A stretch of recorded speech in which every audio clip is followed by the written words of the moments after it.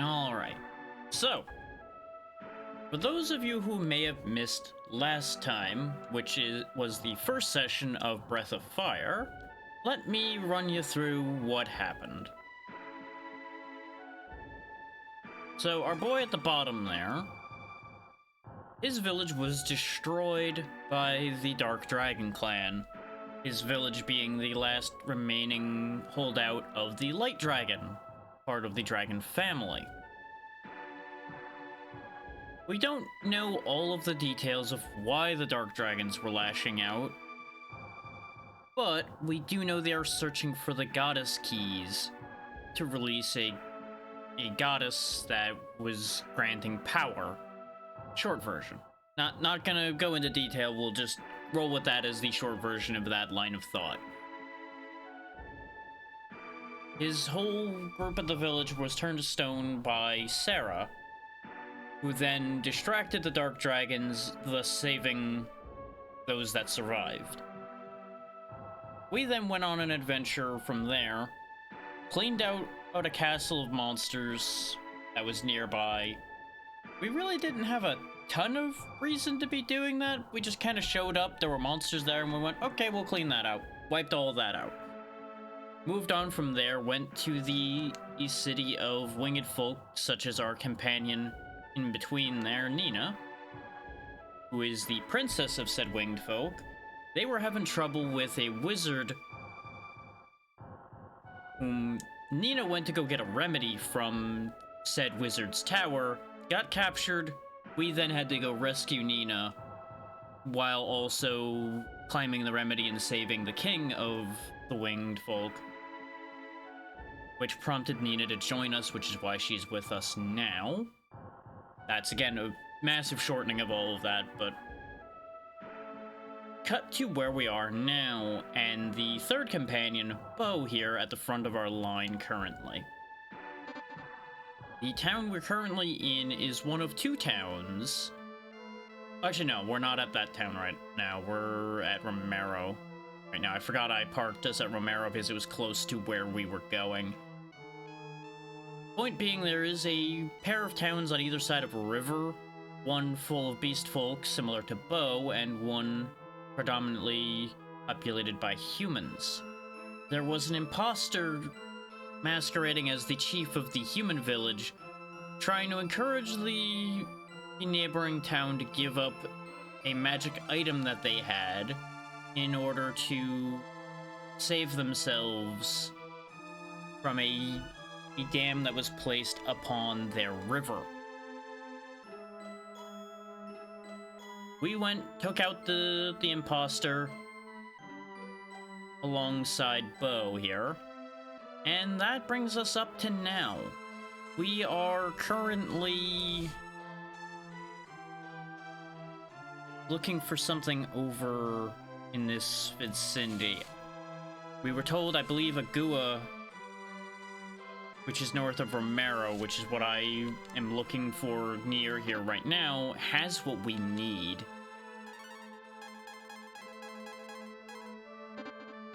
I seem to recall that that's the last thread of information we were pursuing at the moment. So if we head outside of town, you notice there's all kinds of trees around here.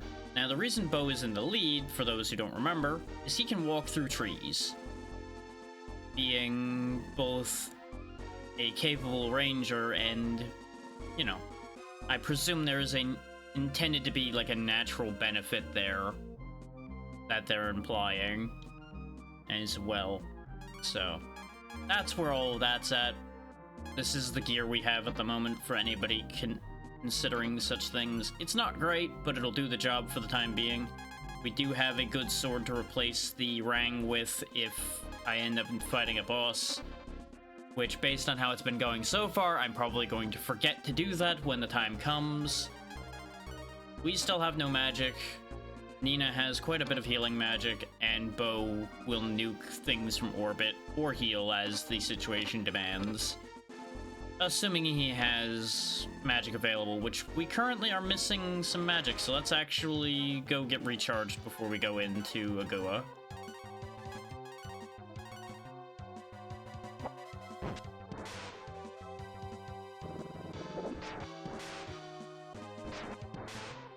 We had also gone into a cave down and left of here, which proved to be a place I didn't need to be. Oh, that's right. That's the funny thing about Romero. There's zombies that walk around at night in here. We didn't actually cover this before, because we didn't actually come in here at night. But yeah, funny that the village named Romero has zombies in it.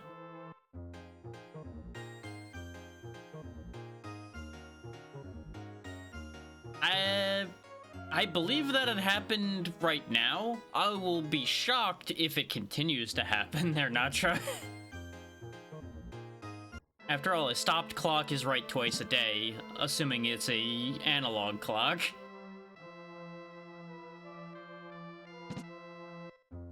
There was something I wanted to buy that wasn't available here, right? I seem to recall there was something I wanted to stock up on. Yeah, I think I wanted to stock up on marbles and I couldn't here. And I didn't remember to do that before we started. What are we doing on marbles? Yeah, we do only have one. Do I care enough to walk back to solve that problem? The answer is probably yes. We should probably run to the nearest town right quick, just so we have marbles. It will make things much faster if I have those.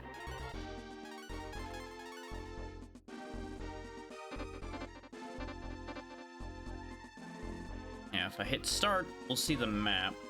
The nearest town that's intact would probably be the town of the winged folk over here, as we can just walk through the forest to get there instead of having to walk through the caves. Yeah, you know, I can imagine. I didn't realize you meant push notifications on the phone. I assumed you just meant, like, the emails or the, like, on-screen notifications you get when you have Twitch open. Still can't open this. Someday we'll be able to open that. Of course, this is the one downside to having walked across the bridge, is I have to go back up through the castle. Yeah, the marble wore off, that's fine. I'll be restocking on those. It's not like I'll be attacked in here, though it would be hilarious if this place suddenly turned into a dungeon. Way up here? There it is. Don't mind me just using your castle as a thoroughfare. If you didn't want me doing that, you shouldn't have given me access to the bridge in your basement.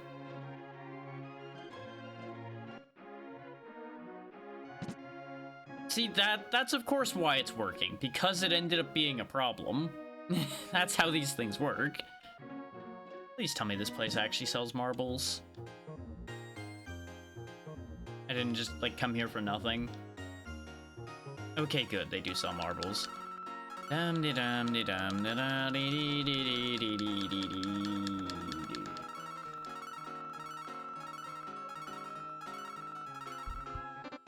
should be enough.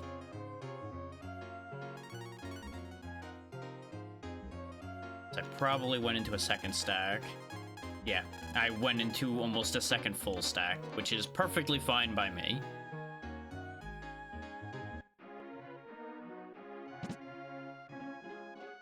This way we don't have to worry about having piles of encounters on our way through to various places. We'll fight until I feel comfortable, basically, and then I won't worry about it anymore.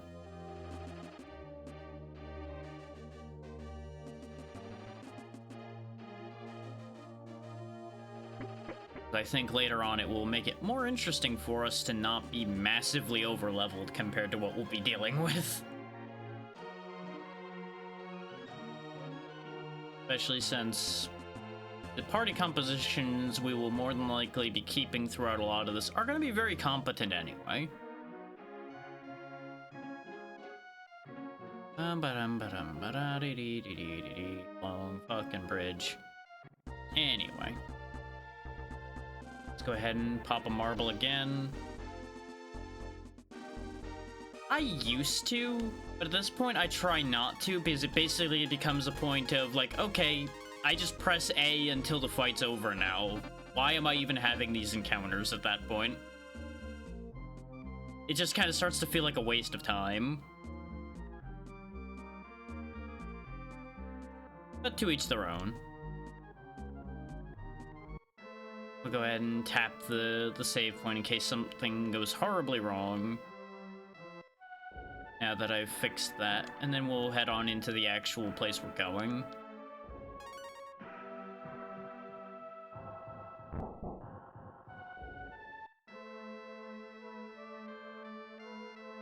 I've also just, as I've stated repeatedly, stood on the platform of a lot of RPGs really don't have much interest in respecting your time necessarily anyway.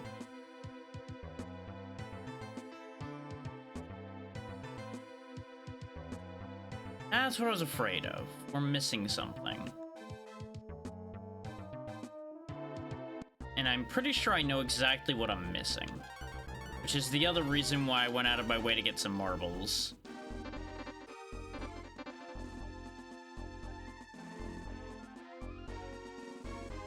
We're gonna have to go back past the Winged Folk town again. Because I'm pretty sure I was supposed to go talk to the chief about that item. Now that we've solved the problem, I think we can have that item, and that's what allows us to get to Agua. And I skipped a step. Or at least I tried to. If I'm wrong, we'll have to figure out what we're actually doing. Well, see, that's the problem. I agree with you that not every game scales properly. But that is more of an issue of those games' design, more so than anything. Can I have the ring? Nope, you're still babbling about the fact that the other village is suffering. So that isn't the answer.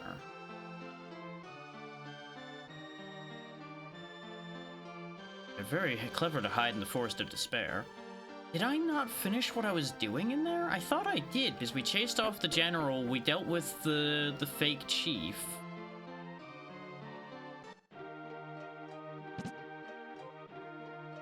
I'm apparently forgetting something.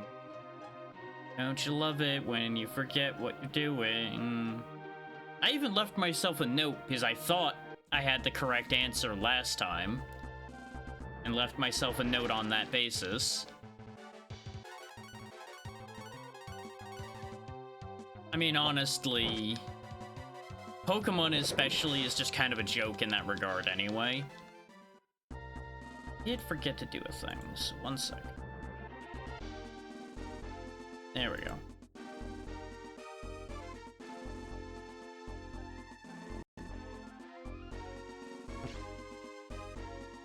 See if that bird comes back. I don't remember what the birds drop. Nope, that bird's fucking gone.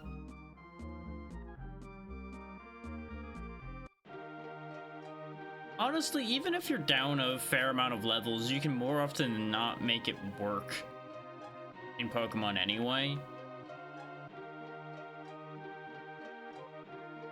But at the same time, if you're steamrolling the game and you get hit like that at the end, I feel like that's arguably your own fault as well. The stone robot can move the rock. Look for the robot's secret in Agua. Yeah, see, this is exactly what I was going off of. So maybe I'm remembering wrong, and... Yeah, there we go. Agua's close to Romero. Ask the Romero chief about it. That's the step I forgot. I needed to talk to the guy in Romero. That's why I went to Romero. But I didn't write down talk to the chief. I just wrote down go to Agua. That's the problem. I expected my future self to remember things. That's fair. I will complain about things that are my own fault all the time, so I can't call you on that one.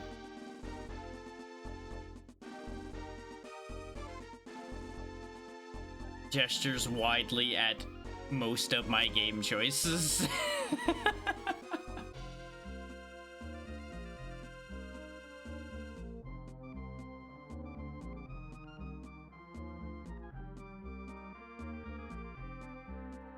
Like, this is one of the rare handful of games that I would never say would be a case of something that's gonna bite me in the ass.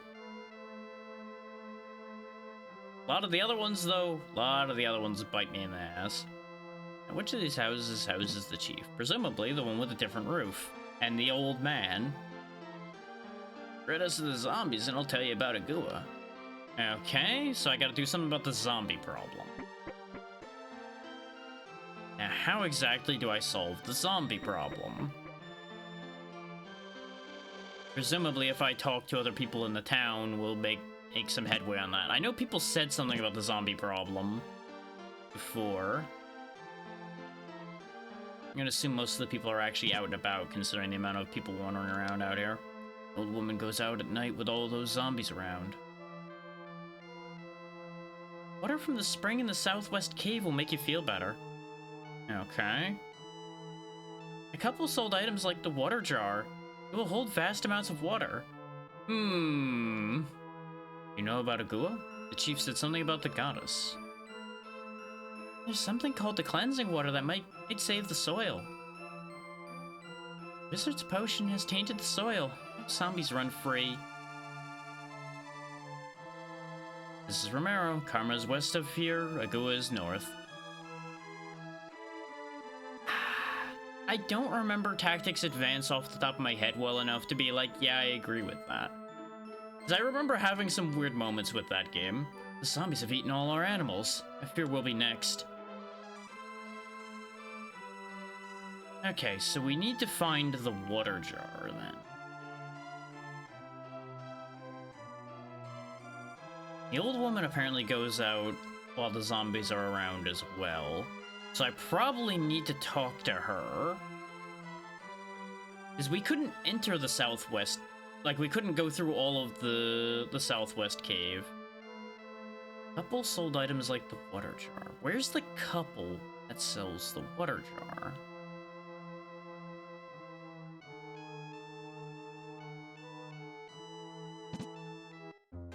Because I don't recall seeing it in the shop here, so it must be somewhere.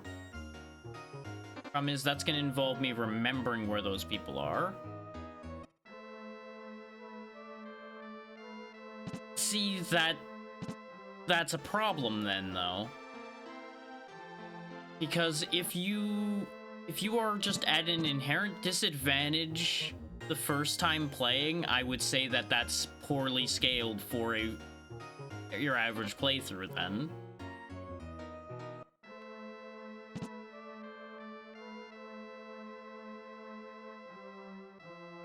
Like, I understand the idea of being scaled and designed to be hard to master, but you have to have the easy to pick up angle as well. That said, I don't remember having any major issues, but I never finished it either, because I just got bored of it. Because the entire appeal of that game to me was learning the new moves. That I could definitely see being the case.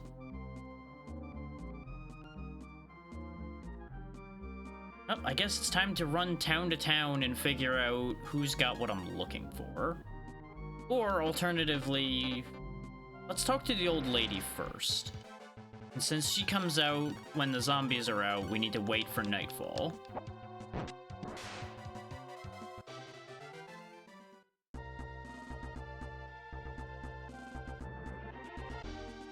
And at no point am I saying for people not to enjoy things that are difficult or be happy with systems that may not be favorable at the start.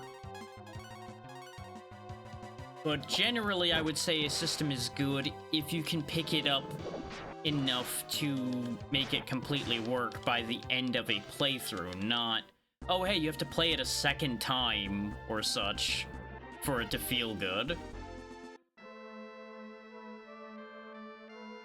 This is the hour of the zombies. You want the water jar to clean the soil? My zombie husband will go away. I must leave now. The cleansing water will restore the village. I'll miss you, but if you insist.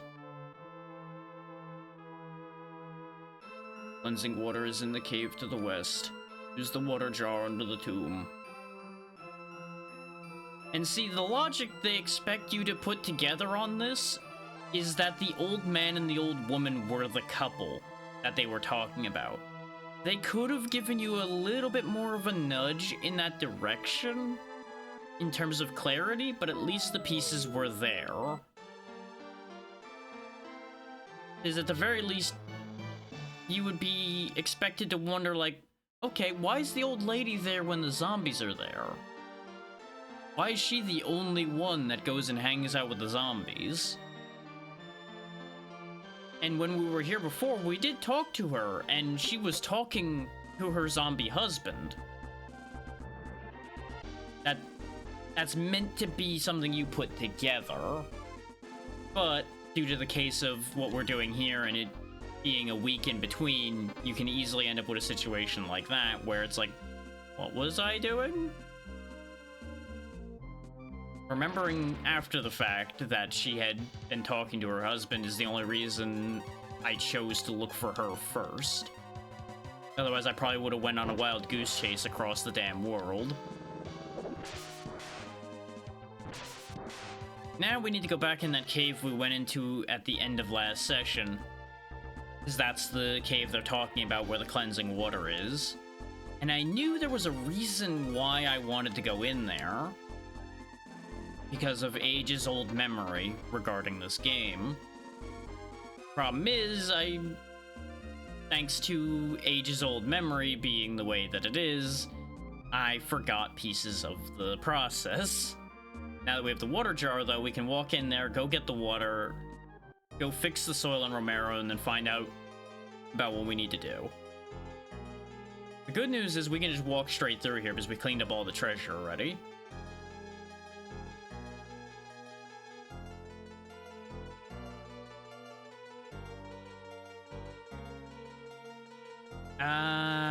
Of the two, I feel like you'd end up having a better time with the Dinotopia game, honestly, based on what I know of those two.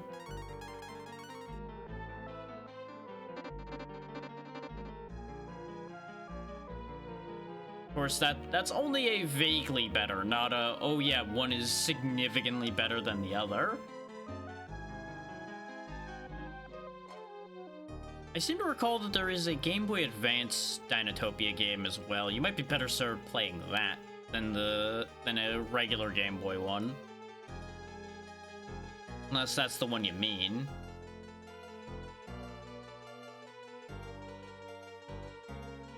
Yeah, okay. Then yeah, I would say that would be the better choice of the two. We're pretty much guaranteed.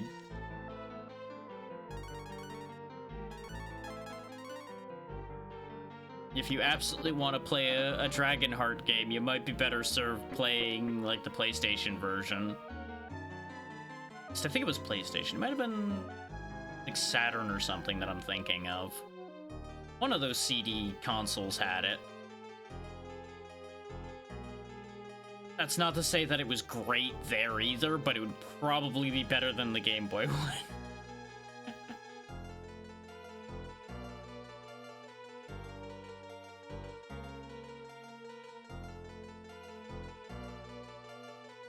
Oh boy, we got Discord pings coming up. What the fuck happened now? Other than Discord doing dumb shit that I already know about. And we're not going to be talking about the bad decisions Discord made, by the way. There's already entirely too many people jabbering on about that. I don't need to get involved in that conversation.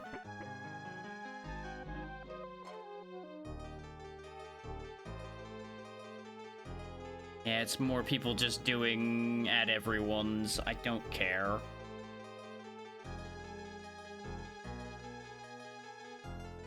I will say one thing on the situation just to give people context and give people information.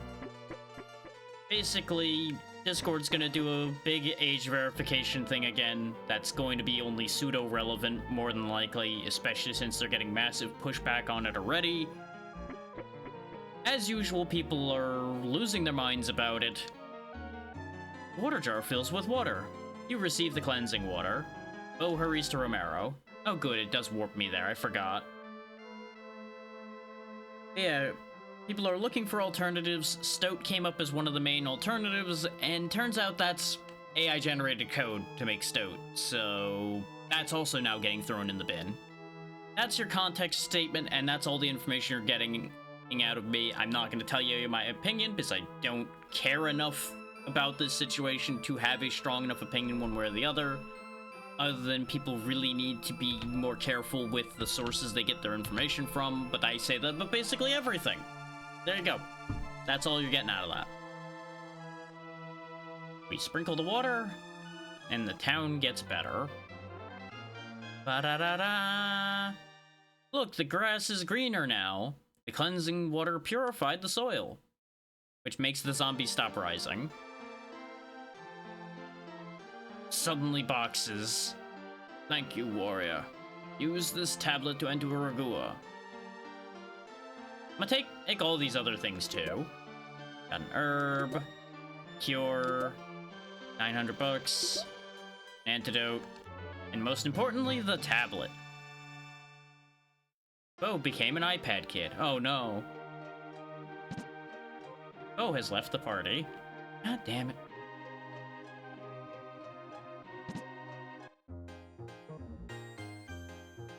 I don't even know why I'm staying at the inn, but I have piles of money. I don't care.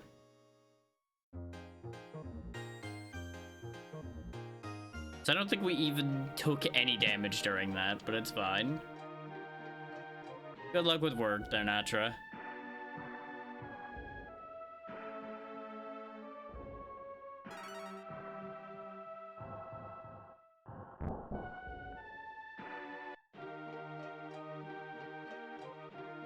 Look how much nicer this place looks.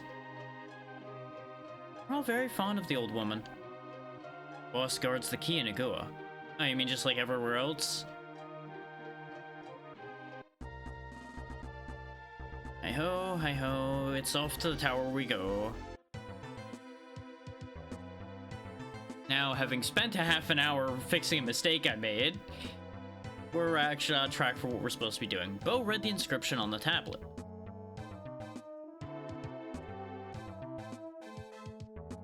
Oh, hey, it brings it to us. Bet you thought we were gonna go up to it. Nah, it just brings the whole building down onto our level.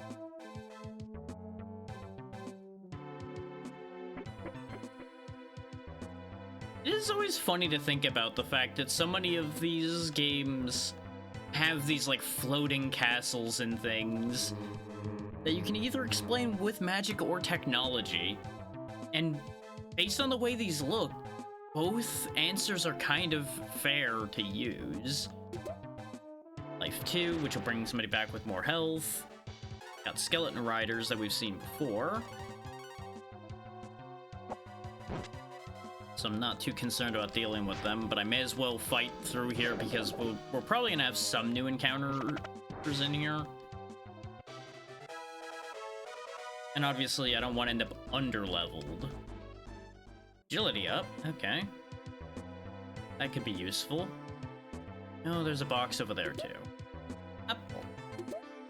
Acorn. See, this is the problem though with grabbing all these chests, is because so many of these are just gonna be consumables I can buy for like 90 GP.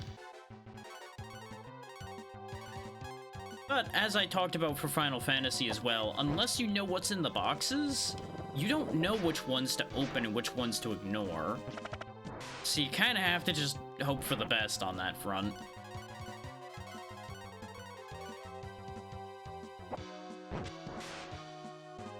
So we just make do.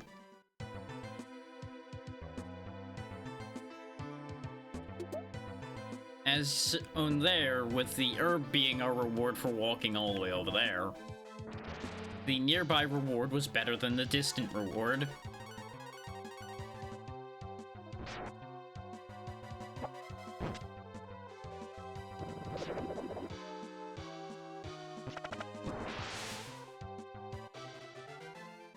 I feel like I should have had a specific item by now as well. But I'm just gonna bank on that showing up at some point. I don't need to worry about it. Even if it doesn't, I don't think I need to worry about it. But that item showing up would have spurred a conversation. is the only reason I'm even thinking about it. And if we never see that item, I'll just tell the story regardless later on.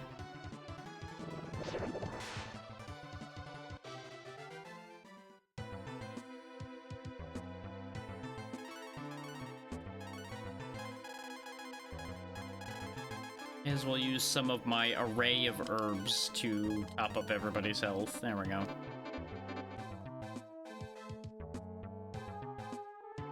You see, this is why I'm not that concerned about not using marbles to walk through here and everything right now. Is we are very powerful, and we are well supplied.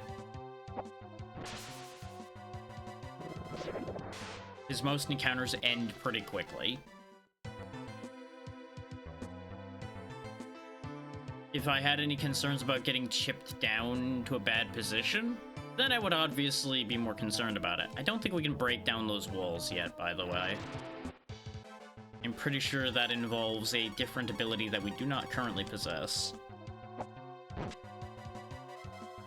Much like these locked doors involve things we do not have.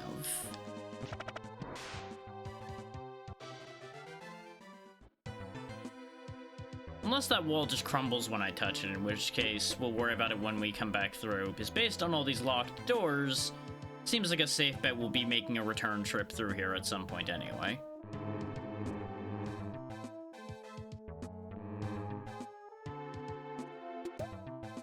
Sun hat. Somebody presumably will want that. You seem like a likely candidate for it. Except you are not the correct answer. I wear the sun hat? I can wear the sun hat. Do I want to? It knocks my act down by 4, my magic down by 1, and my defense up by 2. Not interested. How about you? Can you wear it?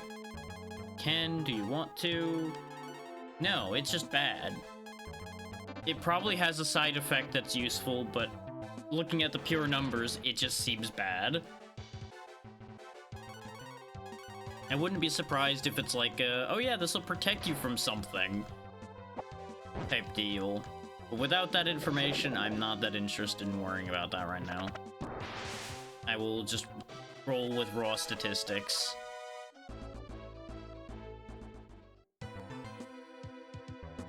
And I will worry about it more if that sun hat sells for an inordinate amount. Okay, that just loops us back. That makes sense. This is why those platforms automatically retract back to their original position, is so that you don't get stuck, or you have to, like, reset the room.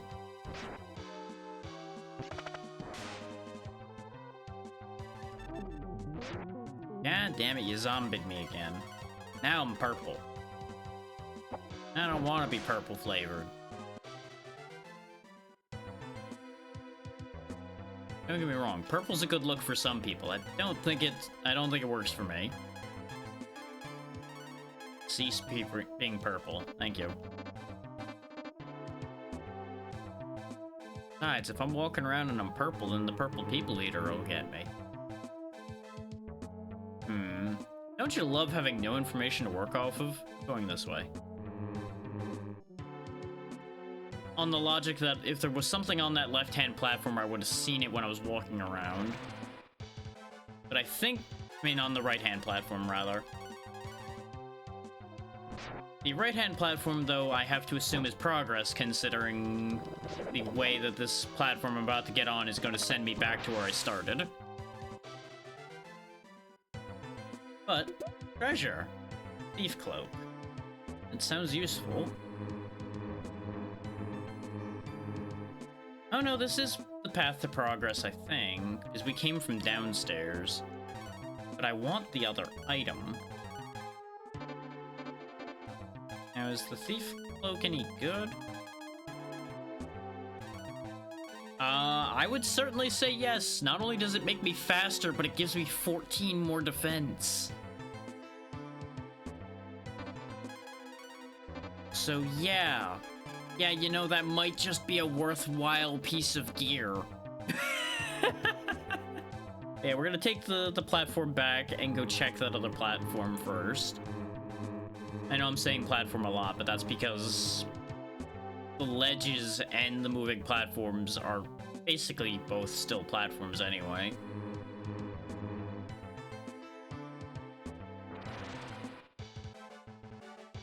We are gonna have to loop back around another time, though. So what I might do is I might turn on a marble just to get out of this area.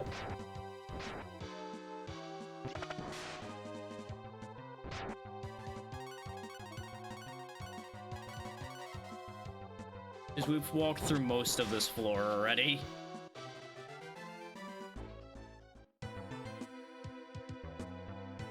Keep pressing start thinking something will happen.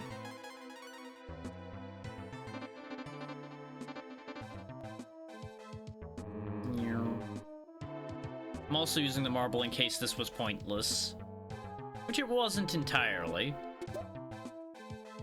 Yeah, an iron shield sounds worthwhile.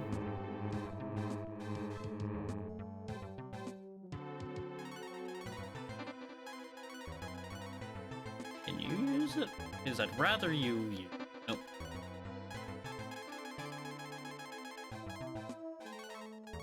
We do lose the 3 extra act we got from the thief cloak, but for 4 more defense, I think that's fine. I think I can also pass the gauntlet down.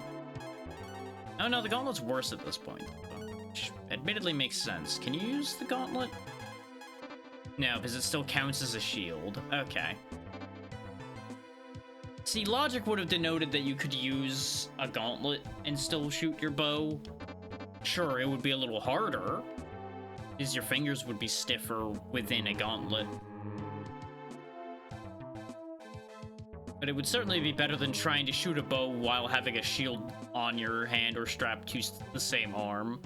So, no, actually, if the shield's strapped to your arm, you probably could still shoot a bow and keep, like, a small, like, buckler-sized shield on that arm. As long as it doesn't, like, directly interfere with the string. Acorn to get.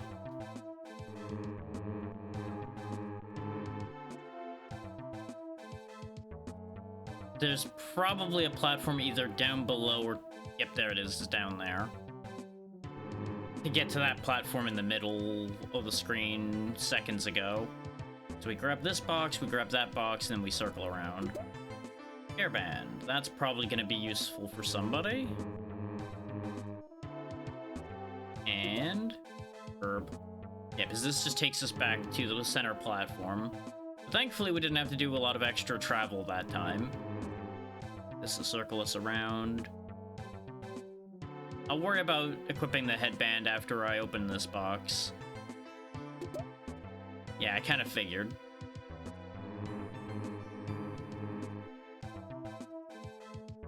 Considering the rate they were giving me equipment, I just kind of assumed there was going to be another piece of gear in there. That knocks 1 act down, but gives 3 defense. That's fine. That knocks another 1 act down, but only gives 2 defense. I think I'm going to keep that as is. Because, of course, nobody else can use the bracelet.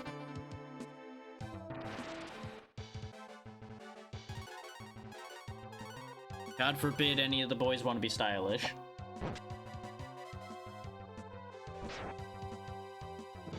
So, let's be real here. The bracelet probably is going to be less helpful than the big shield that we have now.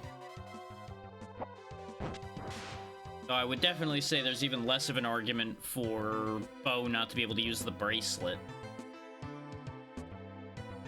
Considering that certainly wouldn't interfere with his shooting. I made that joke in the first one.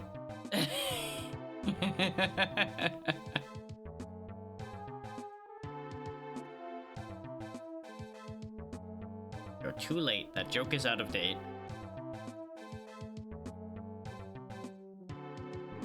I'm gonna assume this orb is important.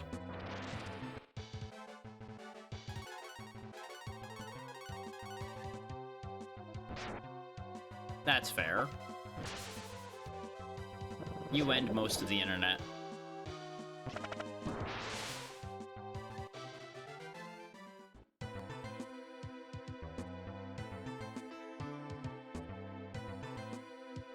I'm the boss that guards the key. You wanna test your strength? Didn't even wait for an answer, just suddenly we're doing this. Get a load of the face he's got. Let's see if Fry works on you. I did forget to switch on the sword as predicted. I mean, that's also pretty par for the course. Go ahead and just go with an attack up for me. Power. Oh. Missed. Nope, didn't miss that time. Didn't miss that time either. Okay, even with a power up, that did not hit him that hard. Then again, 80 didn't move his health bar that much either, so that's mildly concerning.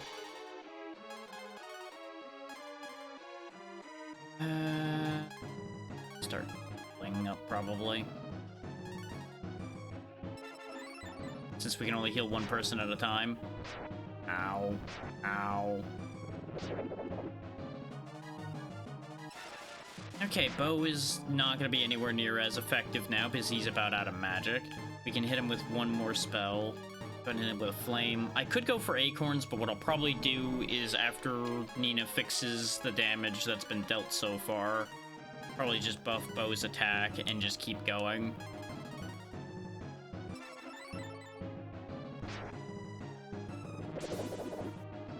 Love it when a crit doesn't even move their health more than a letter.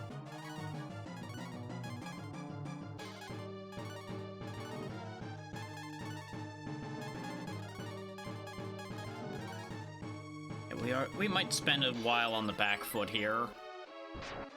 No, there we go. He just did a regular attack, so we should be able to actually fit in a turn of buffing Bo then.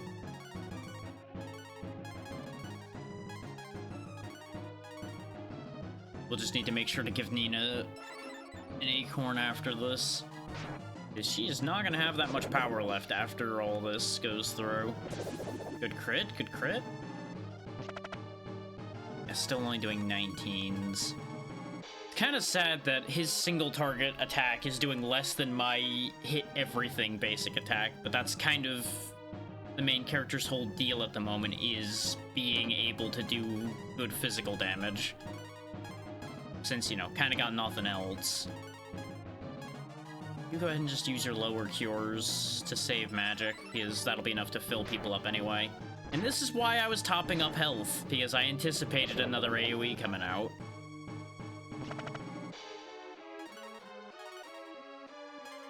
Based on how much that did to you, I'm gonna have you take a turn to fix yourself, and then Nina can fix herself.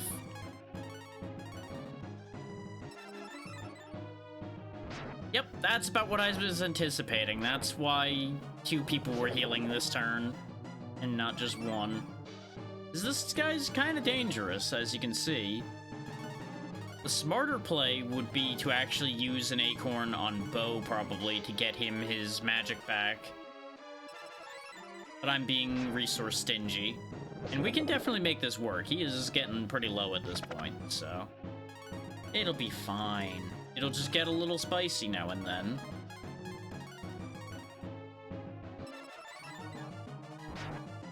What is this? Danger. That's what this is. It's a weird ghost protecting the key we need. And it needs to go.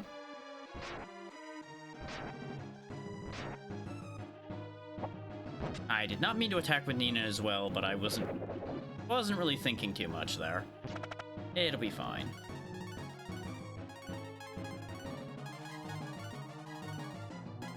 There's one circumstance where this goes wrong, but it didn't happen. Is the circumstance where it could have gone wrong is if the enemy went first. How's it going, ABC? You should have this fight down completely now. And there it is. 1,200 experience. Well done, Drac. You deserve the key. Search this pillar.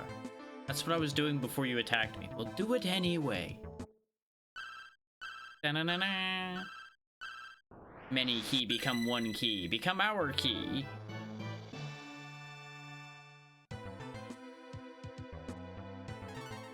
victory is going to be a long away thing. At least total victory.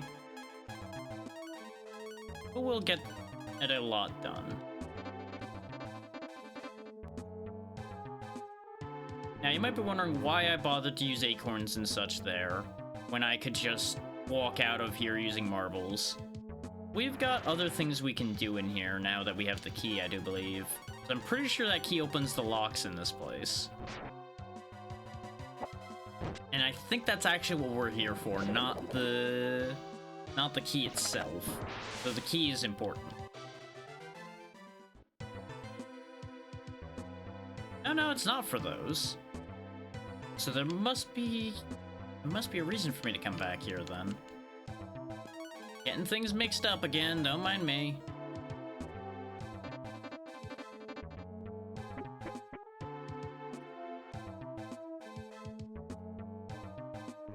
Just marble our way out of here then. I don't recall if you ever learn a spell that lets you exit places or get an item that lets you exit. But at the very least, having a repel equivalent will do the job for us. Gonna get that platform. I'm gonna catch up to it. And it's gone.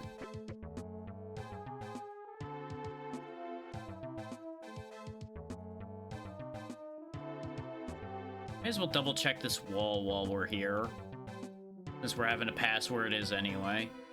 But I'm pretty sure... Yeah, Bo can't break the wall, and neither can any of our other party members. Because from what I recall, Nina has no overworld interaction particularly, and obviously the main character does not have one either. At least, well, technically not. There is something to that, but we'll get to that when we get to that.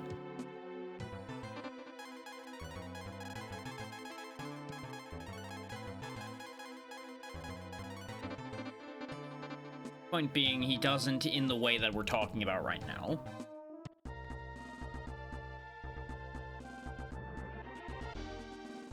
Dum-de-dum. Now that we have the key, it's almost like I know exactly what to use this key for. So we're going directly to our target.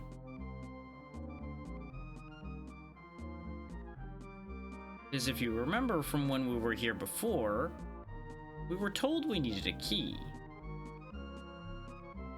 And we were also told that a Gua holds the secret to working the golem. So, 2 and 2 together tells us that key we just picked up is the key that activates the golem.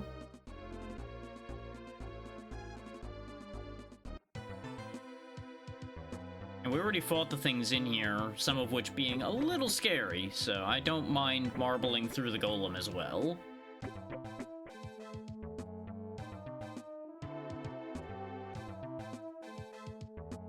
Because it just means we get through here faster.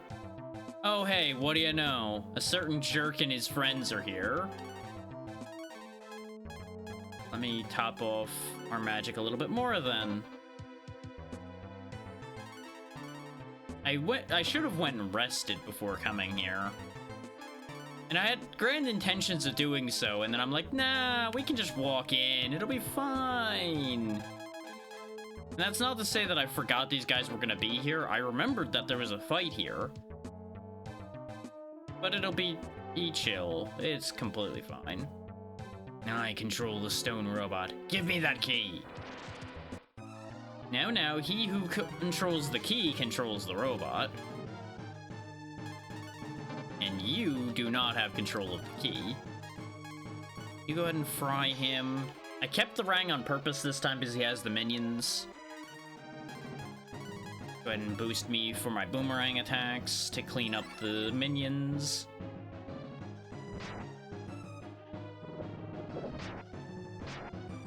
Yeah, see, with a boosted boomerang, the minions are a non-concept. Not that the general's particularly strong either. But it's one of those things, we may as well at least, like, treat this somewhat like a real encounter. Way to get all of your men killed there, General. You attacked me and got countered for it. Ah! He gets to live an extra turn, but it doesn't matter. Just means he gets to hit Bo a bit.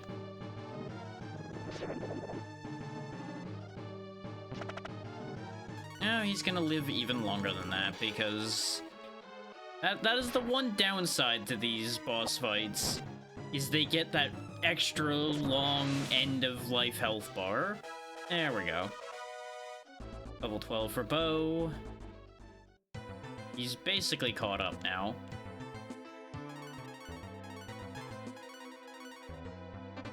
That should be good for now.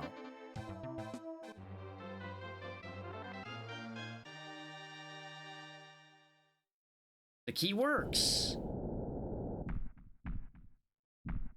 The Golem's heart beats again.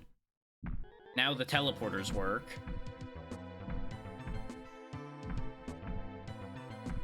Now you notice that when we stepped on just kind of took us to where we were standing. It was a little silly.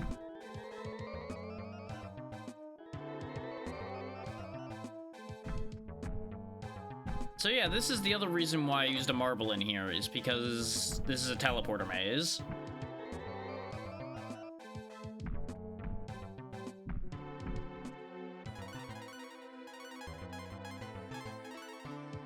And I'm just not dealing with piles of unnecessary encounters here in the teleporter maze. Got no reason to. I might actually have been supposed to step on that platform again. That might be one of the funny ones. There we go, that's how I get to this chest, which just has an acorn in it, and then sends us back to the center. I want that one in the bottom right. That's the one I really want to get to, since there's 2 boxes in there. Try stepping on here again. Okay, that just takes me back to the beginning as well.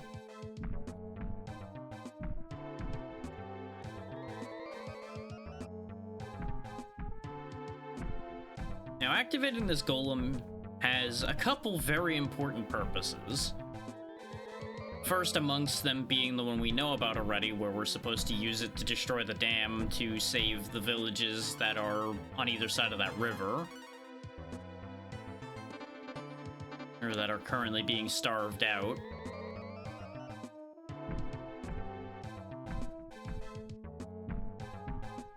Where does this lead?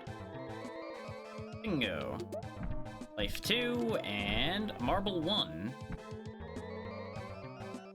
Now you might be thinking, well, isn't that just better than a Marble 3?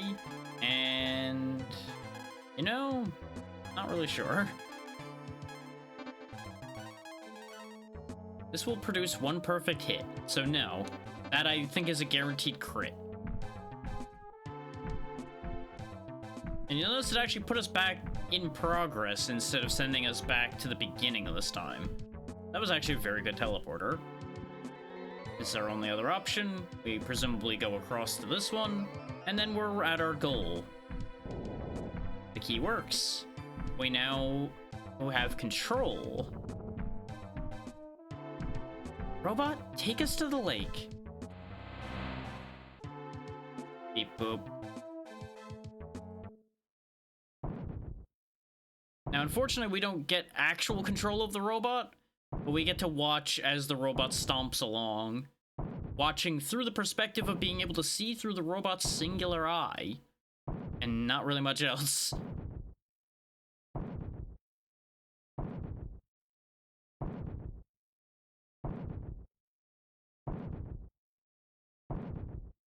This is gonna take a little bit, because this robot's not exactly fast, considering, you know, big chunky boy made out of stone. Not exactly legendary speed here. Let's see that big old barricade. Be a real shame if somebody blasted it. When we destroy the rock, we'll restore the river. Robot, use your power to destroy the rock. We probably shouldn't be standing in the river when we do this, though.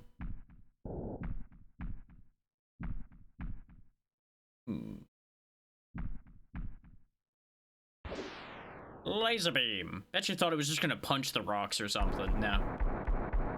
eye lasers.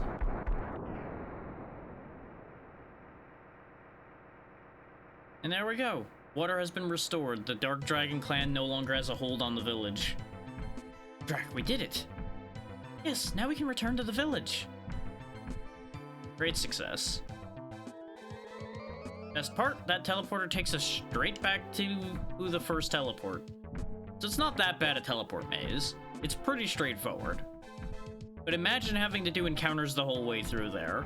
You probably would get like a portal and a half in before another encounter jumped you. This is why I just marbled through it. Saves us a lot of time. We'll go ahead and fight some stuff on the way out. And now you'll notice the golems parked here. Which is a great and a terrible idea simultaneously. An argument could be made that we would have actually been better served putting the golem back where we found it. So we could pretend like nothing happened. Also, for some reason, the party got reordered.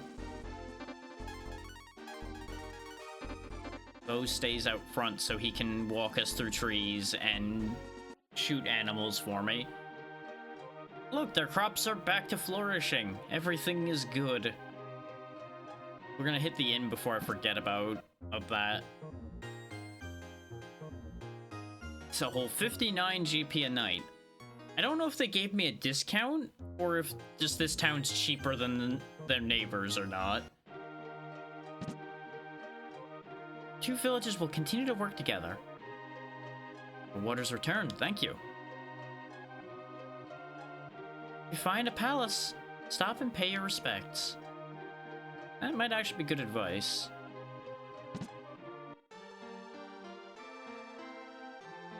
Let's celebrate our freedom with a wedding for Terry and Amelia. Yeah, there was a whole subplot that you may not have caught all of, because I was talking to them fairly quickly most of the time, but the two living upstairs in each of the elders' houses wanted to get married.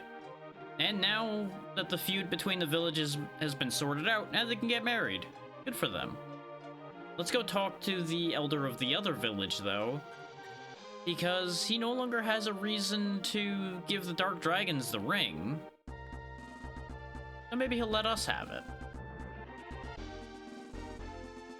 Now you might be wondering, well, why do we want the ring? And the easy answer to that is, well, if the Dark Dragon clan wants the ring, we probably want the ring. If for nothing else, to make sure they don't have it.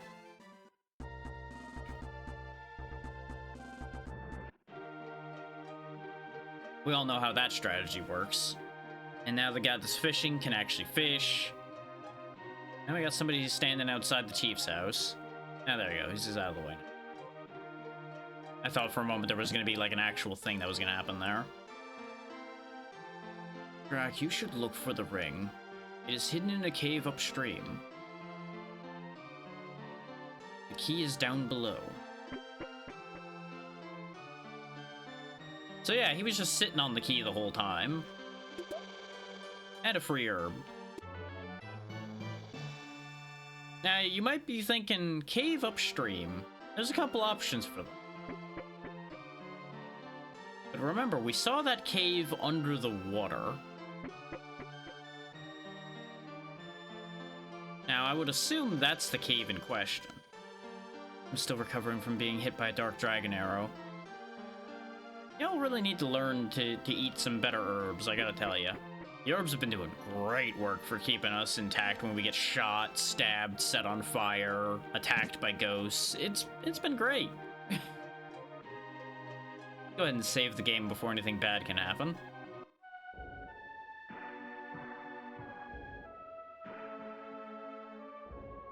Yes, I wish to tell you my story. Well, sort of at the very least. I kind of have to tell you my story in order to keep my story intact. Gotta get my story straight, you know? Yeah, I believe that if it isn't the cave under the water, it's that cave right next to where the golem parked. Which is kind of funny if you think about it.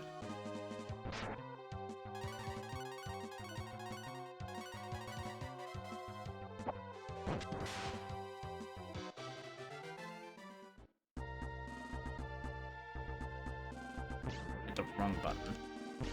Yeah, dang it. Yeah, see, that's the problem with trying to get the birds, is they zoom away from you. Which all the animals do, but some zoom away faster than others and from further away. Meat.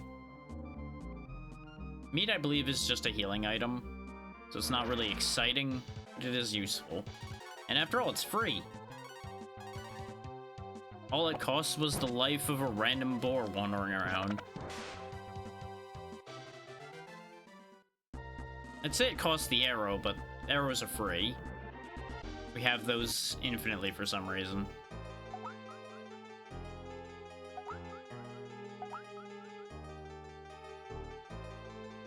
I feel like we've been in this cave already. This looks very familiar. No, there's an unopened box, though, so maybe not. It probably just looks like all of the other caves. That's a wisdom potion.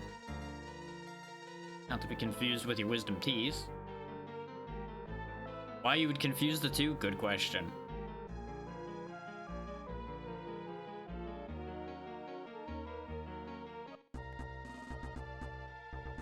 Ah, this cave connects to this cave. Okay, so I was right. That cave there was underwater, and it no longer is. So I was right in that that cave related to the answer. I just wasn't quite right. And then we open this door using the key. Find more teleporters that are inactive, so that's something. Step on some bones and make some noise. We got an ad starting here in a moment, so I'll be getting up and stretching my legs and all that good stuff, so y'all don't miss anything during the ad.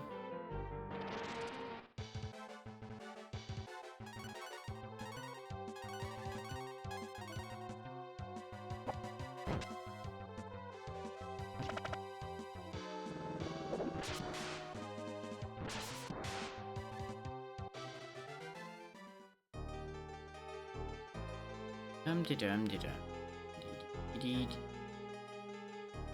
Really big tunnel. Not so secret. Got some Zards. We've seen these before. I believe there was at least one of these in the Wizard Tower, wasn't there?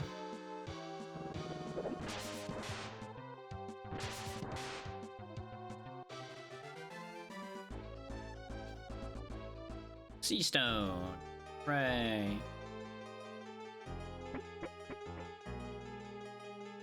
Some water here, but thankfully it's only like hip deep, so we can walk through it. Now we're down here.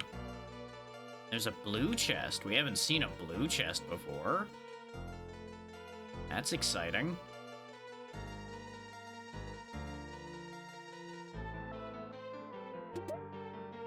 For life.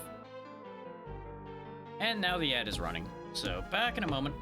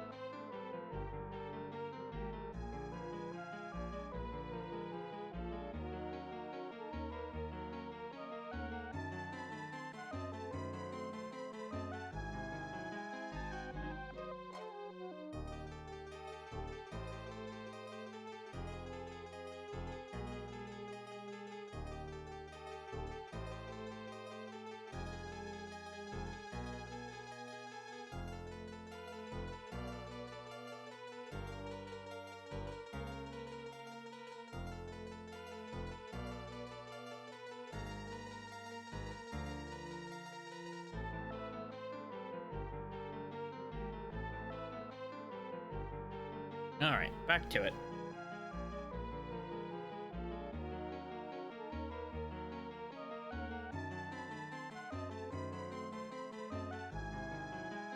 Yeah, we can't get around to where the blue chest is. We gotta go the long way.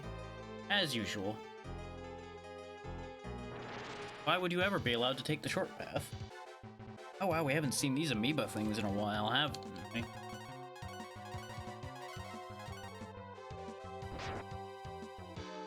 Thankfully, shouldn't be much of a threat at this point, considering it's something we've seen before.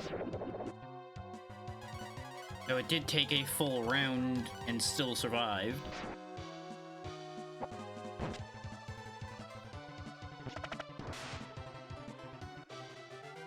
Yeah, see, only worth 78. I have to assume that is the same Emma Blob we saw before then. Chest over there, but we get up to it from here.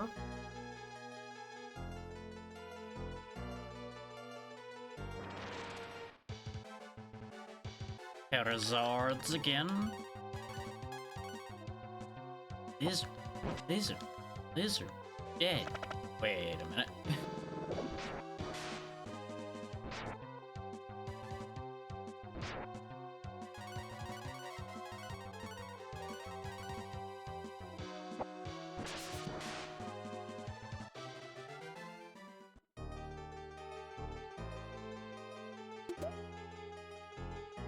Giving me a lot of life twos. I'm a little worried about that, if I'm honest.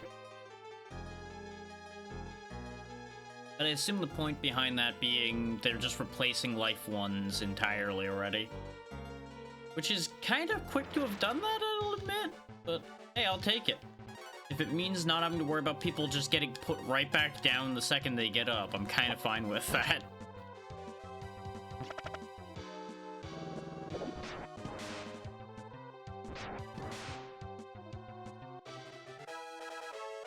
There we go, level 14 for the main character. And we got some meat. Just chopped up the warhogs. Because, you know, why not? They're dead anyway. Why leave good meat laying around?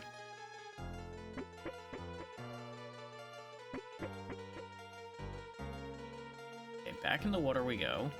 First, Aja. 2,000 bucks. That's not inconsequential considering we're only up to 14,000 at this point, so that's actually a solid amount. Grab this treasure, and then I think we'll be able to get to the blue chest soon. Ooh, this is a little ugly. Triple blob is a little concerning.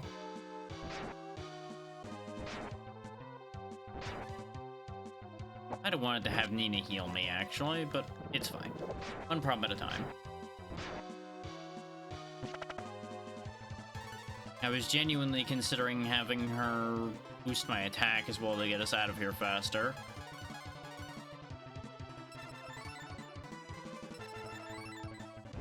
I should have had Bo attack that one again, as it turns out. Oh well. I believe they do get weaker as they shrink. There's value even to the one that survives. He should die from my boomerang anyway. Nope, not quite. He actually gets to be the last survivor. Oh, how joyous a day for him it is, I'm sure. Still enough to keep Nina from killing him, so, you know. Maybe he's happy about that, I don't know. All that for an herb. Isn't that typical?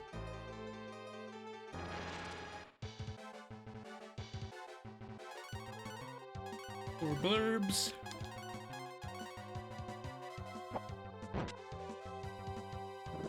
Apologies for the yawning, it's just one of those days.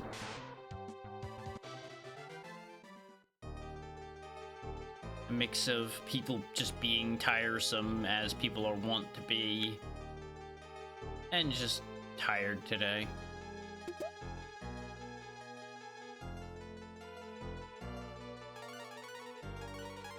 and marble the way rest of the way through this, because this place seems to not have anything that interesting happening in here.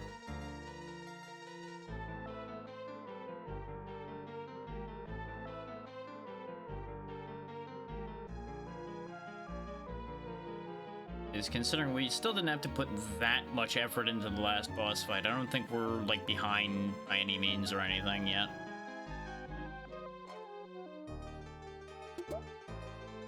Sky shield. That sounds potentially worthwhile. Is it a shield you use? Yes, and you're just better in every way with it. Perfect.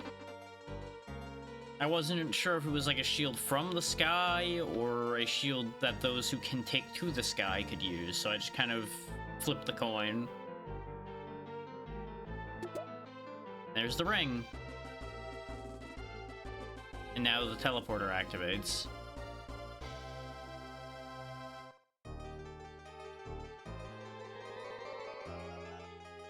Now here's the thing, we don't know what the ring's for. We just know it was kept safely stowed all the way over here, and that the Dark Dragon Clan wanted it. And now can't have it because we have it. Well, I suppose there is a world in which they just come take it from us. But first they gotta figure out we have it. Which is probably going to be pretty easy for them to figure out, because if the village elder doesn't have it anymore, and we were the last ones other than them to be there, gee, I wonder. But, you know, don't worry about that. I'm sure nothing bad's going to happen because of us having this. I'm sure our actions totally won't have consequences at all in the slightest.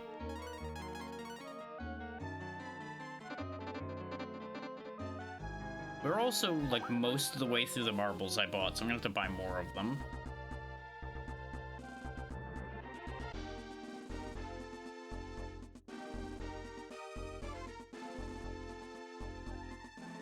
Let's just head back to this town and let the elder know, hey, we have the... Uh-oh. We're ready for the ceremony. Oh, I thought we were, like, being disallowed from entering the village or something. Yep. Sure is Tantar. Guess we should go observe the marriage ceremony, which I presume is being held in here then. Yep. And they got a nice cake and everything. Look at that. We'll have a big wedding tomorrow. Oh. I was gonna talk to everybody, but I guess we're just gonna go for it. Let's begin the ceremony. We're here to join Terry and Amelia. Have a long and happy life together.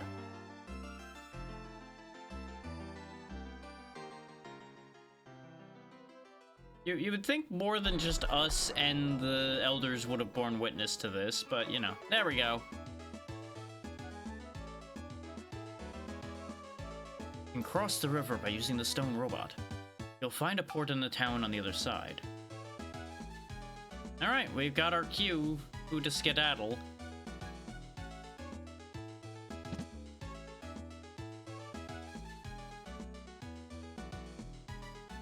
We also healed thanks to waiting for the wedding, so that worked out.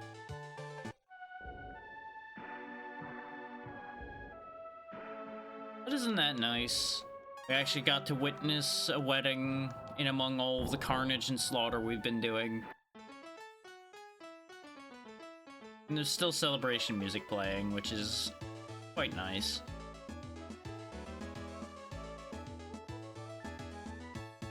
This will usher in a new era of cooperation and communication between these villages, I'm sure.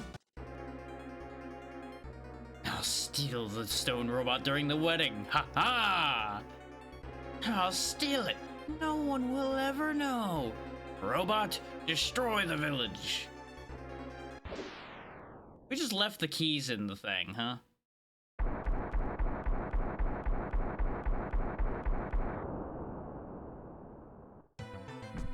We're bad at this.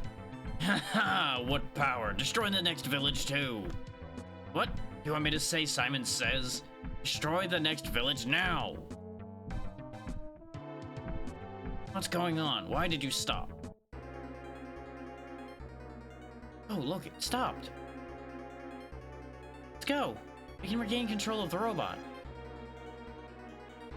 We should have turned the fucking thing off and kept the keys with us. So yeah, we gotta go back through the whole thing again. And I'm almost out of marbles, aren't I? Sure am. Oh yeah, the wisdom potion. Here you go, Nina. So it might have been better to give Bo the wisdom potion. I don't know if wisdom actually affects how much she heals. Too late to worry about that. There's our weekly e-chat disconnect. Thanks, Twitch. Love that.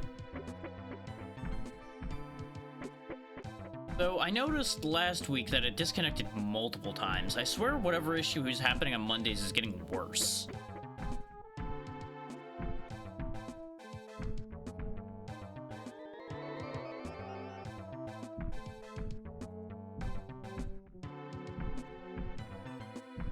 So yeah, the good news is more than likely most of the people were out of the village for the ceremony. At least that's what we can tell ourselves. Downside, the other village has exploded. So, you know, that's not great. That's a bit of a problem for the people of that village.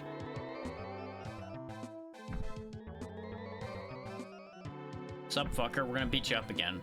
So you got the ring. Well, we're gonna have to take it away. Behold his true form, the gremlin. Fitting, really, that a gremlin is the one who gets into the heart of a machine and causes problems, eh?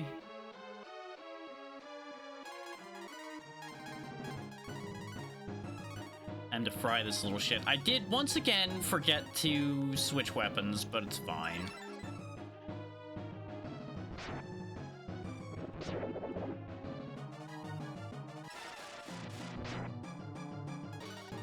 Yeah, his health bar is moving okay.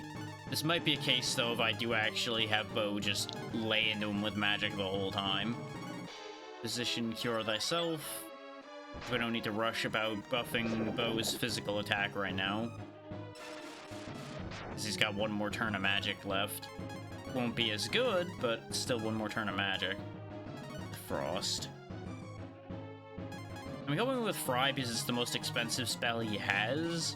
There may be weaknesses in play that would make the other spells more useful to use. I don't know, though, so I'm not going to burn his MP gambling on what spell to use. Yeah, that did 20 less, so I was right to not use that.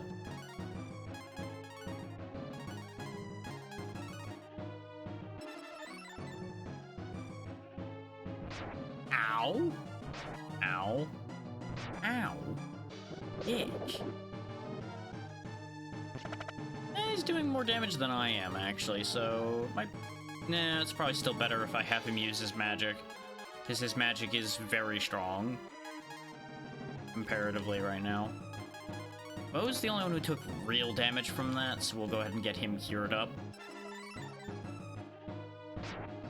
Okay, so he's got a ranged attack as well.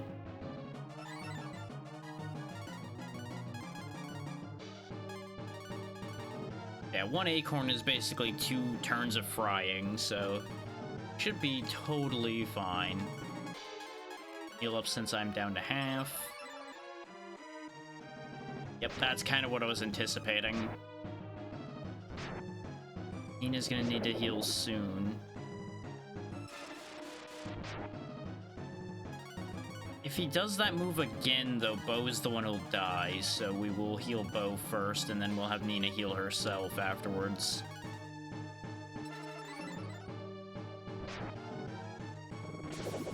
Good crit, good crit.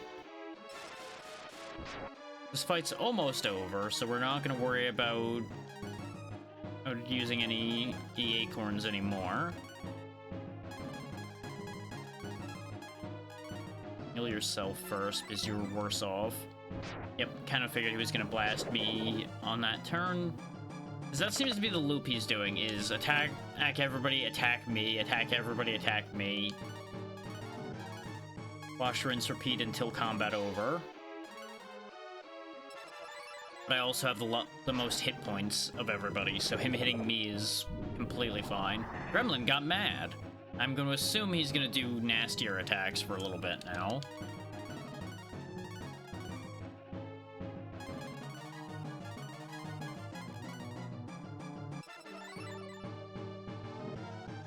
Yep, here comes that move again.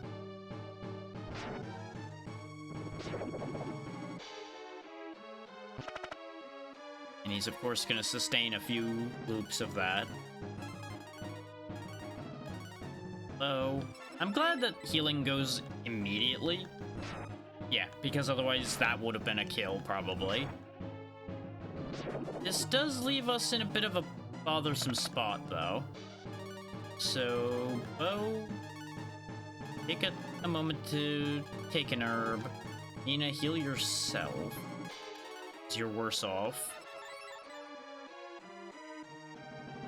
Yep, that's what I was banking on, him low rolling enough that Bo would survive that, and then he can heal himself. Now he'll survive a hit again. We're getting into a bit of a dicey territory here, though. It'd be really nice if she could heal everybody. Where's my health at? I can't really look at it well, but pretty sure I have enough. Yeah, I have 45. I'll be able to tank that hit again. Yeah, I kind of figured that was gonna be bad. That's why I went for the heal that I did. This fucking guy, though, is still intact, and that is upsetting to me.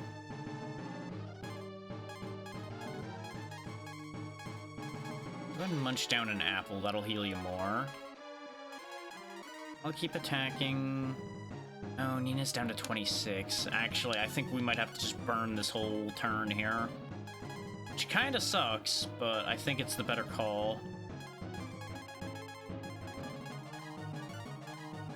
If I had thought this through a bit more, I would have actually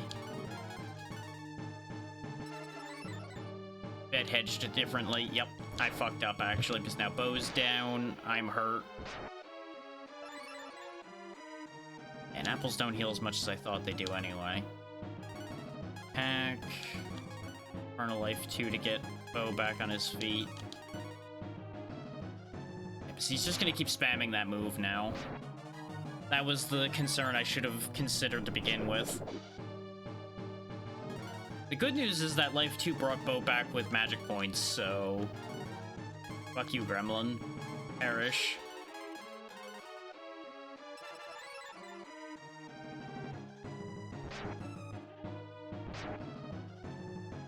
Because that should be enough to take him down.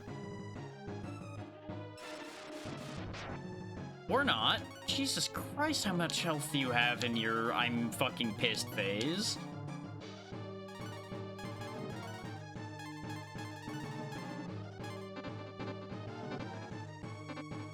$51. So yeah, you'll survive unless he high rolls.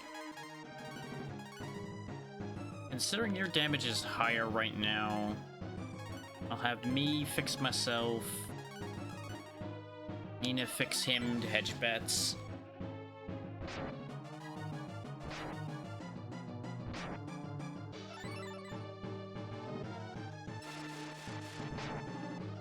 And that's why I was hedging bets, because this guy just does not want to go down for anything right now. Nina might go down here soon.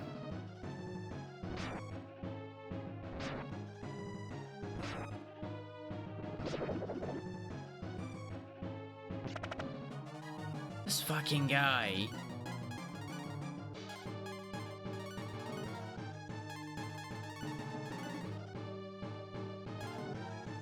I don't know if Nina has enough magic left to heal again, actually. So we might be in trouble here. Yep, she's out of magic, so we are actually in a bad spot at the moment because he's about to spam that attack again. So here's what we're actually gonna do then. I've had enough of his nonsense.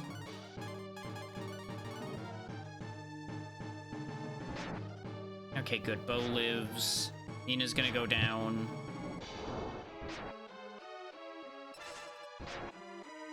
Are you fucking kidding me? This man is indestructible right now. We might actually lose this fight because he's just not dying to anything. The good news is, just like with Bo, this will bring Nina back with full everything. This is burning more life twos than I would like to do at any point, but this is just how this fight's gonna go, apparently. Thankfully, the attack's gonna go off before Bo gets brought back, so Bo will be in good order. Fucking cook this fish man, please. Now, the problem is, I think our buffs are gone. Actually, I never went down, so I think my buff is still in play. Just preemptively do that.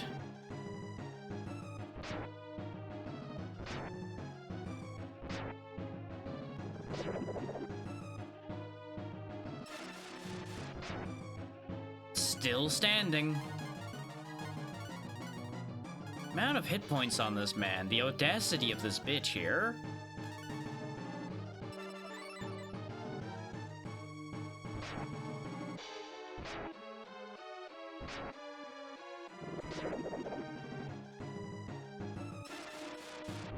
There it goes.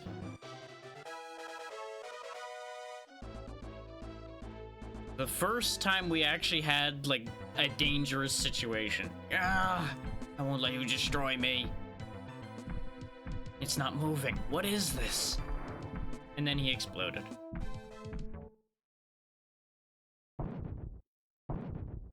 Hey, it's moving.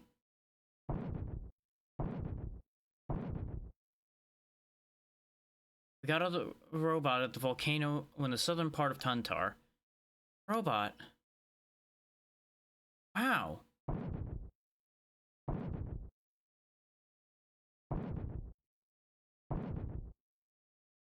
So yeah, the robot's going on its own. It's taking itself to the volcano. What's it gonna do?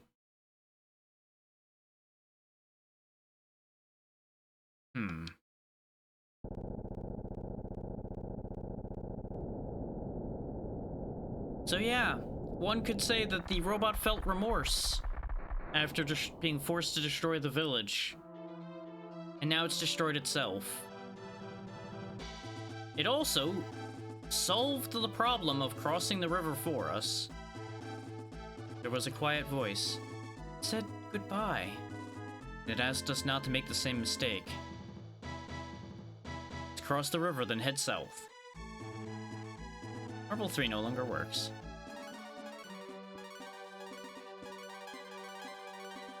I think it's safe to say we're not going to be particularly welcome back at the village if we turn around, so we'll just make way as we are. You'll notice the party got reorganized again.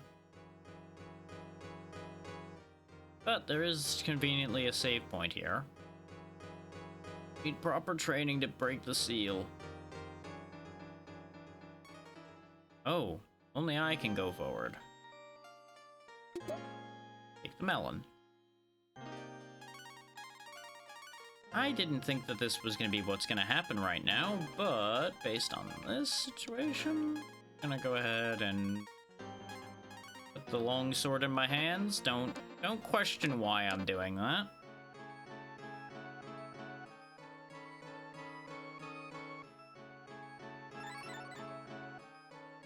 There's a reason why there's a heal here. You'll have completed this step if you can survive this test.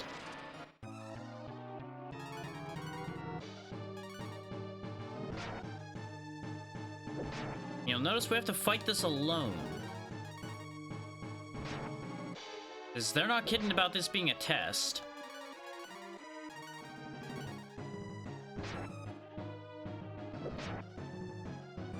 We are not doing so great on this test.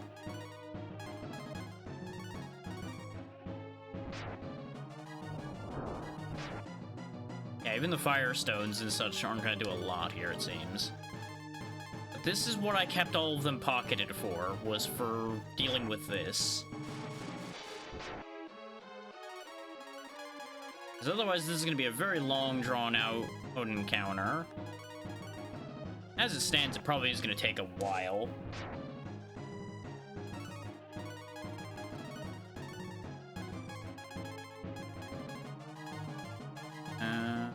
Got one more Sea Stone left. Let's heal first, because we have taken quite a bit of damage, and he does go before we do.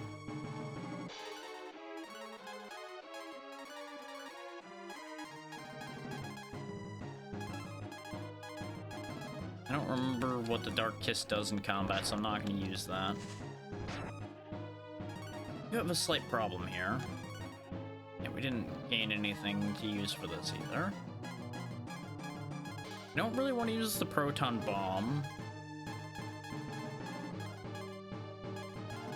So I think I might be back to just whacking at him. Oh yeah, I never did demonstrate what this does, did I? Because the Earthquake key actually lets you do quakes. And I believe you can use that as many times as you want? Yeah, because it's still there. What a lot of people end up doing is that's what Nina does on every turn she isn't healing, is she just uses the Earthquake key over and over.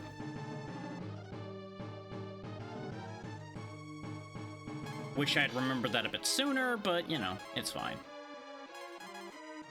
But that's doing 30, so that's probably better than me just attacking.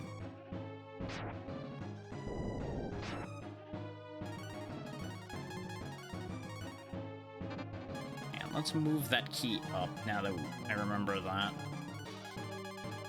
This way it'll be easier to grab over and over again for this situation. And we'll heal after this turn.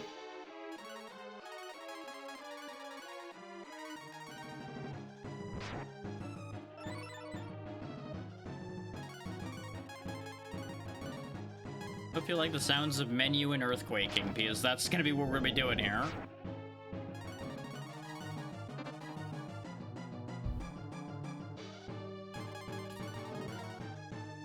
Turns out putting the longsword on wasn't gonna matter anyway. I forgot that this thing is really strong. And I might actually be underleveled based on the fact that my attacks are not doing much. I remember this being intended to be difficult, but I don't remember it taking this little damage.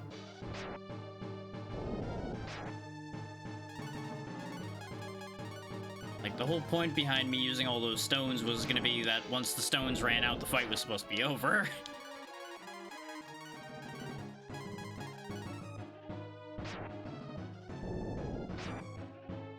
But it is neat that the Earthquake key has a function like this. Rather than the classic, oh, this key item is no longer used anymore, guess we'll just throw it away situation. It actually has, like, an exterior function.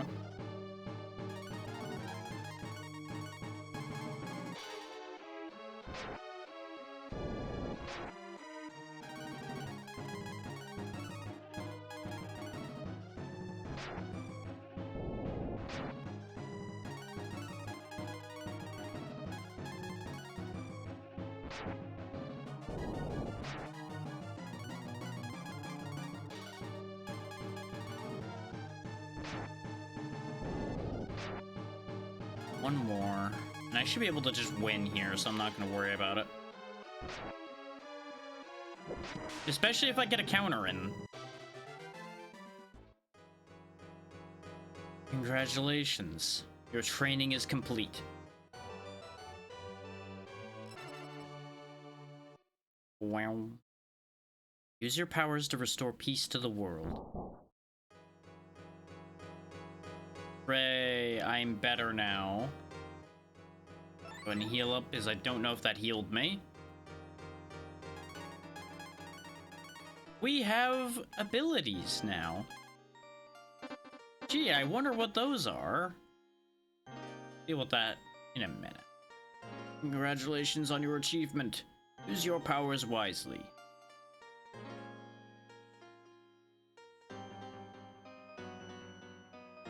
Cue the achievement unlocked sound. So yeah, that's not actually a save point, but you do want to make sure to go in there, considering you unlock abilities for your main character by going in there. Kind of important, you know? Let's go ahead and get Bo back in the front so I can walk through those trees. Take a bit of a shortcut. That's a cave. Looking for a town. So I would like a save point before I do too much else.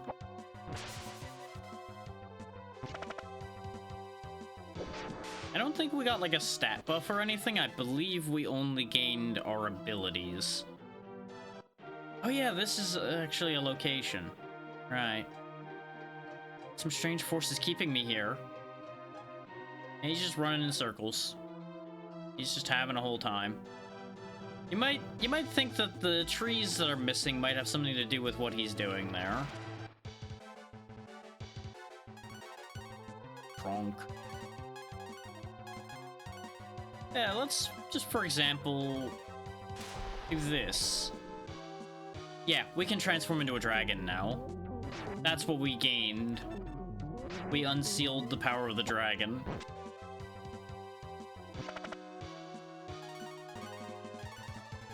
So Bo is silenced, Nina's cursed, and I'm a dragon now.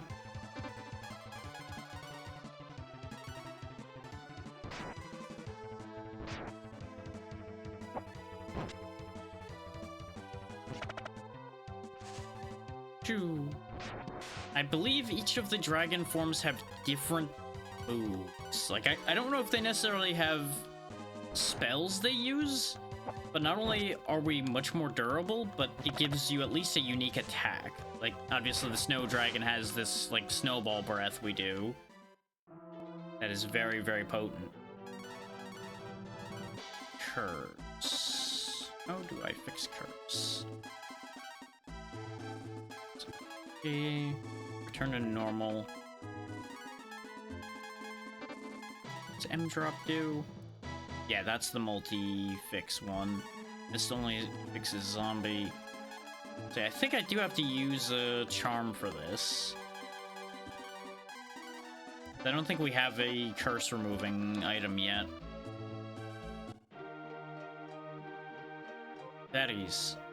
Don't you run from me. Here to cut trees? So I'll cast a spell on you too.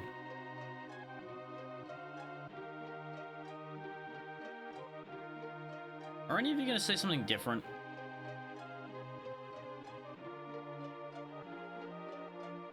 Nope, you're just gonna keep saying the same thing. But hey, now you know why that guy's running in circles. Because the fairies of that bit of wood there didn't approve of him cutting down their trees, so they've sent him in circles.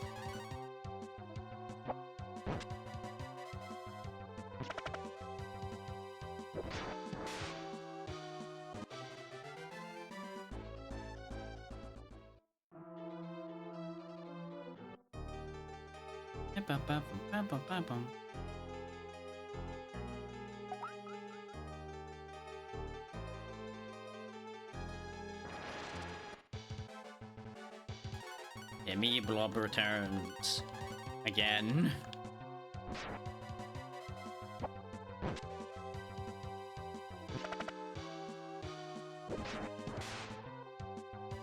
I'm gonna keep the sword in hand for the time being because we're not getting that many group encounters.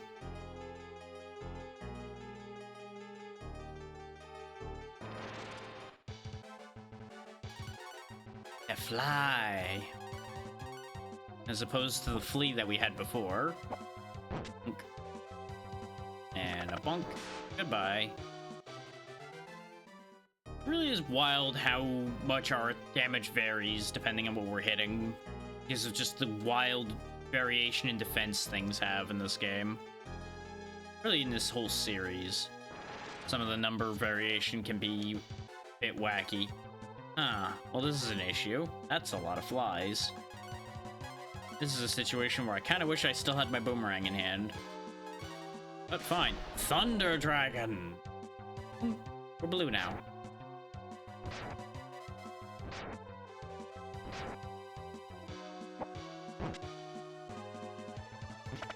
Now, I do believe that the dragon forms gain more that they do in the second game, question mark? Yeah, this still only reverts. Or it might just be a matter of I gain more for them to do later in the game. I don't remember.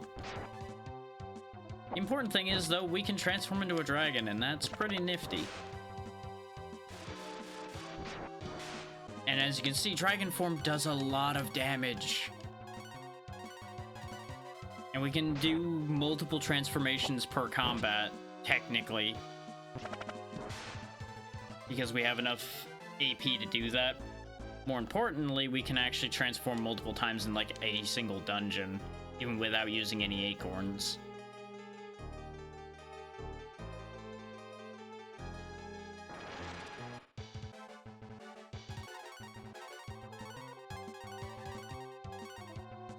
Oh, I'll be honest, I could have swore that it zeroed out your AP, but I might be, again, that might be me getting this in the second one mixed up.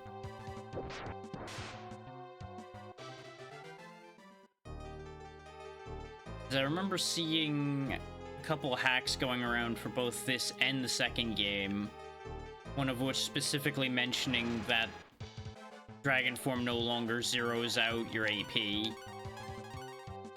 as one of the features of it. And I thought it was one of the hacks for this one, but apparently, based on what's happening in front of me, that's not true. Or it's not true currently, and it might be true later. Is we haven't unlocked all of the mechanics with that yet. I will say that much. I won't say more than that, but that much is true.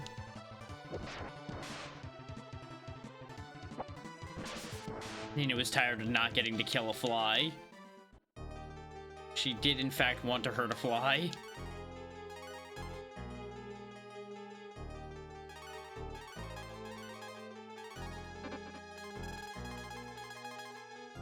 Don't have that much left to use. Oh yeah, I don't know if the king key or knight key, whichever one you want to term this as, does anything for us. I know a couple of the other key item ones do something, so I'll bring that key up and see if it works in combat in the next fight we get into. I'm just trying to get more of the items up to the top so I actually use them. And I really need to just sit here and like clean out our inventory. We still have the ring. Remember, the ring is important. The water jar, I don't know if that does anything. The map I know I don't need to worry about, so the map can go all the way down here. Like Rod in the Abyss. Tablet, I don't think does anything either, but we'll move that up. Obviously, we have this key as well. One of these might do something, so we'll just go ahead and do that. Start fiddling with things along the way out of here.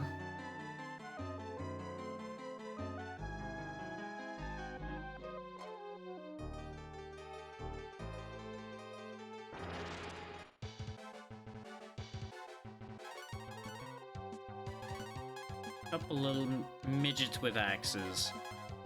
Okay, none of the other items are lit up, so it's only the E key. Yep. Making sure nothing else is lit up. Okay. That means I can move all the rest of those back to the bottom. Not need to think about that then. E key. This way we just conveniently take them both out before anything bad happens. Group encounters are much less of an issue now that I remember that the E key works.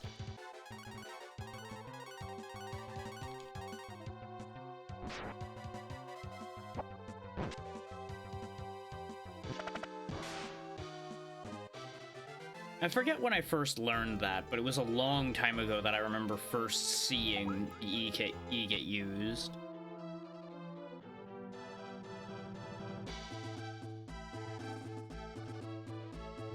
Got a dragon door here.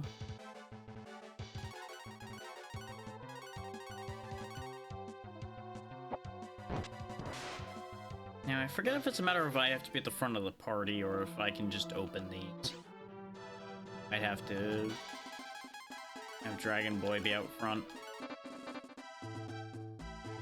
Nope, we can't do that currently. Okay.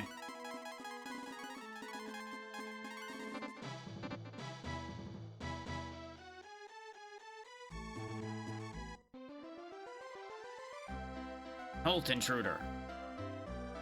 I'm placing you under arrest. We just got here.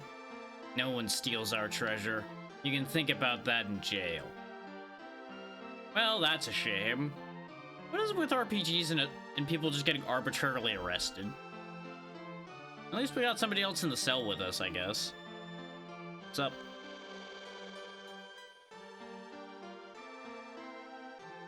Who are you? How'd you end up in here? Would you like for me to help you? Okay, I'll let you out.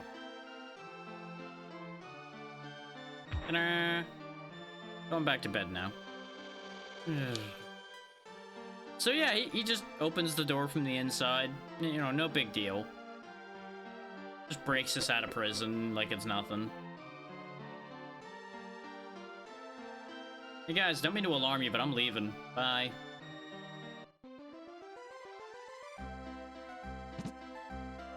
Anyway, save point. Look at how shiny this place is, by the way. It's like all kinds of overly opulent and sparkly and gold and ridiculous.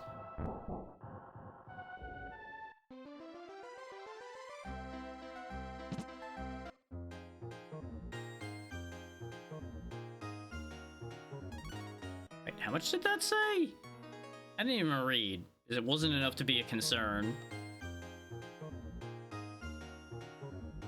Yeah, that's what I thought it said. 200. Fucking overpriced, man. It's fine because we got plenty of money, but just like, man alive.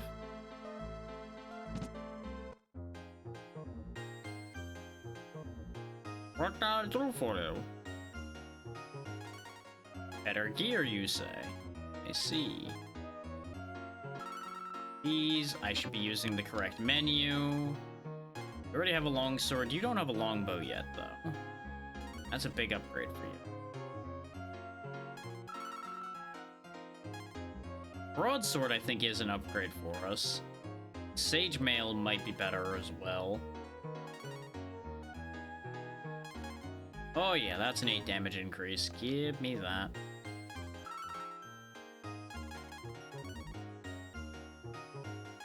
That's not better than the Thief Cloak. Okay, but we'll replace the suede armor with it.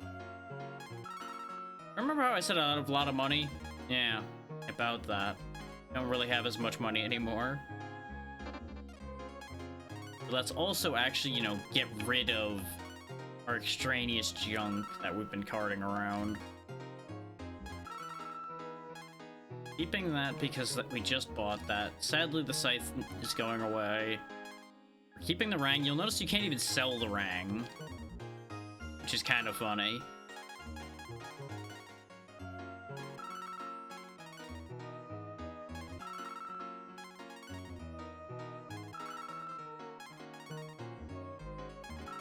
We've got all kinds of outdated gear to make up the money we just spent.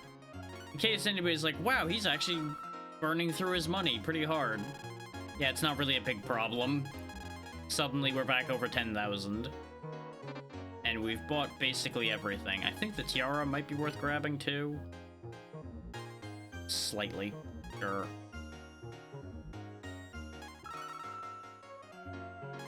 Sun Hat we've seen already, and it ended up being a problem as far as, like, deleting somebody's agility goes, so... That'll do. Let me go ahead and... Actually, yeah, I was in the right menu there.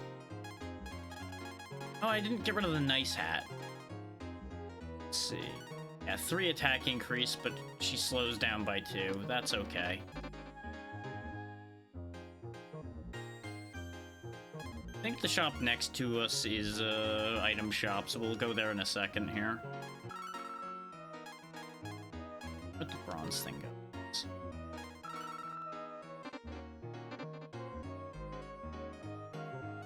Welcome to the item shop. How can I help you? You sell gold bars and all kinds of goodies, but you don't sell what I want. Pouch you can do. Pouch is secured by a string. And yeah, you can use the rod to go fishing, using the worm and the rod and everything as you'd expect. Vitamin. Use of this item is pretty obvious. It's just what the name suggests. That's great and all, but that doesn't entirely tell me anything. I'm gonna assume it's a healing item. Everything's made of gold in this town. All gold! Damn kids. I've got a case of the hiccups. I'm going to bring me some vitamins. Okay, I can buy him some. That's steady business lately. Gee, I wonder if there's a hole behind here. Deal with that in a minute. Let me go get that guy's vitamins. See if that actually does anything for us, because it's not like it's expensive. This is when we find out he wants vitamins, not vitamin. Thank you. I just did the job. Please take this. Yeah, we got 5,000 for paying 600. Don't you love how that works out? Town full of rich idiots. Sup? There was once a kingdom of skilled thieves who had mysterious powers. It was destroyed by the Dark Dragons. Yeah, it's no surprise. Makes you wonder why this room exists, huh? Suspicious. Very, very suspicious. Got anything cool? No? Okay.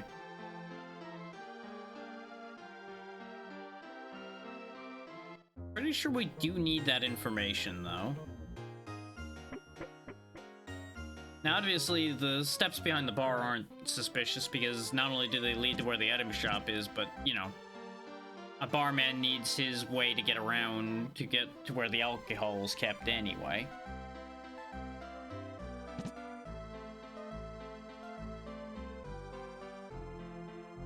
Like, even the docks are made of gold, and the water sparkles in the sun. It's ridiculous. This whole place is ridiculous.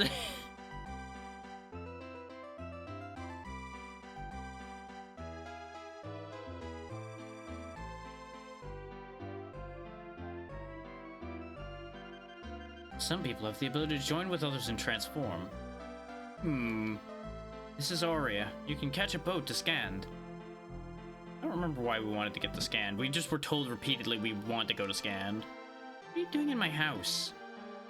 Not being stopped, that's for one thing. What are you doing in my house? Well, whose house is it? Is it your house, her house, their house? Thanks for the strength potion. Also, we're already labeled thieves here, so I may as well just steal all your stuff. I mean, I've already apparently committed a crime by existing, so I may as well just commit to the bit. Got good stuff for me to steal here, too.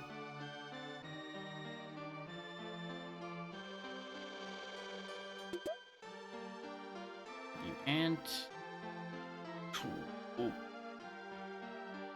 I don't know if that's meant to be like a sleeping noise or if he's just talking about shopping in his sleep. It could be either with this place.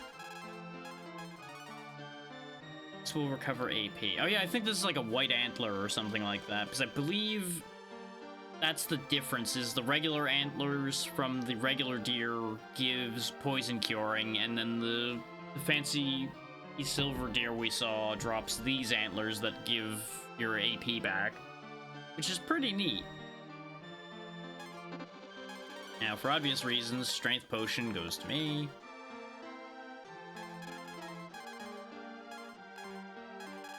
We really need to clean up this inventory at some point. This inventory is hot garbage. Speaking of, these go to the bottom because we've established that these don't do anything. Any more?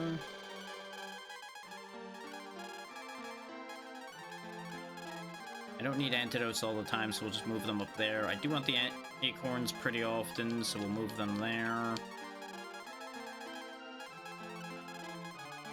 I'm gonna go ahead and move the E key to the front of the line entirely.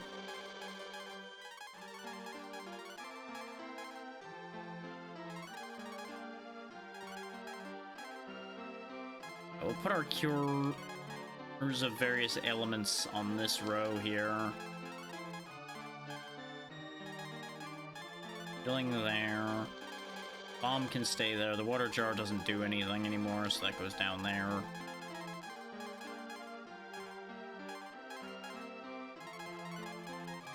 I don't know for certain if they're gonna just never do anything, is why they are still in the inventory. Like, logic would denote if they're required at some point, you wouldn't be allowed to drop them. But I have reasons to have trust issues with this game as far as something like that goes. Okay, there we go. Now we've got a little bit better of an inventory.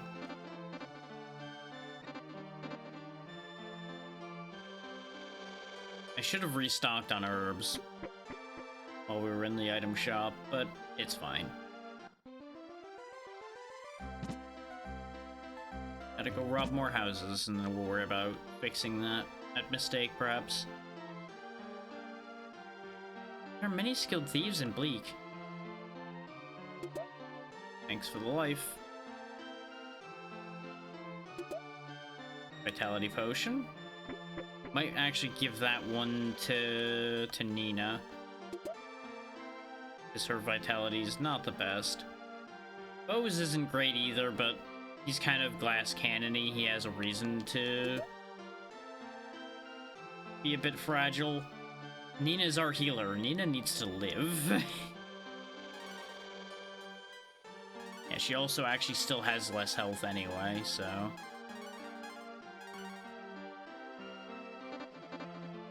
You'll notice it doesn't actually directly raise health. I don't remember entirely what Vigor does.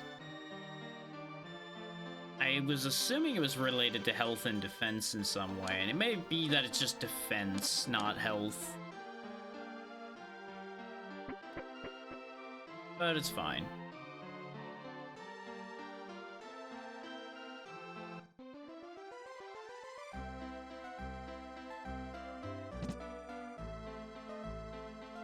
There's nothing that can't be bought, even peace. Joke's on you about that one.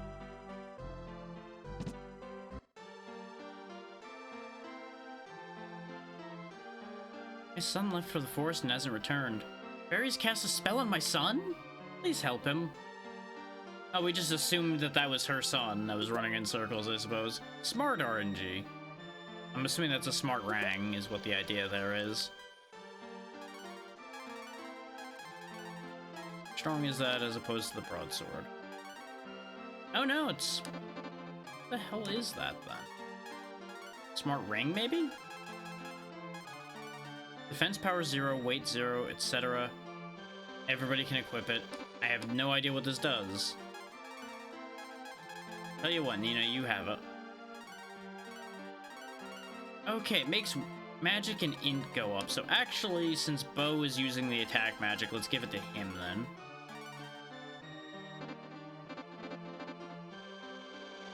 Assuming that benefits those, which I do not know. It was a smart ring. It was right the second time.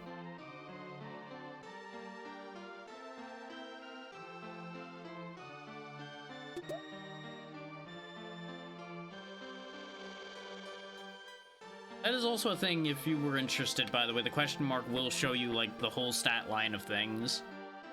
And the weight is why things reduce your act, as I talked about in the first session.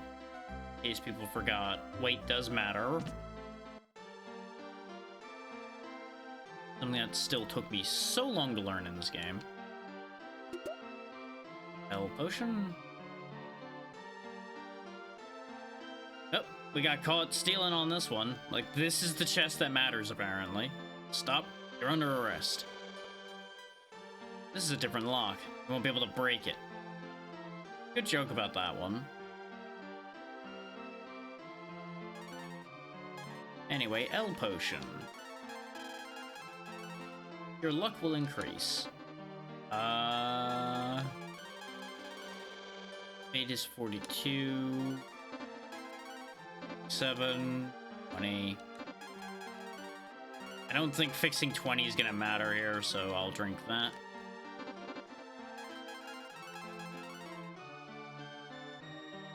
Yeah, it went up a bit. Hey, bud, can you wake up and open the door? Would you like for me to help you? Okay, I'll let you out. He just goes back to sleep. You would think he'd be interested in getting out of here, but considering he can just leave whenever he wants, I suppose it doesn't matter. Da, da, da, da, da. Dee, dee, dee, dee, dee, dee. Later, boys, I'm leaving again. I think you get jumped by the guards every What's going on? I just arrested you. I don't know how you got out, but you're going back in. I think if you step slightly too far like I did there, I think that's what triggered him. Hey, bud, I need you to wake up and open the door for me again. Yes, please.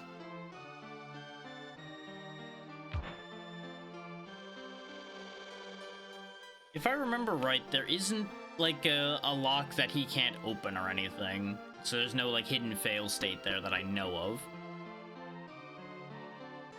But the ads are running, so we're gonna... Well, I'll go do some business while the ads run. Bookkeeping y'all don't need to see. This way we're not full idle this time, because I don't need to get up right now. Grab a bunch of herbs.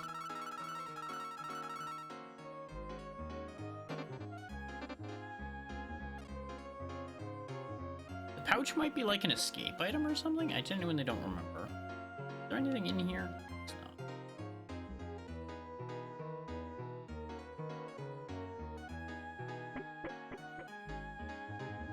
One other thing I'll do in the meanwhile, though, is refill my drink.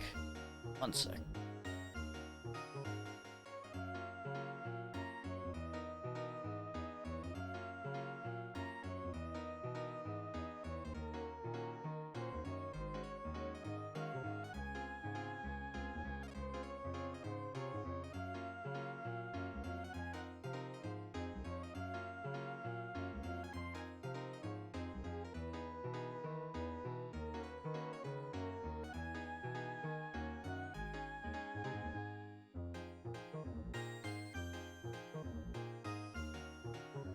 Now, if I wanted to burn more time, in the interest of saving myself time, I could walk back to somewhere that has marbles, since this place apparently doesn't have them. But I don't think it's that big a deal. We're gonna go ahead and save and everything, so I keep what I have done so far, just in case anything goes wrong.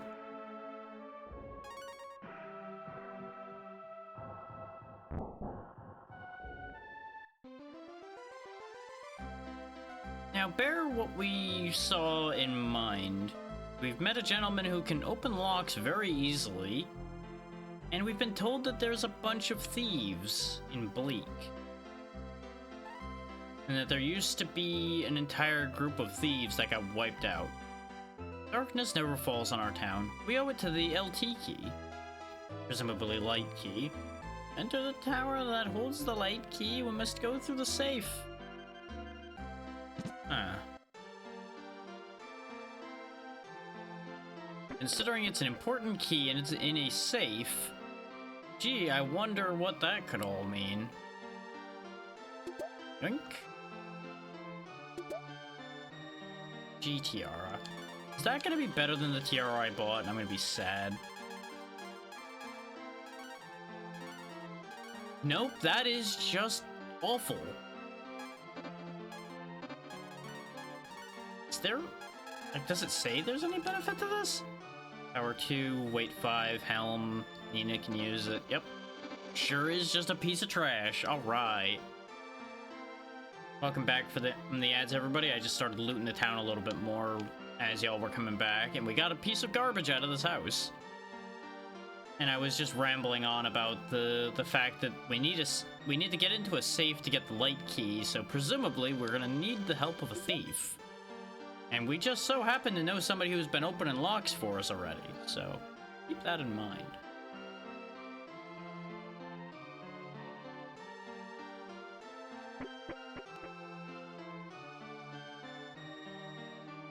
Almost like there may be a connection between those thoughts. I won't badger the old man that's over there quite yet. I forget if he sticks the guards on us or not. I believe there's a couple ways to get the guards sent after you in this place. Because they really love sicking the guards on you here. Lots of locks there. Guess we'll deal with that in a minute. I think what we're actually supposed to be doing right now is helping that woman's son who's in the forest. Where am I to do? Nothing, apparently. You deal with that later, I suppose.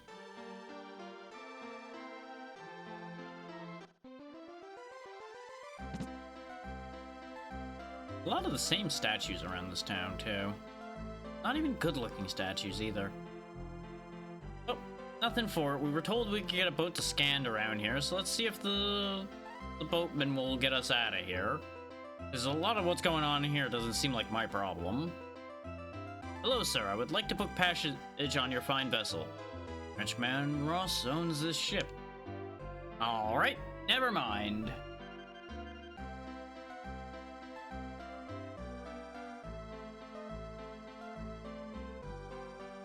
I don't think talking to him triggers anything, but I'm gonna check just in case before we go out to the forest to try to help the guy that's running in circles.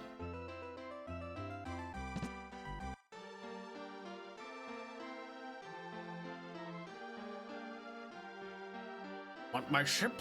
You help me, you can borrow it. My daughter is locked in the safe. Please save her. Your what is in the where now? Got it.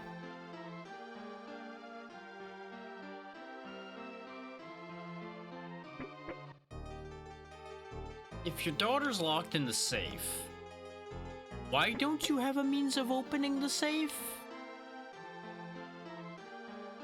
Why are you so bad at your job that your own safe is something you cannot open?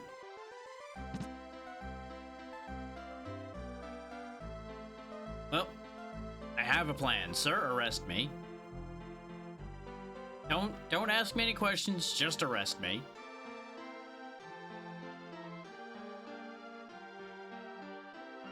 Sup, I need your help for multiple things now. What do you want?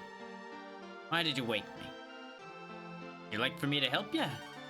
Okay, I'll let you out.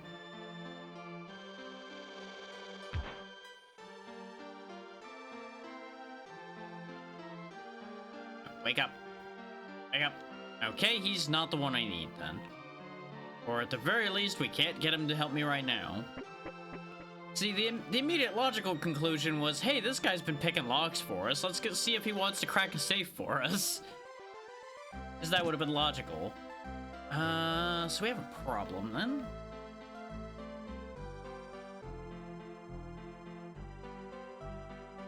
Which I suppose one easy answer.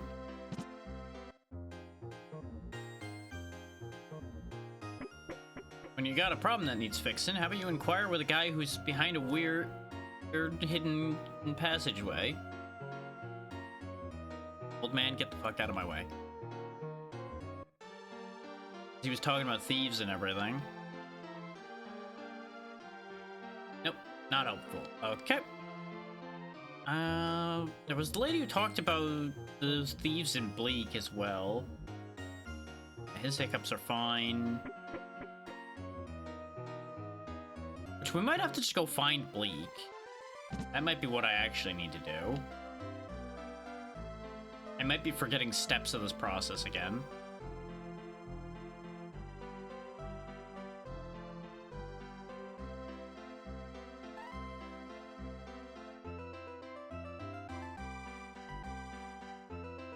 Or was it you that talked about Bleak? You talk about transforming. We absolutely cannot take a boat to Scand, as it turns out. Oh. Guess we got some legwork to do.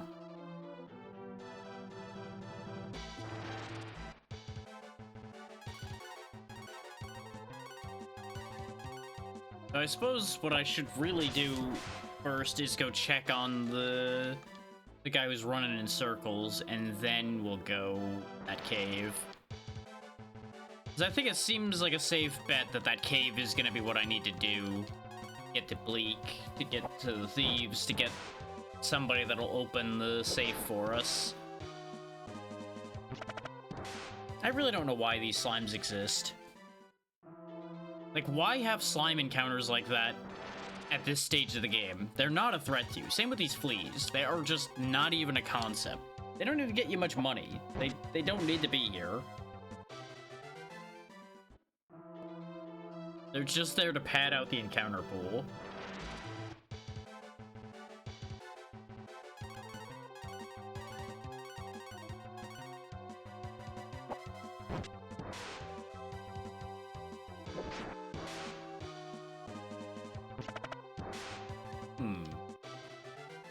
I had another thought and it escapes me right now. Well, it's probably fine. We are gonna have a fair few fights on our way back through this cave to go check on that guy. Or did I get my caves backwards? Anyway, I might have gotten my caves backwards, because this doesn't seem great. Hey, get quaked. Don't like that. I'm sleeping. And I'm dead.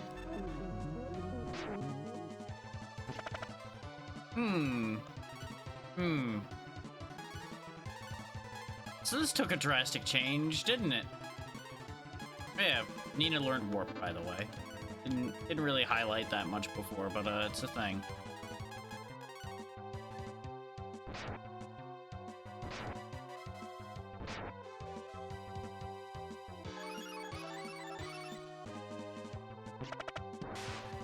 Shadow down.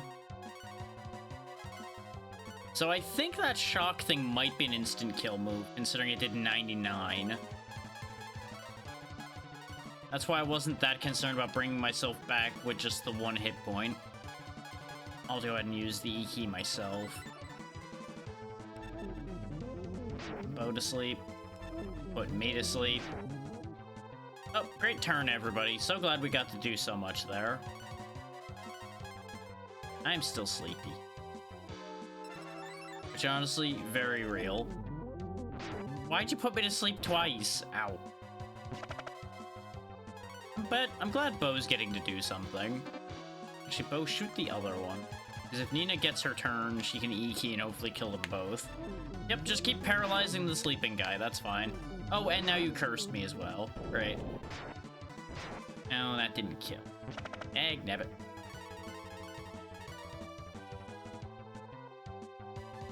That's upsetting.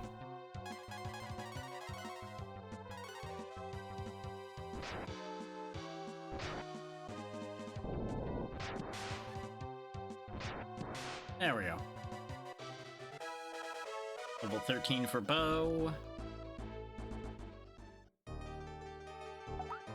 This may in fact be the wrong direction. What? Why did there suddenly... Ow.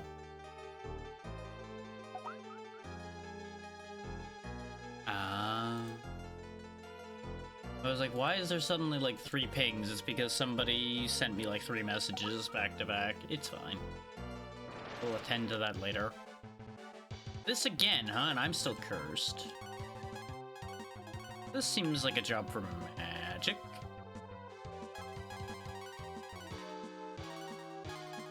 Speaking of a job for magic... Oh, right, that's what Curse does. I believe it prevents you from using abilities. Oh, that's bad timing, in fact. And... okay, missed that time. I'm already cursed, so that's fine.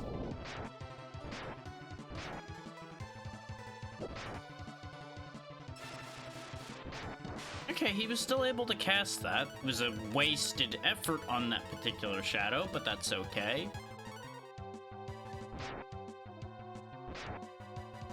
But as you can see, it's going way better this time. You know, one character not being instantly dead kind of makes a fight go a lot smoother. Wild concept, that. Yep, just keep cursing me, the one who's already cursed. This is fine.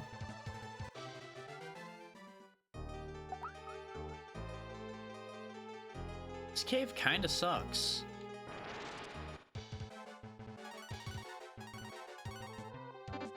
Did I happen to walk past all of this on my way in, or did I genuinely get my caves backwards and I actually went forward by accident?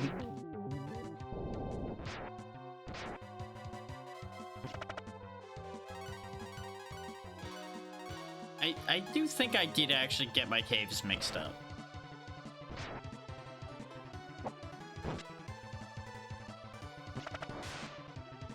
So I could have swore we saw the dragon head door first, which is why I thought that the cave above was the correct one.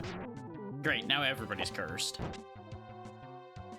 Makes it kind of tempting to use the M drop, but I'm not going to.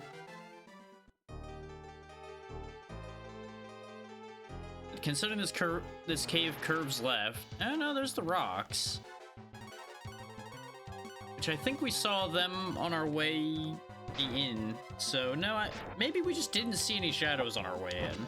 Maybe we just rolled well on the way in and got fucked on the way out.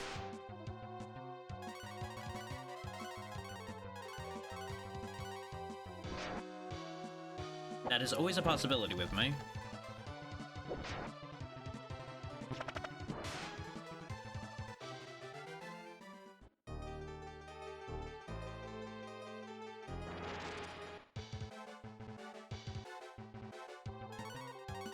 Setting.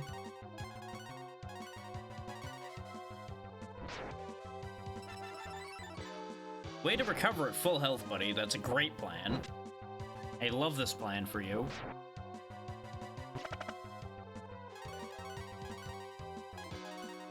Okay, Nina, go ahead and E-key. We'll hit that one. I should have just E-keyed the first time. Good night, ABC.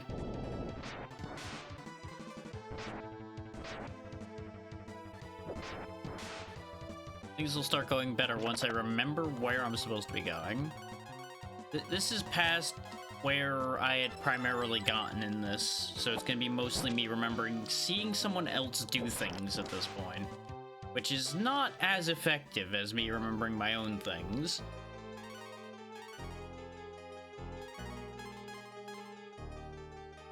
Yeah, I could use the M drop or some charms.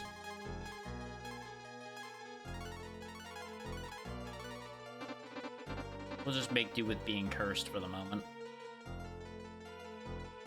It's not like it constantly hurts me or anything, it just prevents me from using abilities, I think. That's not really that big a deal, considering most regular encounters were not really using spells anyway. It was really just the shadows that I was like, I need to hit this with magic.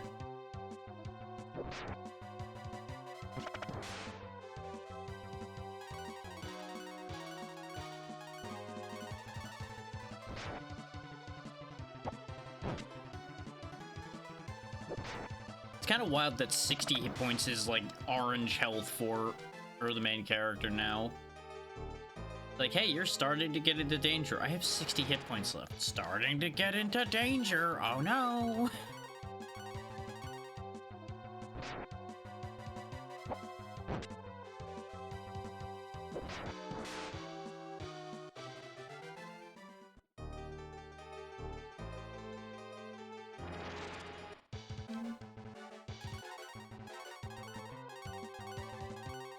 I'm pretty sure curse doesn't wear off, by the way. In case anybody's like, oh, the weird ghost heads are gonna go away eventually, right? No, not till I go get them cured, probably. I don't know if resting in an inn will fix that either. I presume it will.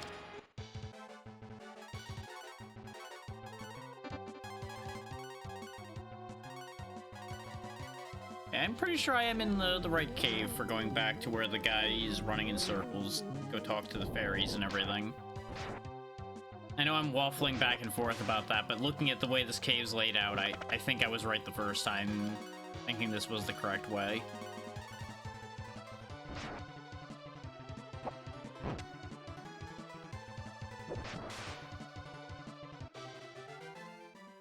I've just been convincing myself otherwise the whole way.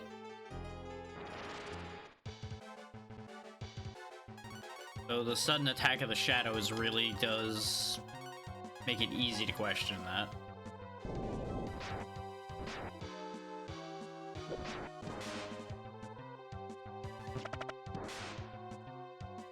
Look how much easier these things are to clean out with the E-key. Just like suddenly 30 damage for everybody. I think it does like a guaranteed it does that 30. To basically anything and everything.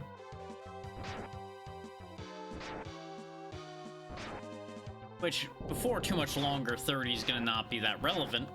It's still nice free AoE damage.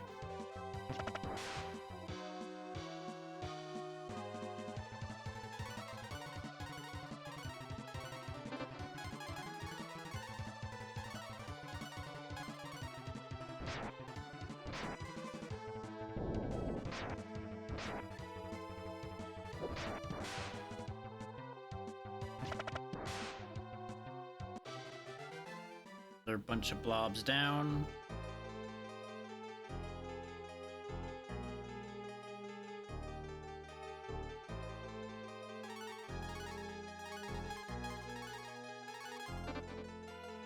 Oh. Felt like a weird whiff of something for a second. I think it's fine.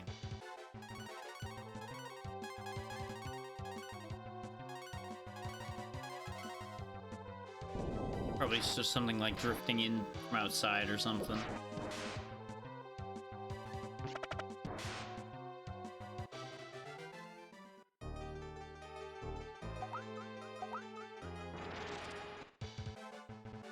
Notice how much of a difference it is walking through even just a cave like this without marbles compared to with marbles, by the way. We've had, what, 10 fights just walking through this cave?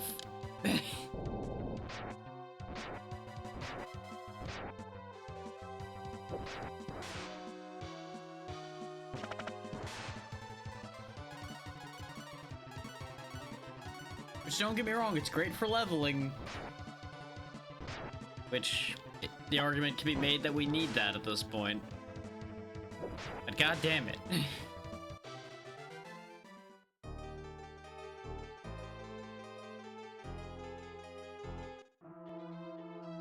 Yep, I was right. Not even sure if I can actually do anything is the annoying part. I'll save him if you make him stop logging, okay? I'll forgive that foolish human. You don't want to cut trees too, do you? Of course not. Go find him. I'll meet you there. Okay, that was easy. God damn it. Gotta take the extra step around. And I'm gonna get jumped before I get there. I have fungus.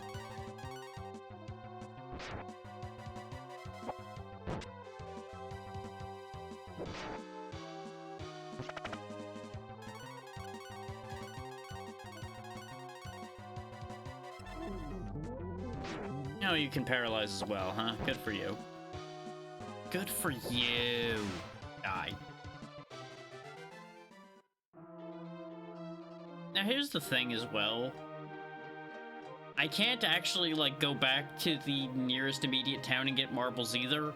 Because remember the village that blew up? That was the one that had the item shop in it. Unless the item shop man moved. You've cut trees that took hundreds of years to grow. Think twice before you do that again. They're both just yelling the same thing at him. I promise to protect nature from now on. Okay, so that's all sorted. All I had to do was go talk to them again, and all that's taken care of. I am going to quickly fall back across the river for a second, though. To at the very least get rid of the curse.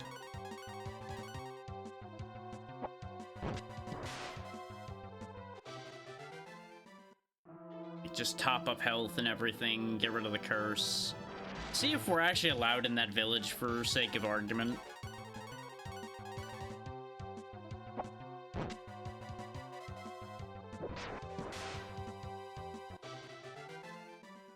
So I could just pick up some marbles, that'd be cool.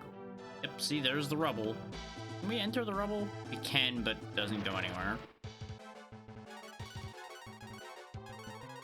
Damn.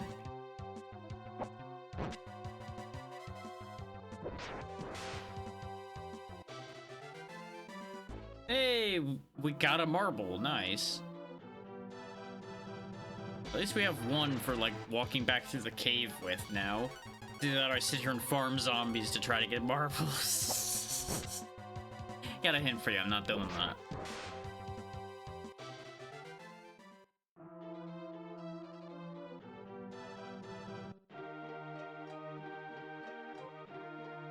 Okay, at the very least we're not banned from coming in my village. Up off at the inn. See if this cures the curse or not.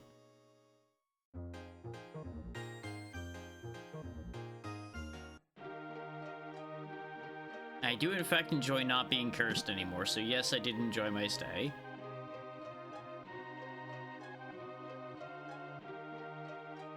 People just milling about still. Let's pop our head into the weapon shop, see if the item shop owner is in there as well. Nope. That's a shame. With how much further I'd have to walk back in order to get marbles, I think we'll just make do without them then. I do have the one marble that would allow me to walk back to the other town. Do I care that much?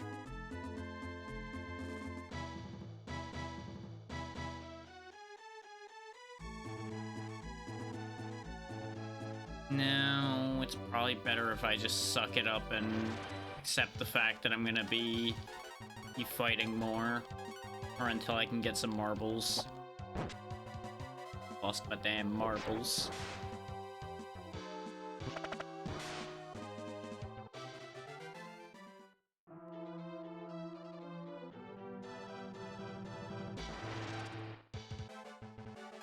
Alright, we haven't seen a Gloom in a long time. And pop.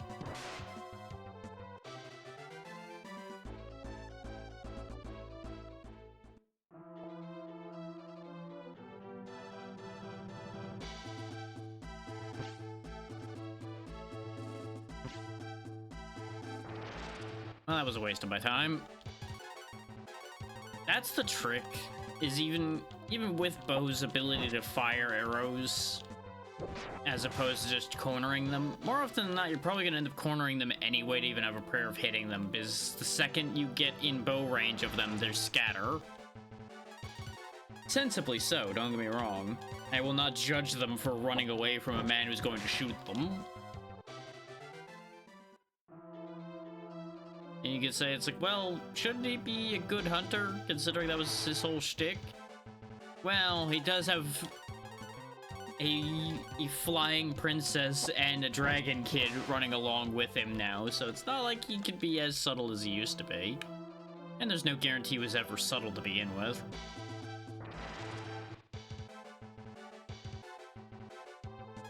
Well, this is actually a fairly concerning little lineup here. A real shame if somebody earthquaked them.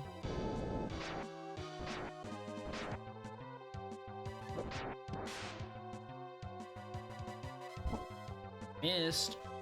And got countered.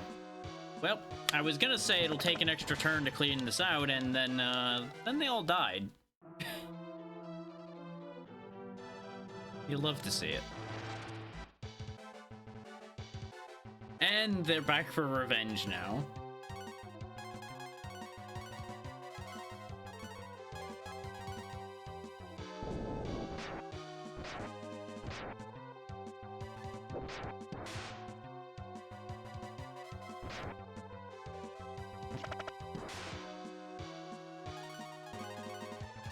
Now that it's starting to throw triples at me more, I might actually put the boomerang back on.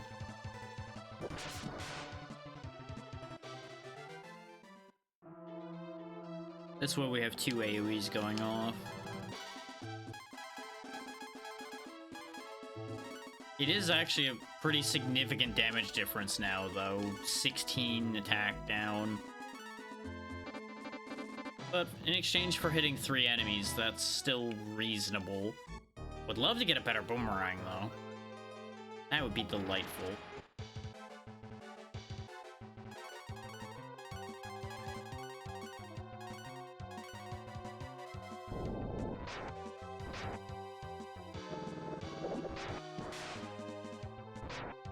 But look, it takes one less turn to win in that fight now. Hooray! And I'm level 15.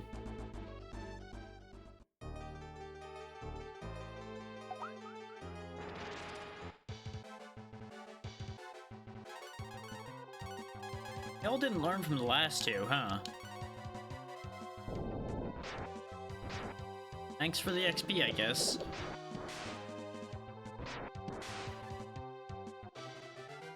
That was quick. I wouldn't mind more encounters like that, game. Just go ahead and keep shoveling those at me. This also works. This is something else I can just E-key and boomerang away. So I think this is going to be worth less than the 2 helmet guys.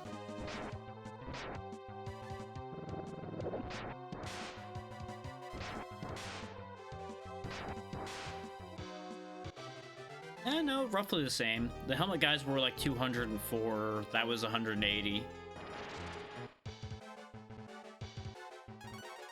This may be a little bit more inconvenient. Especially since these do actual damage.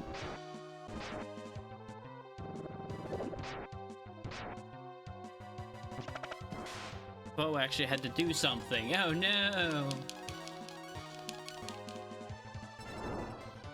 Okay, you know what? I deserve that for that joke. That one was fair play. We'll heal Bo up a little bit. In case there is a nasty surprise waiting for us in the form of some more shadows. Now that I said that, that's gonna happen. Not yet.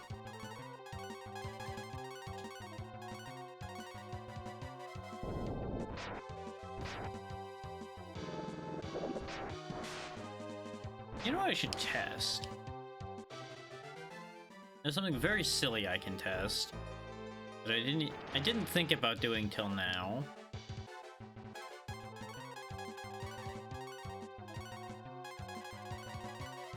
Okay, now only one person can use the E key. It would have been very funny if I could just have 3 people just use the E key. Just E, E, E, E.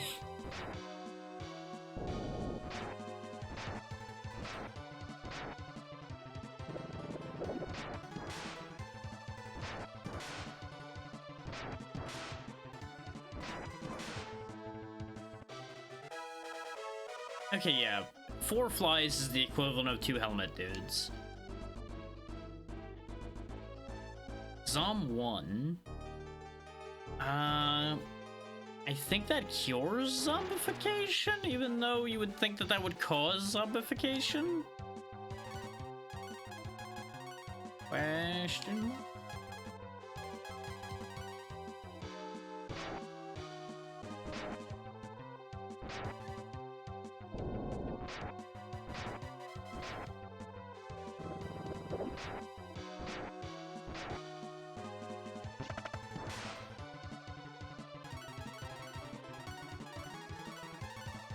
Even if they recover, we'll be okay. That's less okay. Rude! Just set me on fire, goddamn.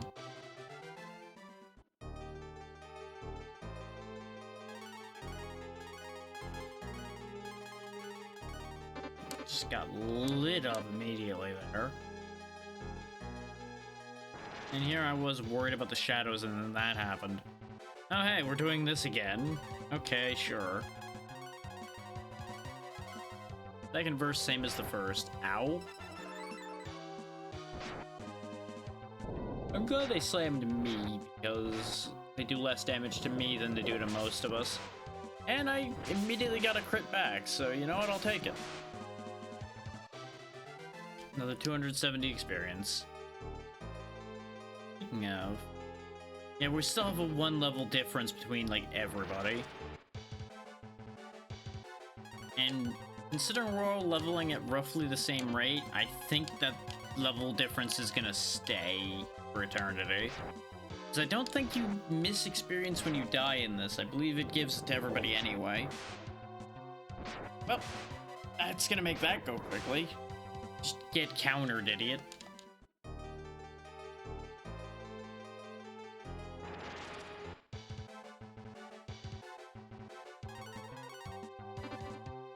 Yeah, go ahead and just...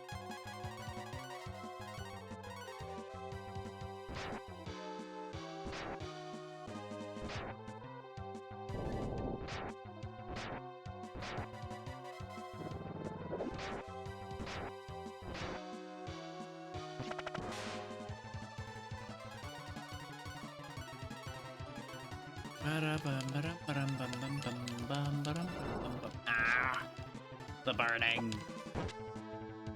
Idic.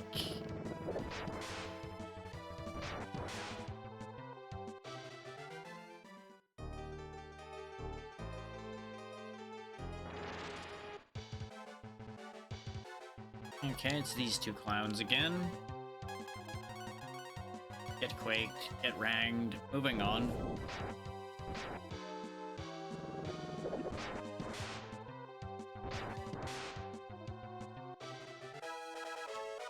Hey, Bo has reached level 14. Actually, with how quickly he just hit 14, maybe they will actually close the gap. Ever so slightly.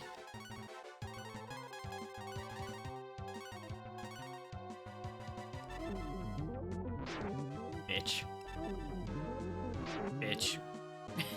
Just paralyzed the two AoEs immediately.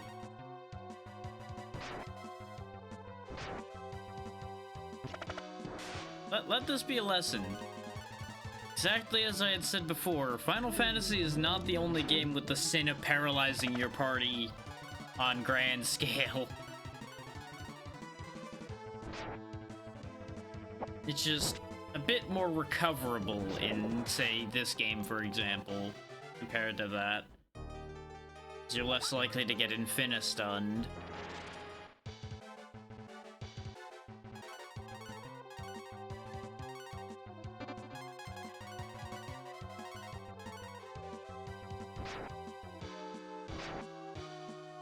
Well, they're getting countered again. Rip the flies.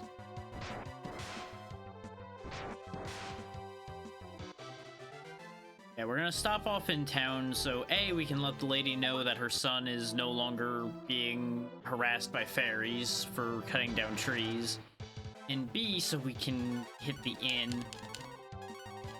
Oh hey, the bullet that ceased being relevant even after the first area, is even Nina with a basic attack can nuke them.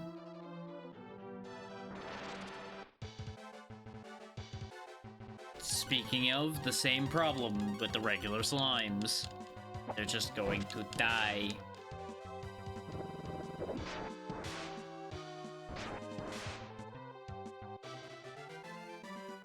Hey, thanks for the free herb, though.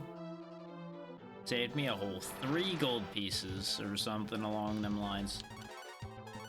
Look, boys, they thought they're relevant. They sent 2 of them this time. Oh no. What a shame.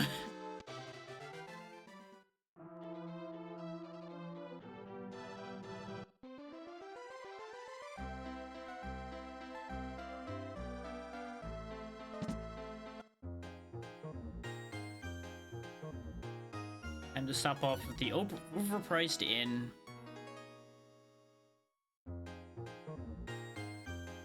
And now to remember which of the people in this town had a son in need of help.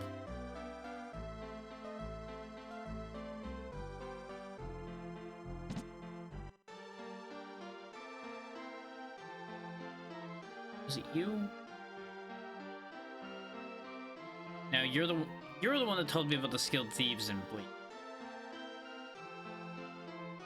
There isn't anybody upstairs. Alright.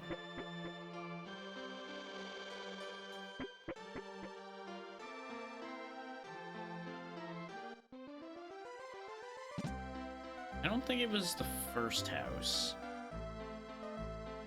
Because it was later on that we had that whole thing happen. I think it's actually this house. Now, this is the Stop Thief house. Which we didn't actually look at the upstairs of this house, did we? Maybe we'll be able to get away with looting this chest instead. If we got a cure. That's nice. We got an old man guarding the bathtub. Woman with you, let me speak to her. Oh boy, this ain't gonna end well.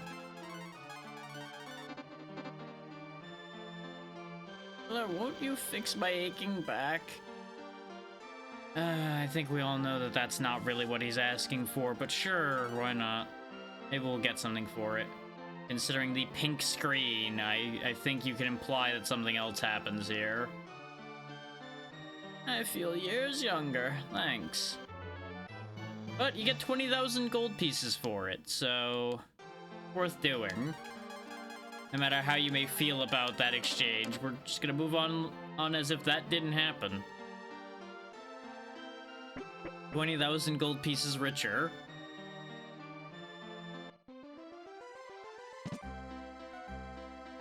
I remembered getting a good reward for that. I wasn't sure if it was money or an item. Thank you for saving my son. This isn't much, but I want you to have it.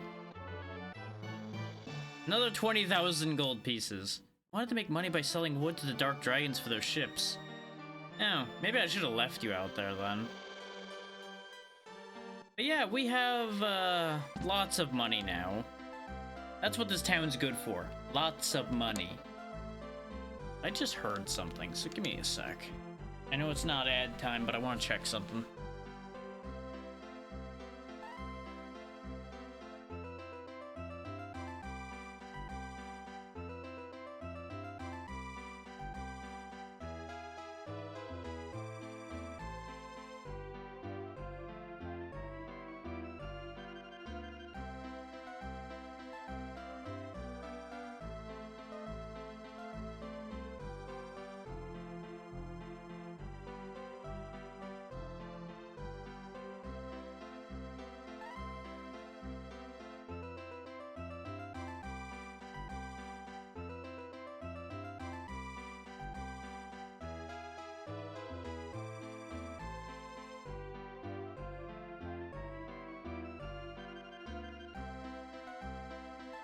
Alright, back to it.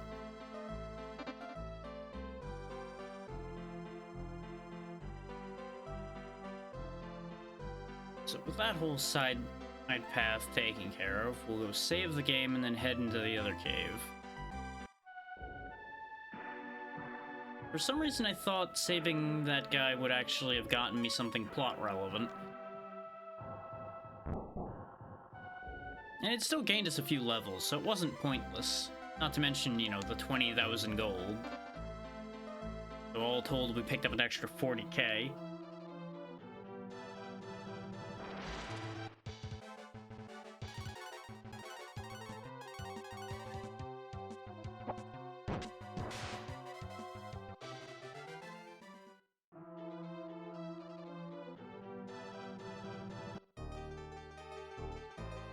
Yeah, why are you guarding the door? Guard up while you're bleak, it's full of thieves.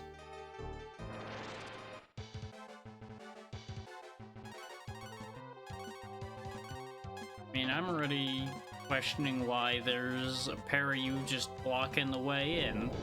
I half expected them to ask for a toll.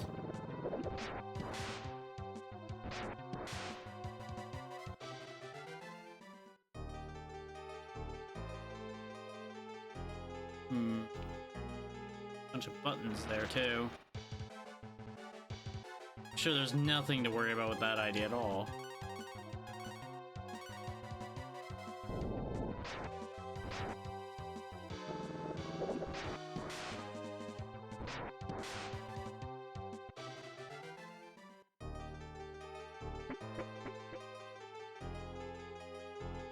Locked doors down here, which doesn't help our current process. The amount of locked doors we're running into, it really does feel like we're gonna get somebody that can open them, though, doesn't it?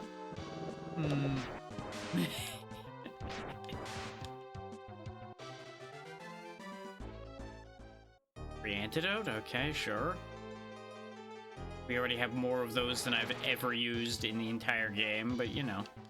Can't have too many antidotes, right? Right.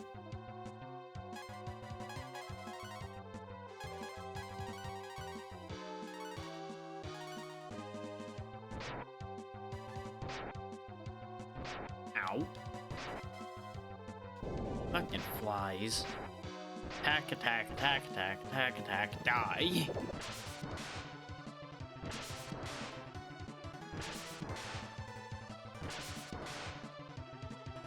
Great success. You know what, actually? This is a good place to use my one marble.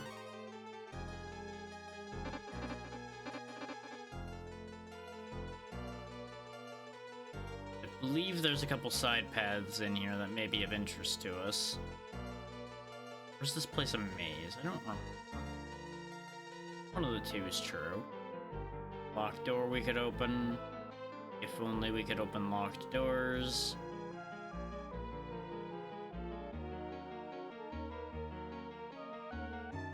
You definitely went the wrong way for whatever was on that other path, so hang on.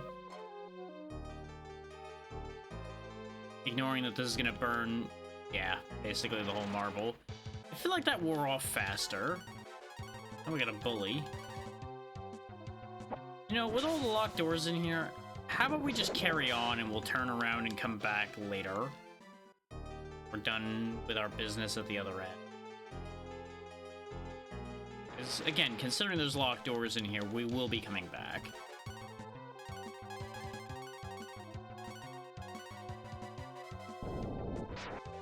Just love it when you use up one of your few things that do something on an indecisive moment.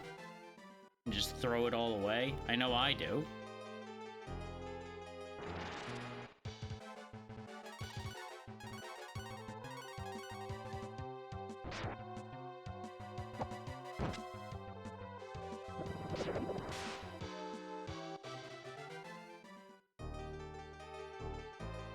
But anyway, moving right along. 5 flies this time. Oh no! Die.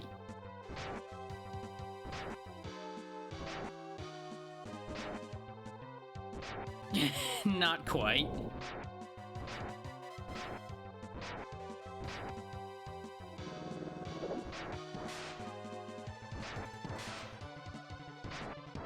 That is Bo down there. While Fox has ended up using a staff before, he's never had to use a bow.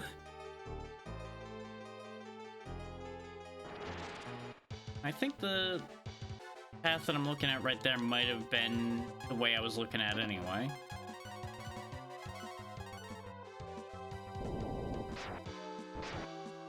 Yeah, Star Fox Adventures. The one that played like a Zelda game.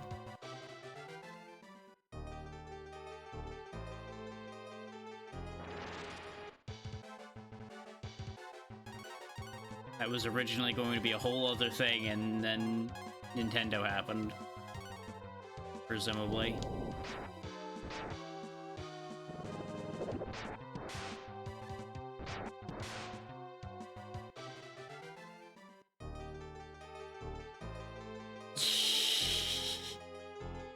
Everyone's had their one game that taught them to button mash.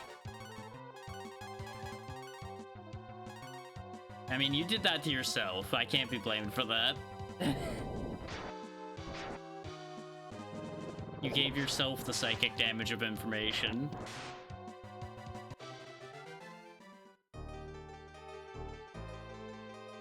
Assume these are the right stairs that I need. Yep, all of that just to get to these stairs on the other side of this tunnel here. See 2 more bowls. Honestly, it could be either.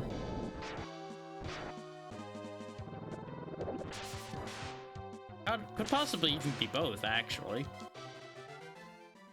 Because the GameCube controller was good for many things. I don't recall doing that much button mashing with it, so I can't personally speak to how good it was for mashing. I didn't actually play the GameCube Mario parties, for example.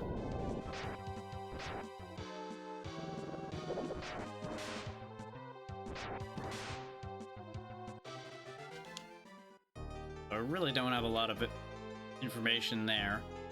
Well, based on what we learned in the other place we were before, bats usually mean pits, so let's go this way.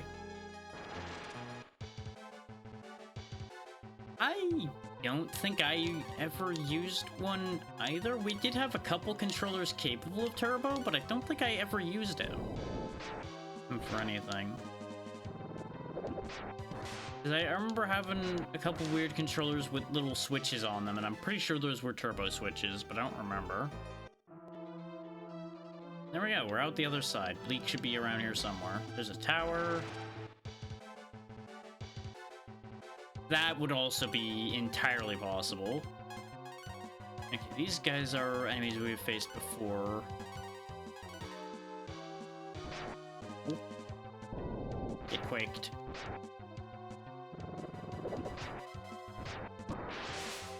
Down. 2 down. Yeah, that checks. I have destroyed a few sticks in my time. Though not that many, honestly. I recall more controllers being damaged just by things being spilled on them than by, like, the actual parts being broken.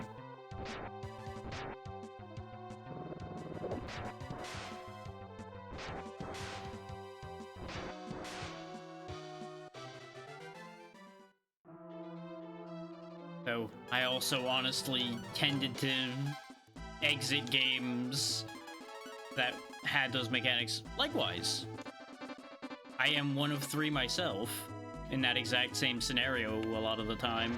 We just didn't manage to destroy parts for some reason. I would argue that it was a miracle that we didn't destroy more things.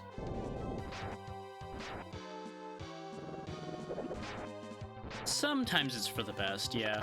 Depending on how that would end up playing out. I can certainly say from experience that that can have downsides as well as positives. Especially depending on the age gap between the various children.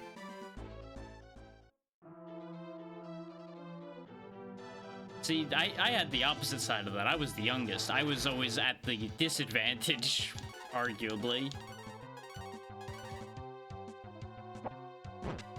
And I would definitely stand by the argument that that's why I'm as good at things as I am now, constantly having to fight the climb, for lack of a better way of putting it.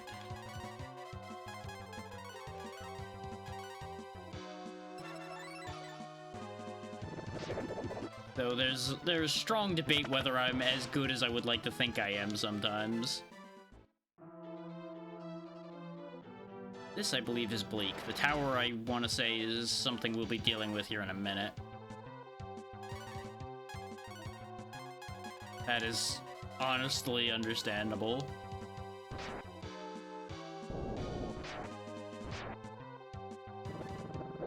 There's an entire possibility where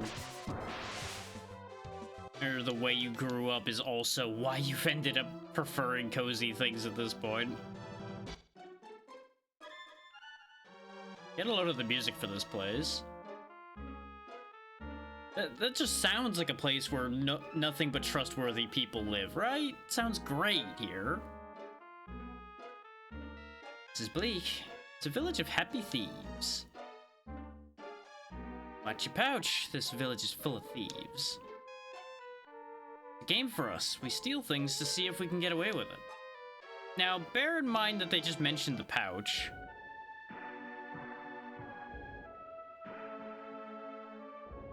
It can also be a great way of hamstringing yourself, because you'll think you can do something, it backfires, then you are very much in the camp of, well, can't do shit then. Old man in the yellow keep has mirror. Well, hi, I'll tell your fortune for 200 gold pieces, okay? Yeah, sure, why not? Probably gonna get robbed. Now close your eyes and concentrate, okay? This won't take long. I'm sensing something already. Sensing a sucker. Getting close, just a few more minutes, okay? Getting close, just a few more minutes, okay? You're just gonna keep doing that. And she's gone. Bo opened his eyes. I can't tell your fortune unless you concentrate. Just a few more minutes. Close your eyes and concentrate. Concentrate. Yeah. Yeah, it's a trick. Notice Bo is also alone now. We got suckered.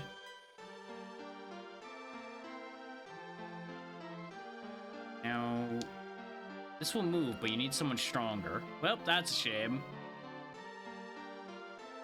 We're gonna need a way to get an access to that basement. And now everybody's back. No, don't ask. It's the light key was taken from the light keep. This guy's been dark. What are the people that are hiding from us?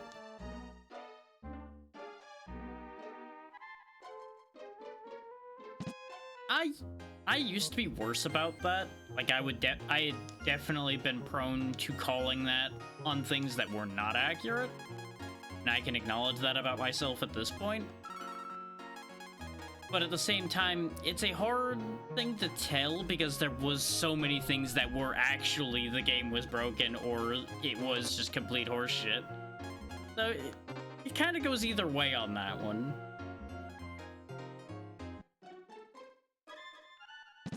It's a real shame this town doesn't have any marbles.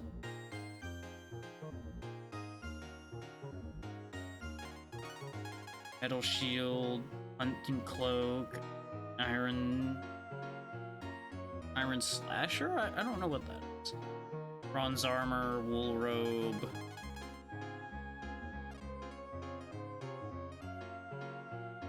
Yeah. To be fair, as far as Smash Brothers is concerned, there's a lot of honestly kind of BS things about the Smash Brothers series. You have to approach that game with a specific attitude, not to have it be frustrating. Because, you know, it's built more as a party game, especially if you play it as designed out of the box, than a serious game. See, that makes more sense.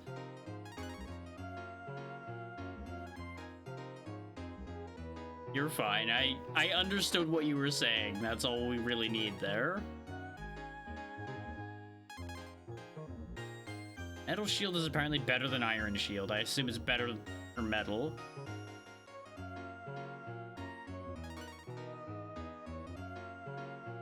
That depends on worse in what way.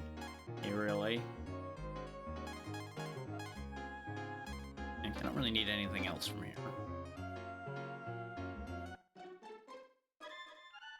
I mean, that's honestly just funny.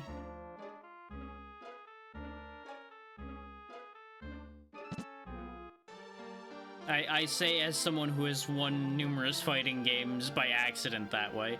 Come and see the great magician at work. That's a scam.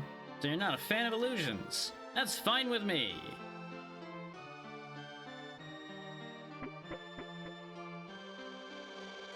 You know, when you're told it's a town full of thieves, people trying to do magic acts and such really don't seem like the people I'd wanna deal with. Have an herb. The herb. Like, I know I have to be fooled by some of these, but I don't remember which ones I have to be fooled by. I'm pretty sure the fake fortune teller is one we do have to do because there's the thing in the basement. That magician, though, I don't think I have to fall for that. This didn't look like that was going to lead anywhere. This house is just empty.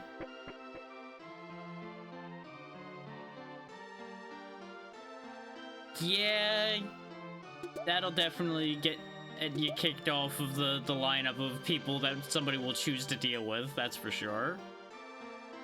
I thought I saw somebody moving around over here. I think it was just the flame as we walked by, since I wasn't really paying attention.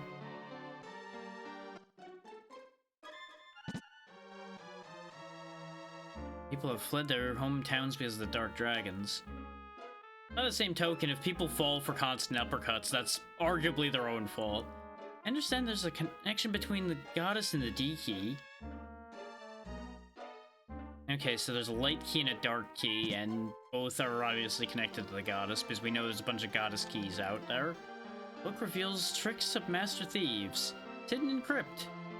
Crypt presumably being the tower that we passed. I've seen the old man in the Elk Keep talk to ghosts. Real weird. I mean, he's old. He might have just, you know, gone a little far on that one. Arn could help you to enter the safe in Aria, but he's in crypt right now. You'll need the icicle to travel in the desert. Trade a gold bar for it? We're gonna have to go back to Aria, go buy a gold bar, and come back to him. Yeah, exactly. Since we're gonna have to walk back, I'm probably going to just do that during the ad. There's not a lot to tell. But basically, the main thing that's happened today... But what's the wait? Yeah. Yeah, that was the other thing.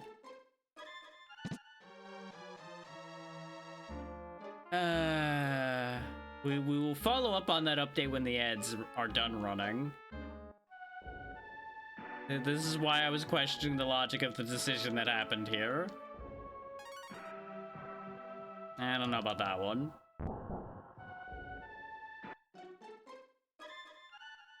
So we couldn't get any marbles. We're gonna have an annoying trip here in front of us. Let's just go ahead and get that trip out of the way.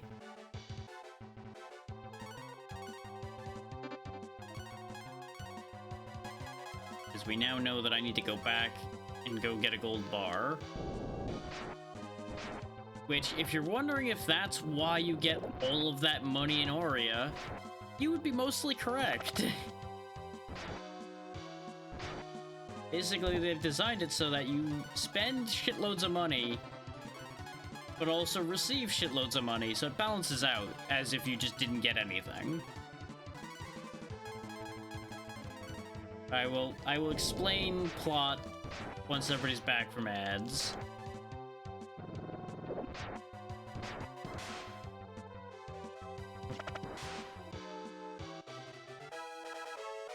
$15 for Bo. 15 for Nina. 16 for us. Like, see, Bo and Nina have lined up now. It's just us that's a level ahead, which is okay. And she also has Cura 3, which I don't think we're gonna have a health bar enough.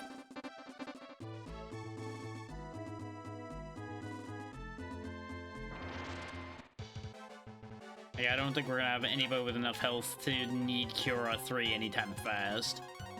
We barely even need Cura 2 most of the time.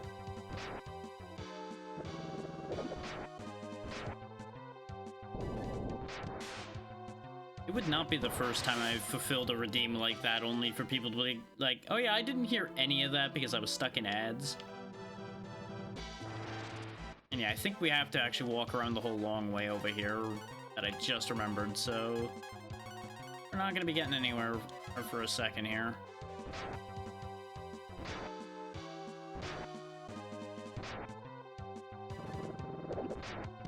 Alright, you should be back from the ads now. I'll just wait for confirmation on that, and then I'll explain what's been going on. There's not too much to explain despite us having been going for 3 hours, but I will explain regardless.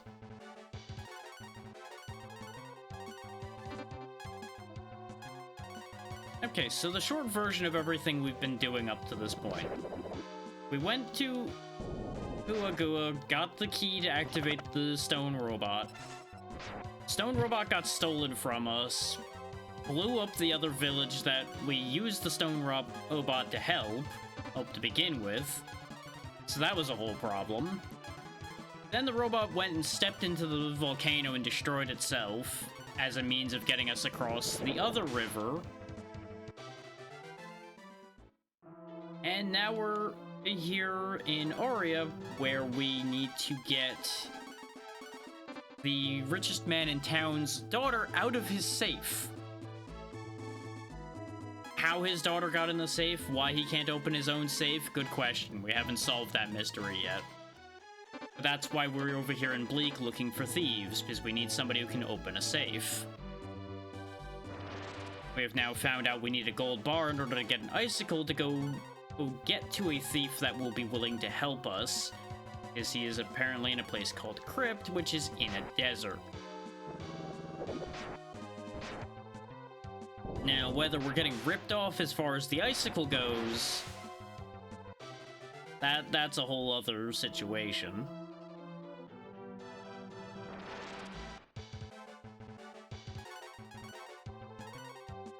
Pretty much, yeah. It's a very safe safe that is unsafe for anyone to use. Now, we have an additional reason to want to get into that safe, though. Is one of the many goddess keys, of which I think we know there's 6 of them. I don't remember if it's 6 or 7. But the Dark Dragon Clan, who are the cause of basically every goddamn problem in this world at this point, are responsible for us wanting the goddess keys because they want them and they have been causing problems. Yeah, don't do that.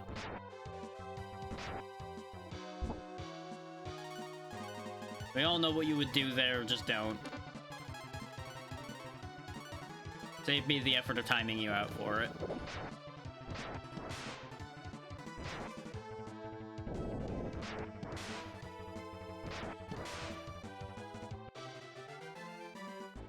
These gold slimes are also worth a ridiculous amount of experience. Exactly.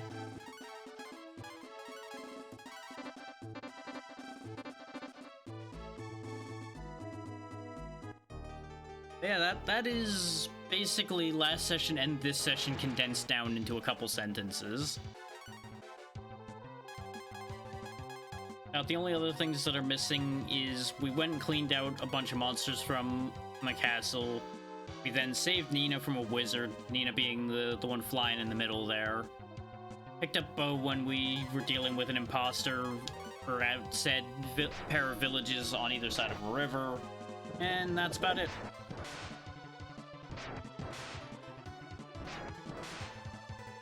Oh yeah, and after the stone robot blew himself up, we learned how to become a dragon.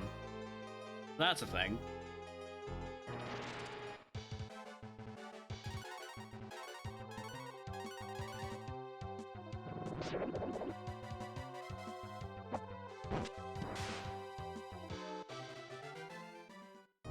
It really is wild how much you can condense something like this down.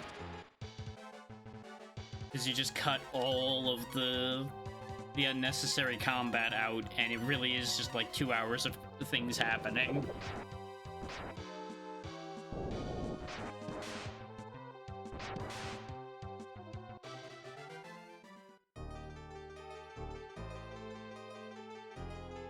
It really is wild when you think about it too, that we wouldn't even have Nina in the party if the wizard didn't have anti-avian people gas, which then made the bird people need our help specifically because we were the only one that wasn't into bird in town at the time. So we were the only one who could fight the wizard.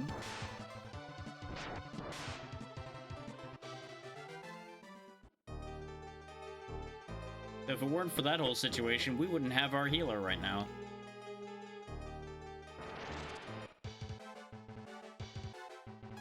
It can and it can't. It has to be good enough to make it worth the filler.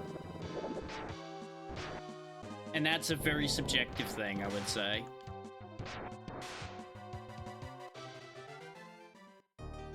Like, I've talked about it before, but that's kind of my main issue with this genre entirely. Is it very frequently boils down to a lot of filler and then the occasional story beat. And it becomes very dependent on what you do with that story beat information in between. Because you kind of have to, A, fill in some blanks usually, and B, keep interacting with that information to distract yourself from just how much walking around you're doing. That isn't really accomplishing anything other than getting you the experience you need to do the next big encounter. Because that's what all these fights are for, pretty much. It's just making sure we are strong enough for whatever the next big encounter is. It can. It can also destroy your immersion entirely, depending on how that plays out in your head, really. Like, I've had too many times where I'll sit there and question why things are happening, and then the story just falls apart. Because a lot of them are not designed to hold up to questioning.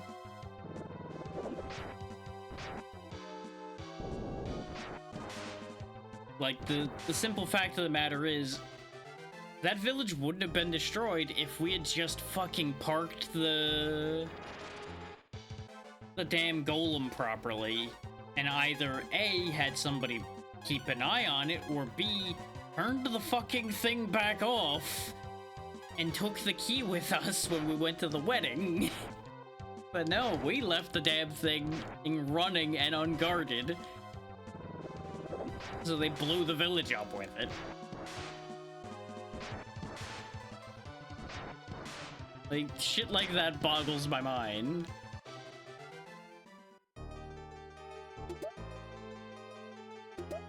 Like, it becomes an active question of, like, are these people stupid?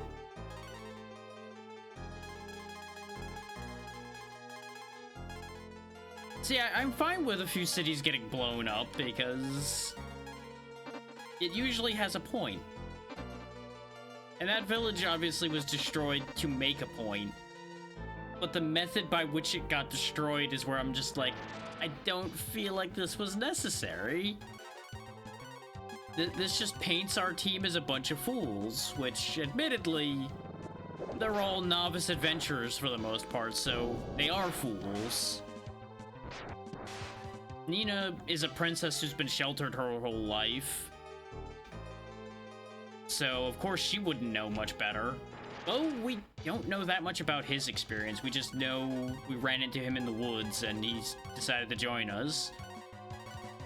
And our character spent his whole time in his village with his people until they all got turned to stone in a fire and then unturned to stone. And now is on a grand adventure way out of his depth. Exactly.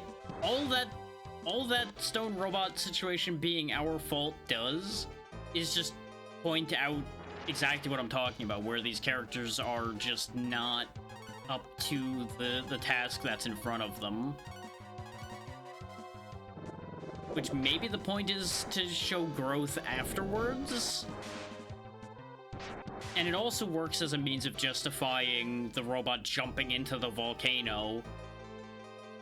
There's a whole thing where they hear a voice saying that this is so that it won't happen again and don't make our mistake. But at the same time, the robot blasting the village wasn't the robot's mistake. We're the ones who left the damn keys in the ignition, essentially.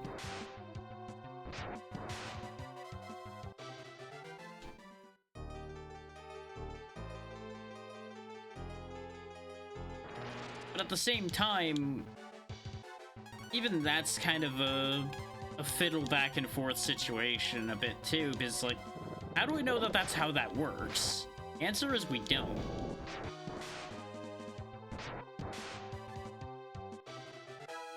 Exactly. It's easy for me to say, like, they should have shut the robot off.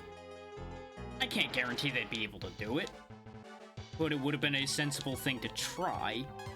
But we have to look at it from the frame of reference of what they would understand. They don't even understand how that thing works to begin with. Like, they've never seen a giant walking stone golem robot thing. So how would they know to turn the thing off? So that is an argument against what I was talking about before.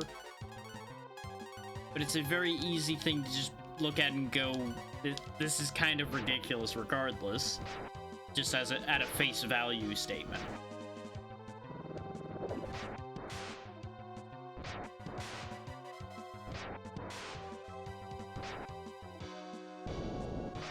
Earthquake just for one fly. So, at the same time, we've kind of been a bit of a mess throughout this adventure, if I'm honest. Considering that key we have that lets us make earthquakes, we kind of ended up wrecking a city because of that. There was a city taken over by the Dark Dragon clan that had an earthquake machine. We went in and took care of the problem, and by take care of the problem, I mean we destroyed that city.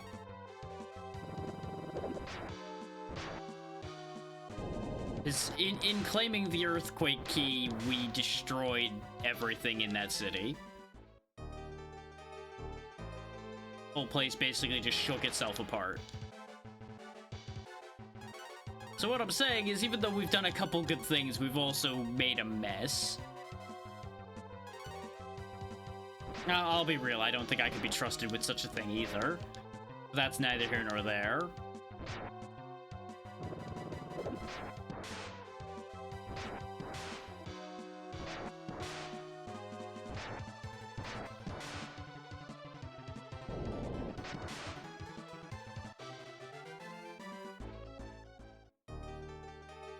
Now, I will say, I do prefer it when your heroes are allowed to make mistakes. Making mistakes is a good thing. Is the whole infallible hero thing doesn't really work. Like, if you spend even a few minutes thinking about the whole infallible hero thing, it just doesn't wash, it doesn't work.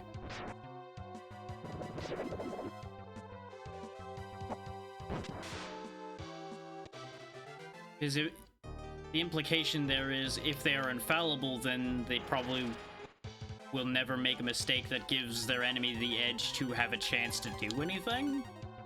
Which could lead to a situation where you get the standard, the heroes are guaranteed to win scenario.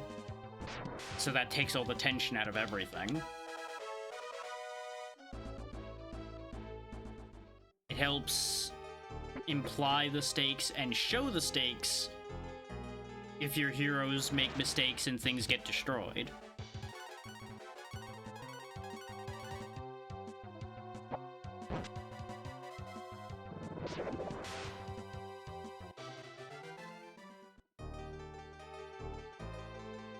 The catch to that is you have to do it carefully.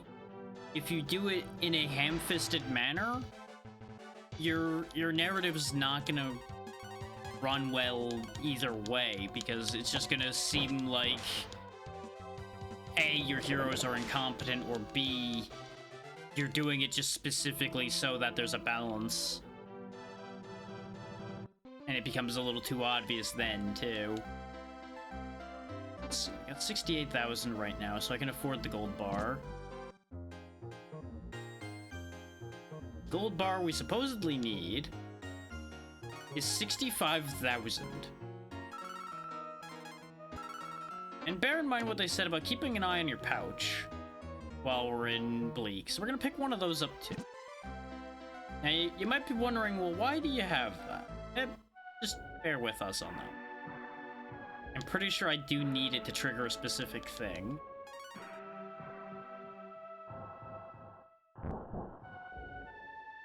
Of course, now we're gonna have a whole to-do where we've gotta walk all the way back. So buckle up for seeing the exact same place again. And the exact same encounters. First, we'll take a nap at the overpriced inn of Aria, and then we'll move on with our lives.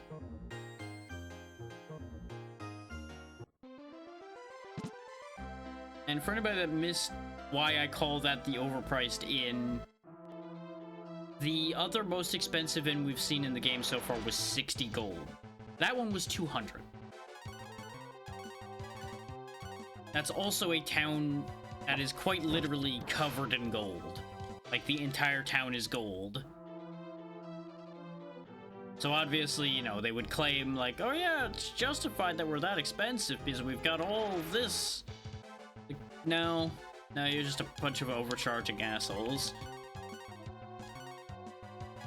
Because I can definitely tell you, gold probably ain't that comfortable to sleep on.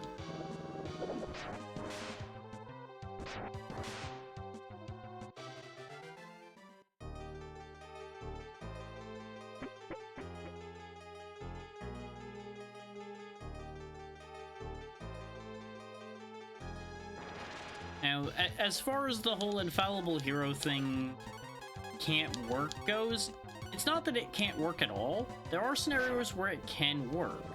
It depends on the kind of story you're trying to tell. Because if it's meant to be something lighthearted and kind of campy, obviously that works just fine. Because then you could just portray your evil side as just hilariously inept. Which means your heroes don't necessarily have to be infallible, but even if they tripped and fell on their face, somehow evil would lose anyway. Because at that point, you know, it's played for laughs, it can still flow just fine. Because in a played for laughs scenario, there's not really going to be tension to begin with to worry about losing.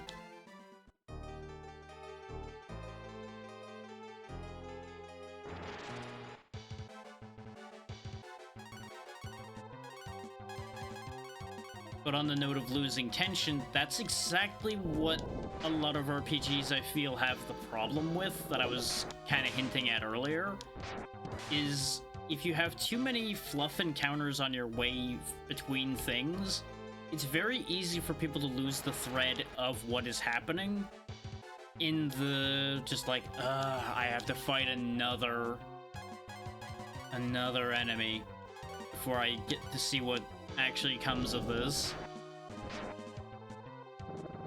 Hell yeah.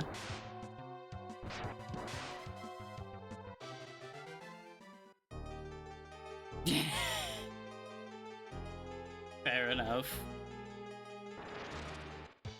Hey, I'm going to continue this ramble since I've started it anyway.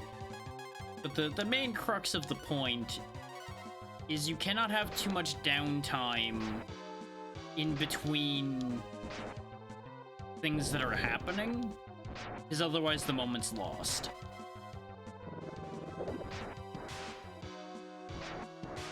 It's like, say you have a situation where, oh god, the city's going to be destroyed in like 10 minutes. You spend the next like hour having to slog through encounters to get to the guy that you can stop from destroying the city. Got news for you. It becomes very hard to suspend your disbelief that 10 minutes haven't passed during all of that. Just to use a hyperbole example there. That has exactly played out before, so it's not as much of a hyperbole as I would like it to be. And yeah, cutting granite is rough, so I can see why you'd be done for after that.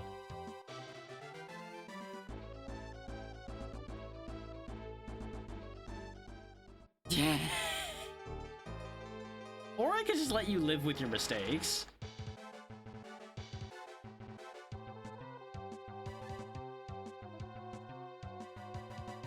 But actually, I think I can just delete specific messages.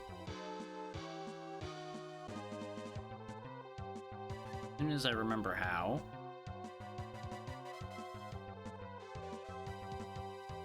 Yeah, no, it does look bad. I see the idea there.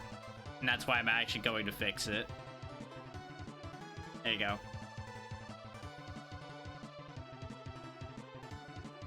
You get a 1 second timeout so that it fixes all of that.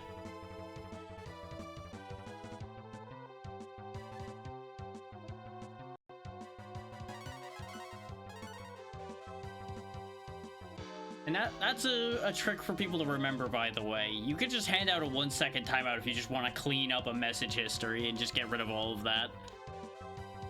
You don't have to give anybody a serious timeout or anything.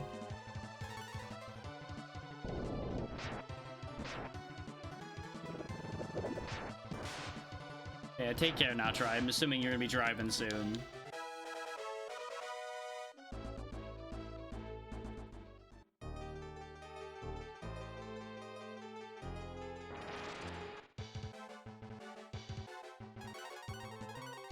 But the other side of that coin in this exact situation is be careful how you phrase things. Like, obviously, in this exchange here, it was understood what was being said. So that's why I didn't just immediately throw a timeout there, like, hey, don't say it that way. Is, again, intent matters. But the concern was also fair to have. Because remember, everything you say in a Twitch chat or in a Discord or anything like that should be considered public. And if you wouldn't say it in public, don't say it in Twitch chat. It's a very easy baseline to work off of. And even if you would say it, think about how you're presenting it a little bit. And this goes for anybody that would, like, any first-time chatters or anything like that especially. I highly recommend you read the room before you come in with your first-time chat. Like, this is coming from somebody, obviously, with social anxiety and everything, so I'm obviously more cautious than most. But I highly recommend you take the time to get a feel for what you're going into before you say something. It will save you a lot of awkward starts, and it will save you a lot of getting timed out because you thought you were funny, but you said something that nobody found funny in the moment, either because of how it was presented or the timing of when you decided to make your funny joke. And I purposely use the air quotes around funny because of what I've seen a lot happen with a fair amount of first-time chatters and the kind of humor they think is acceptable to just come in with immediately. But I don't want to put too fine a point on that either, because that's not what I'm trying to get at here. The point being, if what you're coming in with clashes with the vibe that's happening, it will be much more complicated for you. So just kind of wait a little bit, get a feel for what's going on. This way you can just flow with it a lot smoother. It'll also save you a lot of those questions that may frustrate some people, where you'll ask something that had been asked just like 2 minutes ago or something. Because more often than not, it'll get addressed without you having to be the one to ask the question. If it's like a frequently asked question.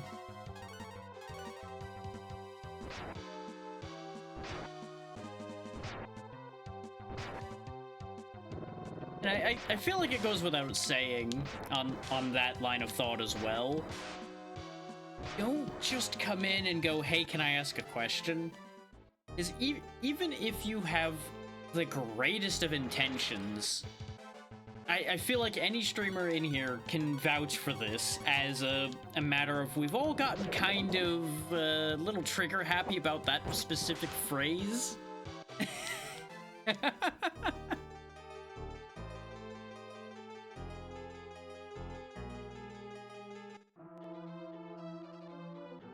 And that also goes for, like, if you're gonna DM somebody.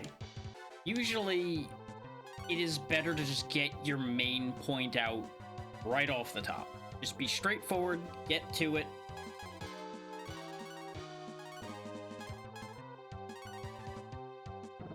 And just, like, bing, bang, boom. It removes misunderstandings. It makes you a lot more likely to get a response from a lot of people. And it's harder for you to get confused with a bot if you actually make your point, depending on what your point is.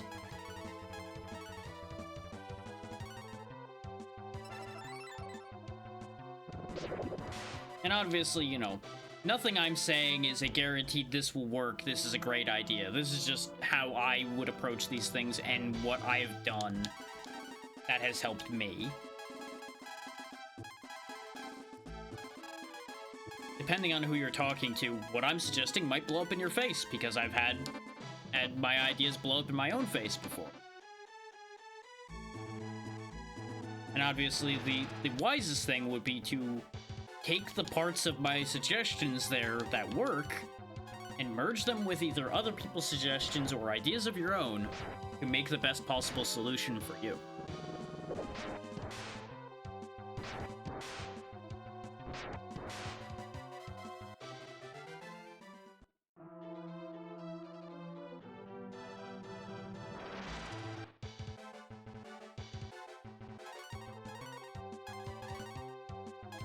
And while I'm on the topic, I may as well talk about this too. I gotta say, it's been an adventure and a half learning exactly what I've been talking about right now, where it's like, oh yeah, this is how I should approach people online and things like that.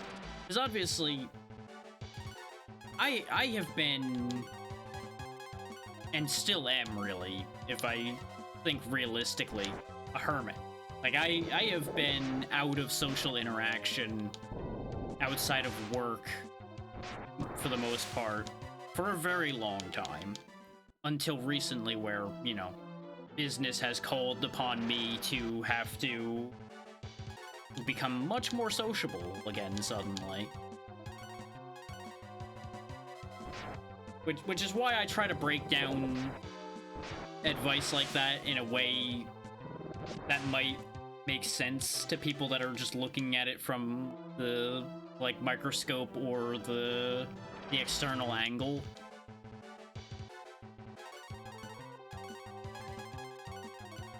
Because that's how it made sense to me, and I can't necessarily guarantee that it would make sense to anyone else.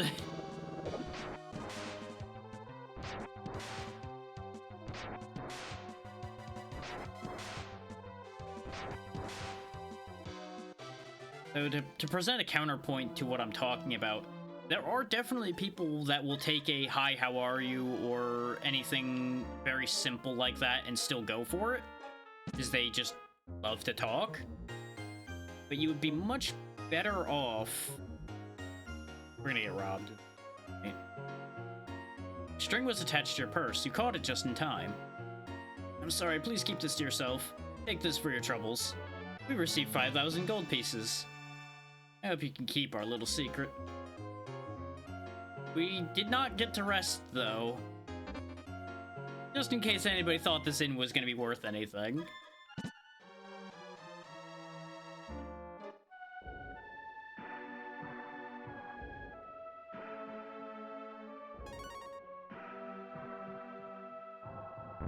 And I acknowledge that the line of thought I've been on has been kind of fragmented at times. And, well, y'all should be used to that by now. My line of thought is fragmented most of the time. Pinballing between what I'm talking about happening in front of me and the thought I was on. You'll need the icicle to travel in the desert. Trade a gold bar for it. You have a gold bar. I'll trade you the icicle for it. You receive the icicle in exchange for a gold bar. Hooray. $65,000 icicle. Totally not a scam.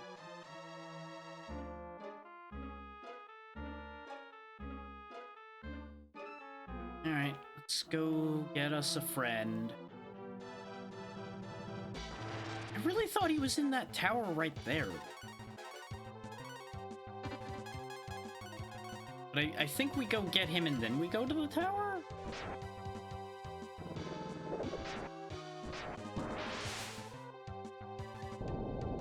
Speaking of fragmented, remember, my memory of this game is fragmentary. So at times, I will make decisions based on what I think I remember. And then that decision will be incorrect.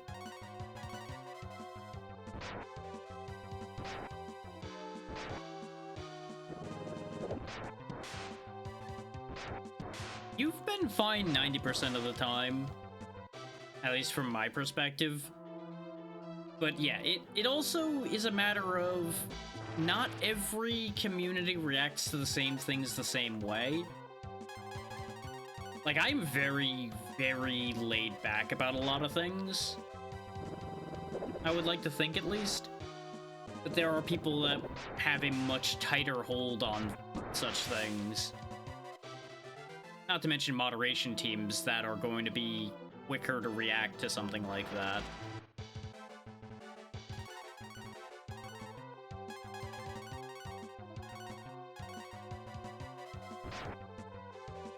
And of course, layers of variation depending on how long somebody's been there and all of that.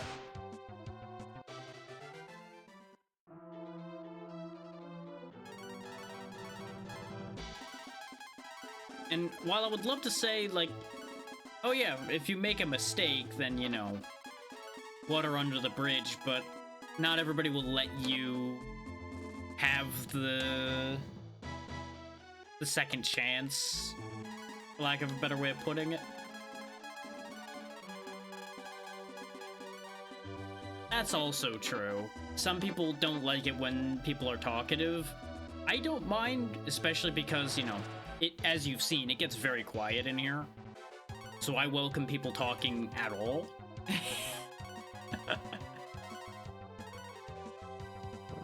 And it would be one thing if you were just, like, spamming emotes and, like, just garbage, but you're usually keeping relevant and actually saying meaningful things even when there's a lot of chatter. So, you've been perfectly fine to my perspective, but I see what you're saying, and I can definitely see how some people would not handle it the same way. And see, that's the thing. A lot of people take the "you're in my house" to mean you are subject to my rules, it is my way or highway.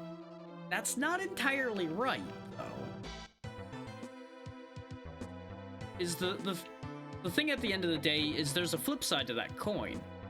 By streaming, we are inviting people into our space. We have to be willing to deal with what happens from us inviting people into our space and be willing to grow and learn ourselves as well. There are varying degrees of flexibility out there. I'll put it that way.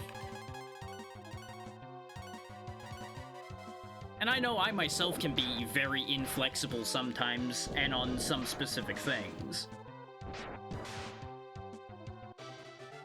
And I can be hard to read as to whether I am prodding somebody about something in jest, or if I am trying to put down bad behavior.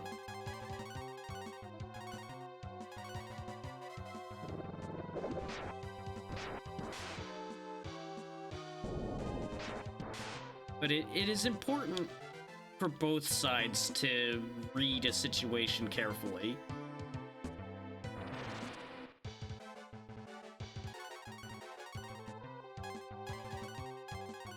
Because neither side knows what the other side's going through behind the screen. So there's also the world of, oh, somebody's just having a real shit day, so of course they act like a bit of a shitter in chat. Probably not a ban-worthy situation there, but it really depends on what they do, too. 'Cause even if somebody's having a bad day, that doesn't justify certain degrees of bad behavior. but it does allow for like a little bit of leeway potentially.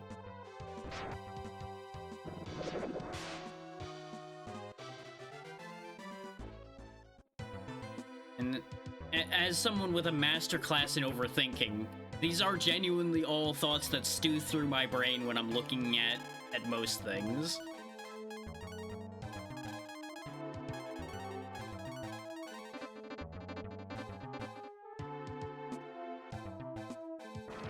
Like, and I'm gonna pull the curtain back a little bit on this one because I'm on this whole tirade about this to begin with. I wonder how many people y'all think I've actually banned actively because of chatting. Because of things they've said in chat. To put a better point on that. Because you might be surprised by the answer there.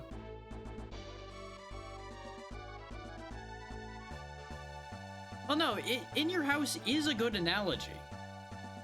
But people misunderstand the concept of being a host in your own house.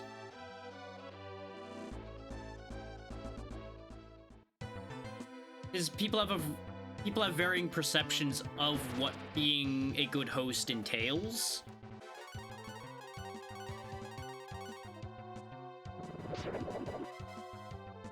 Yeah, that is much closer. Because like everybody and anybody can wander through the door. But it is still your own territory. It's a weird situation to be in, but that is very accurate. Which, honestly, streaming as a whole is kind of a weird thing to a certain degree. Yeah, to finish that thought, I can count on one hand, in all of the years I've been streaming, the amount of people I have fully banned just purely because of their behavior in chat.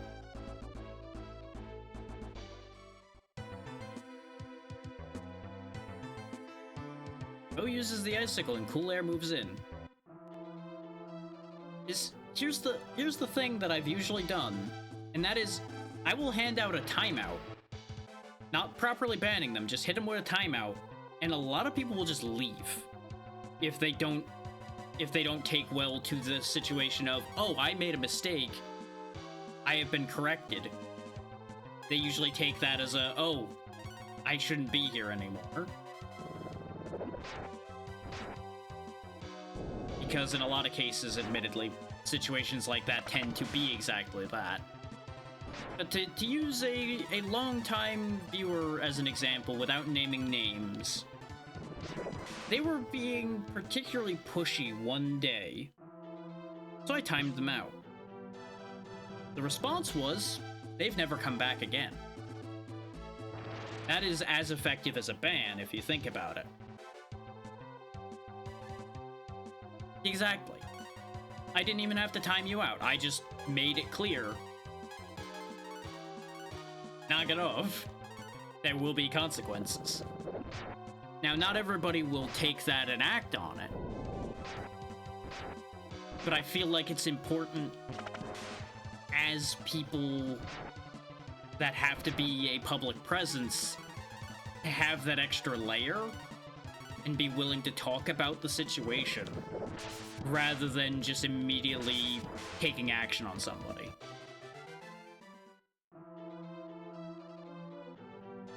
But again, it is situation dependent. But a lot of... I'm going on this whole line of thought with this purely because I see a lot of advice out there as far as like stream etiquette and all of that goes that tries to boil this whole situation down to being very black or white, and that's not how that works. So I hope people hear this and actually take this information and use this to benefit themselves. Because I've also spent time as a moderator for people, and admittedly, I need to take a shot at myself on this one. I am much more trigger happy as a mod for someone else than I am moderating my own chat. But there's a reason for that, and that is because I can have a much more...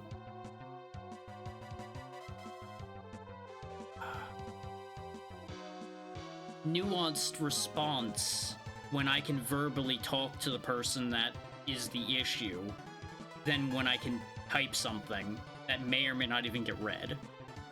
I think that's the best way to phrase that.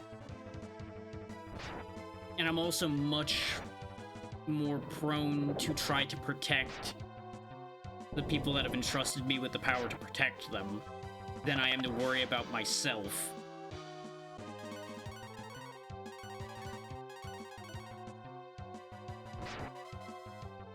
That's the other part, yeah. Is like, mods are there to make the streamer not have to worry about it in the moment. But something I've noticed moderators can forget is that the streamer has to deal with the consequences down the road. So there are moderation teams that get a little ahead of themselves and then lead to problems for the streamer down the road where they are a little too trigger happy.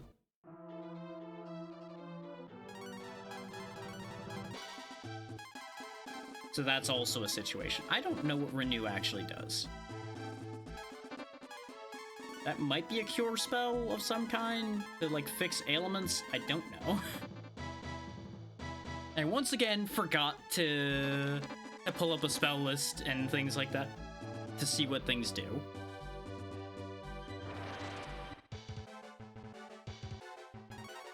But yeah, the too long didn't read to this for anybody who tuned out half of this.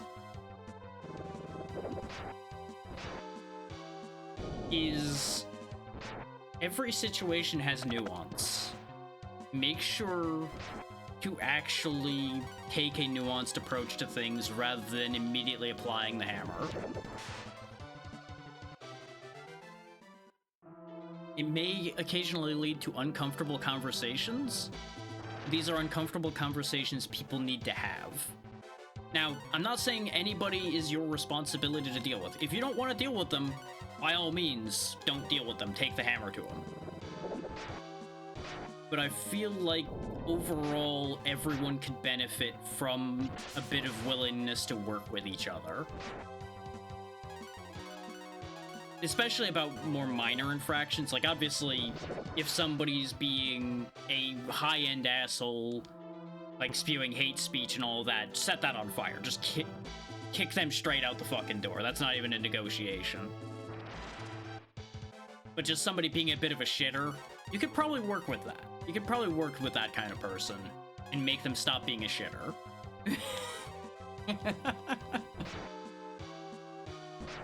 This is the point kind of degree there.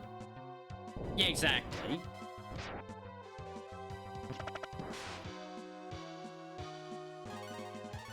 And absolutely, there are people that are either not properly equipped, uninterested, or just they would rather feel safer, and they need mods to feel safer, or to have people that are more inclined towards handling situations like that. Because, again, not everybody can handle confrontation and things like that either. Lord knows I'm bad at confrontation in a lot of ways. Like, there are so many confrontations I should still have in my life to solve problems that I have not done. I'm going to call myself out again there, just to balance the scale here and make it clear that I'm not intentionally a hypocrite there, though there are things that I am hypocritical about. And that is because despite my best intentions, I am fallible just like everybody else. Which is another point to remind everybody about as far as streaming and everything goes. No matter how good your streamer is, they are fallible. Don't take everything they say as a guarantee.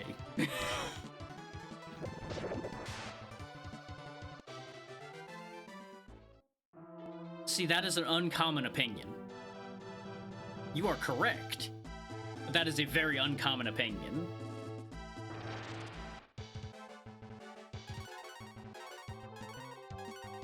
People will get very, very upset if they are removed from the chat of their favorite streamer, even if they need to acknowledge that they are the reason why they were removed.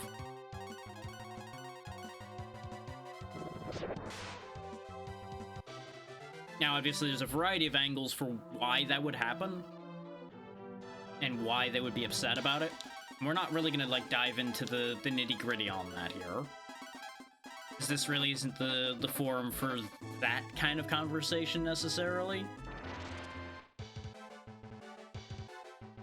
Is there's nuance to that I am ill-equipped to provide for you, because I've not experienced that specific behavior enough to speak on that with the kind of clarity I would like to.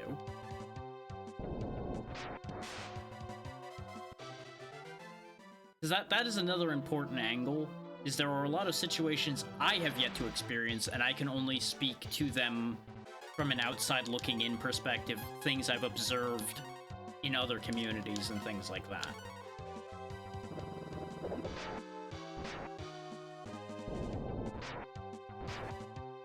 Yeah, exactly. Not to mention potential psychiatric diagnoses that I am not qualified to make, etc., etc. Cap the sign of streamers are not your psychiatrist or therapist.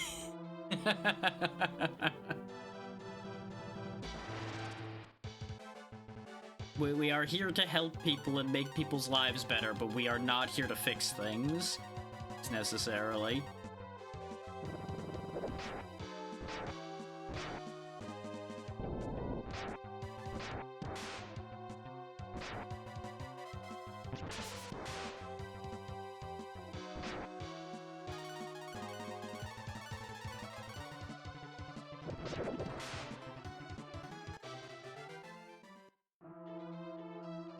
But about the one thing I will point out, as far as that type of behavior goes, and obviously this is not true for everybody, but a simple and easy byline to go by is no matter how friendly someone is behaving, do not consider them your friend unless you've dealt with them personally one-on-one at some point in a non-professional setting. That is a very, like, that is a relatively safe position to take things from. Is even not counting in the concept of parasocial behavior and all of that, I find that there are a lot of people that jump to the concept of friendship a little quickly. And obviously, everybody's definitions and degrees for that kind of thing varies. But it's worth remembering that there are a lot of people that will behave very friendly and very politely that are not friends.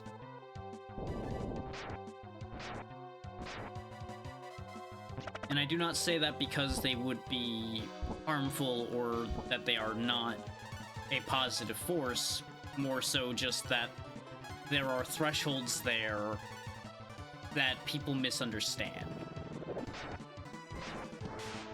And exactly, yeah. There is, again, more nuance to that.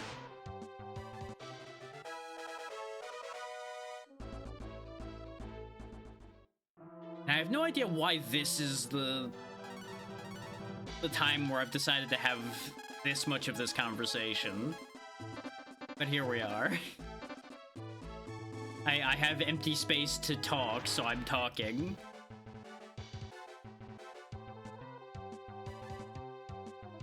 Yeah, exactly.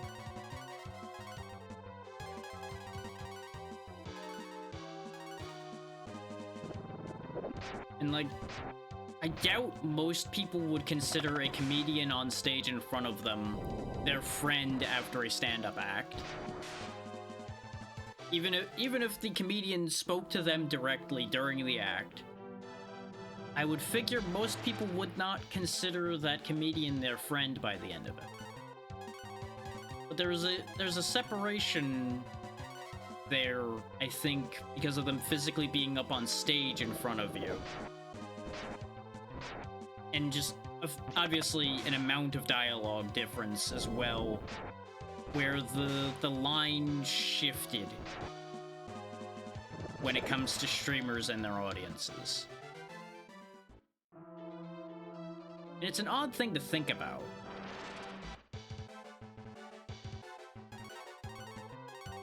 And, like, obviously there are those who manipulate that situation as well, which I think have created some of the loop that causes people to go down that road and then think it's okay to do that everywhere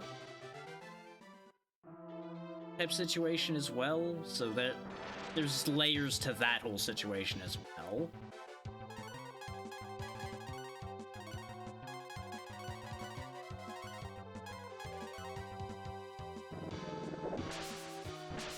The short point to all of that, yet again, is it's fucking complicated. Social constructs and interacting in a social setting is fucking difficult. Do your best to make it easy for yourself and everyone you're interacting with. What you can do to make your own life and everybody else's easier is probably the correct choice.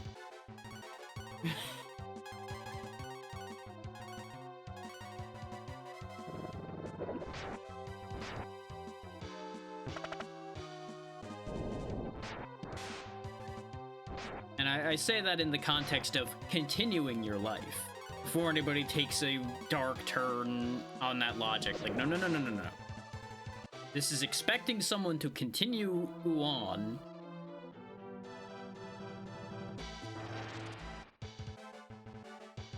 And that's also not saying you should leave, either. Before anybody tries to twist that in that direction, either. No. This is purely it makes everybody's life easier when people think before they speak. That's the simple byline there.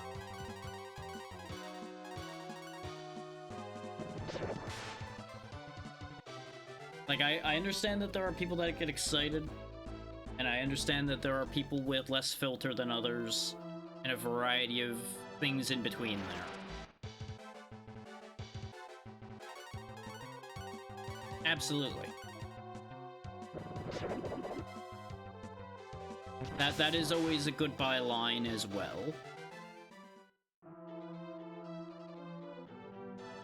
And I'm gonna say this while I'm on this line of thought, pursuant to something I saw in one of the groups I'm in.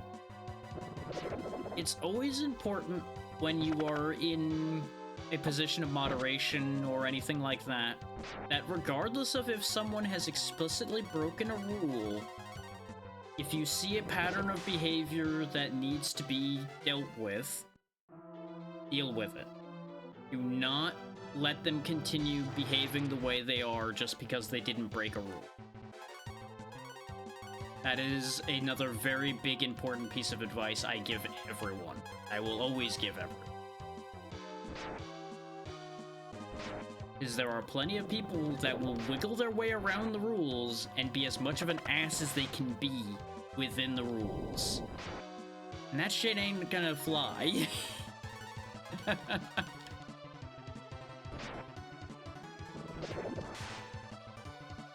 Like, I was moderating a friend's chat, and there was a guy who was constantly hinting at things and nudging at the edge of things without spoiling anything, quote-unquote. And the only thing I was explicitly told to stop them from doing was spoiling things. Eventually, I put an axe to that anyway. Because the simple fact of the matter was, you could tell that they were doing it very actively to be annoying. Because they saw a rule and wanted to sit there and play around with it. Just like, nah. You go sit in the corner and think about what you did.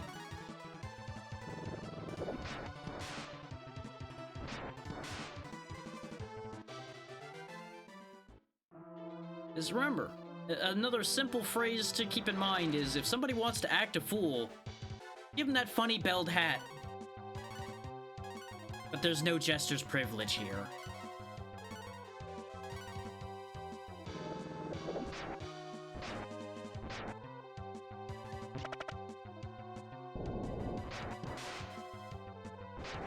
Which I suppose I should explain the concept of Jester's privilege. Yeah, fake spoilers fall under the same heading. Because that still leads to the same result as real spoilers for a lot of people. So that's still something that should be axed, even if it's not... See, that's the thing. Therein lies the problem. Is you can't guarantee what somebody's goal is, especially if they're not a regular. Like, obviously, regulars end up getting more leeway because of the fact that you know their behavior a bit. Even if that sometimes ends up appearing as favoritism, it's not actually meant to be that. I'm gonna snooze the ads here because this is gonna be a long process of thought here.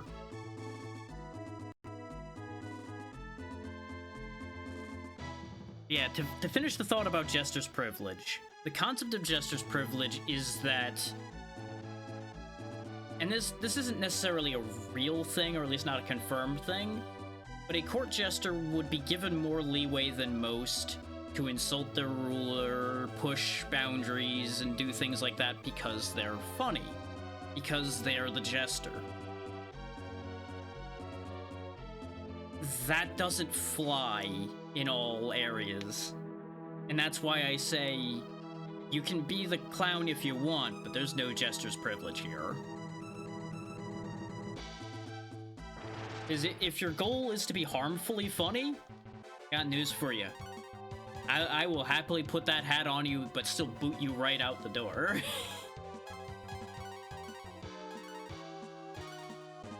Because you're right, you are a clown. You aren't a funny one.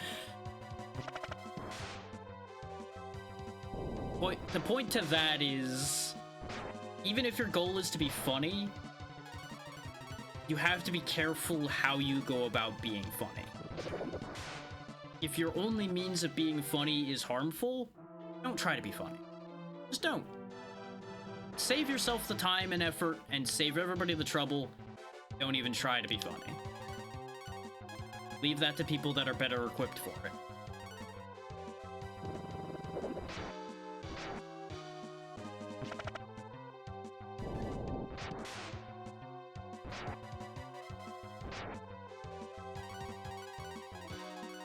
And I say that as someone who supposedly is humorous as his job. I would oftentimes factor myself as someone who is ill-equipped for that task as well.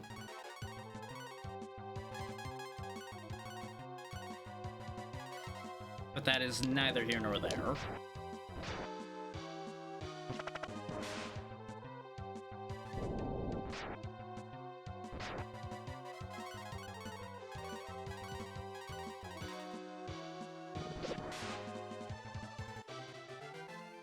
Exactly.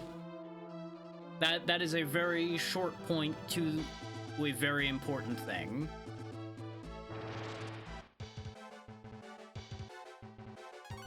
Different people have different relationships and are given differing amounts of leeway, and people will claim that that's not fair, but you have to remember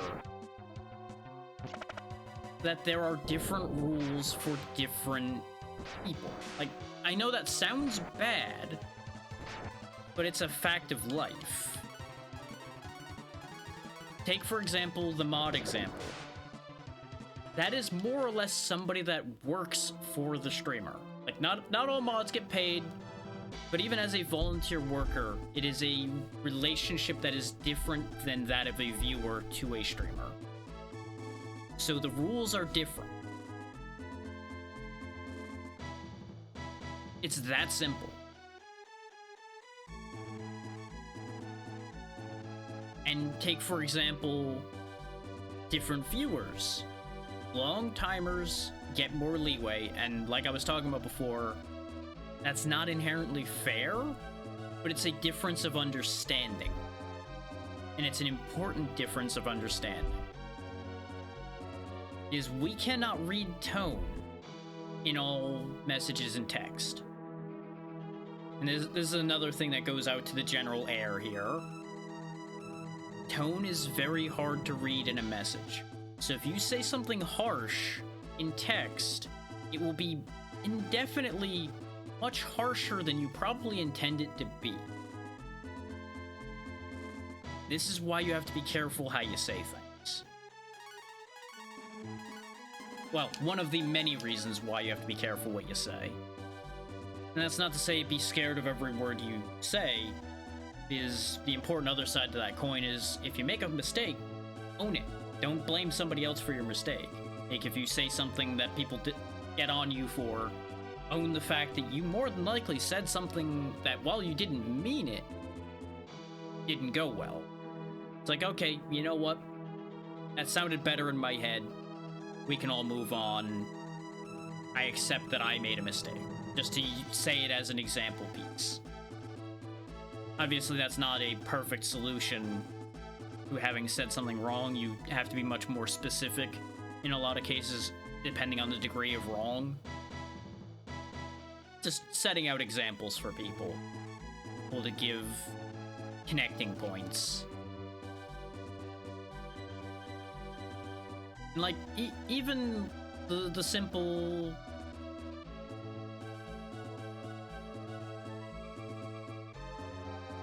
Yeah, exactly. Not to mention, even if we understood how you mean it, that is a relationship that isn't shared to just everyone that shows up. And the ads have appeared, so I will not follow that thought up further right now.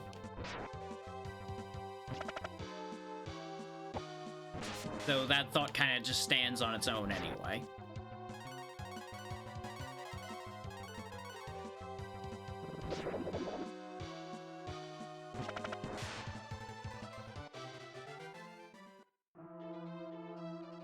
So what's currently happening here, I need to remember how to get past the sand walls here. Because I seem to recall that you need to get something that lets you pass this, and I think actually I shouldn't have come all the way over here yet. I think I'm actually supposed to do something in that tower first. And I get what I need to get past there in the tower. And I've just, like, completely fucked up the order of operations here.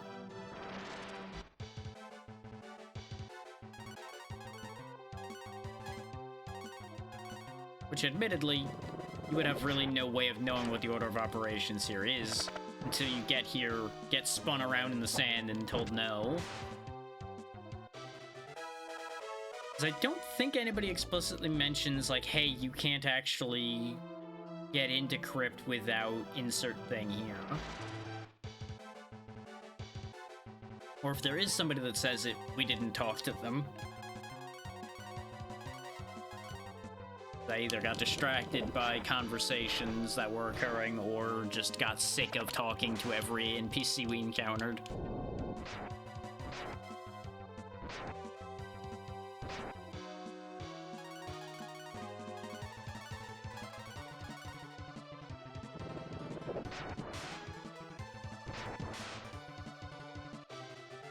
Yeah, hopefully I haven't been boring people with this whole line of dialogue that's been happening up till now.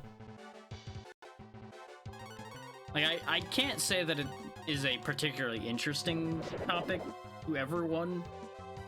It's not even the most interesting topic to me, even though it's an important one.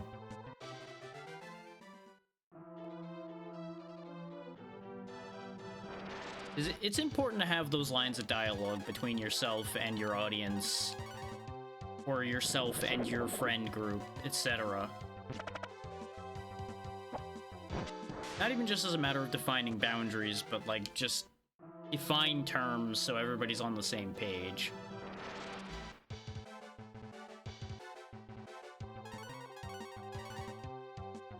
Everybody should be back from ads here in a second. Okay, welcome back from the ads. You haven't missed anything of merit because I'm trying to remember how to get past the sand wall there.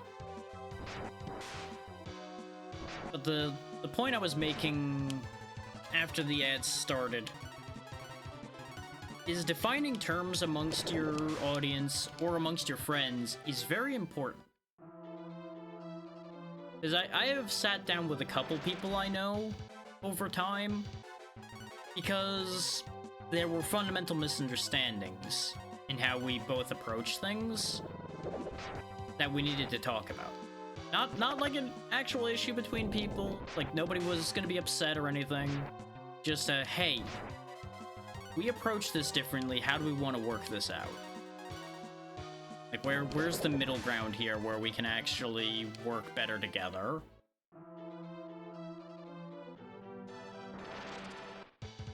Because, like, you may have conflicting senses of humor, you may have somebody whose main sense of humor is inherently a bit combative, things like that. And everybody needs to be on the same wavelength of, like, okay, are they actually combative or are they trying to play it up for the bit? And sometimes you need to have that conversation with someone.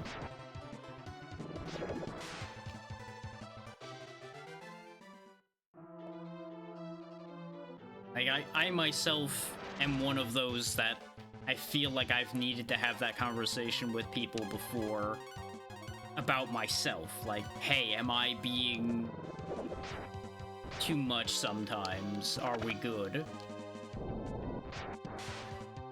And of course, you know, there's an inherent question mark involved in that because people will say that things are fine when they're not necessarily fine. That's always a dance as well.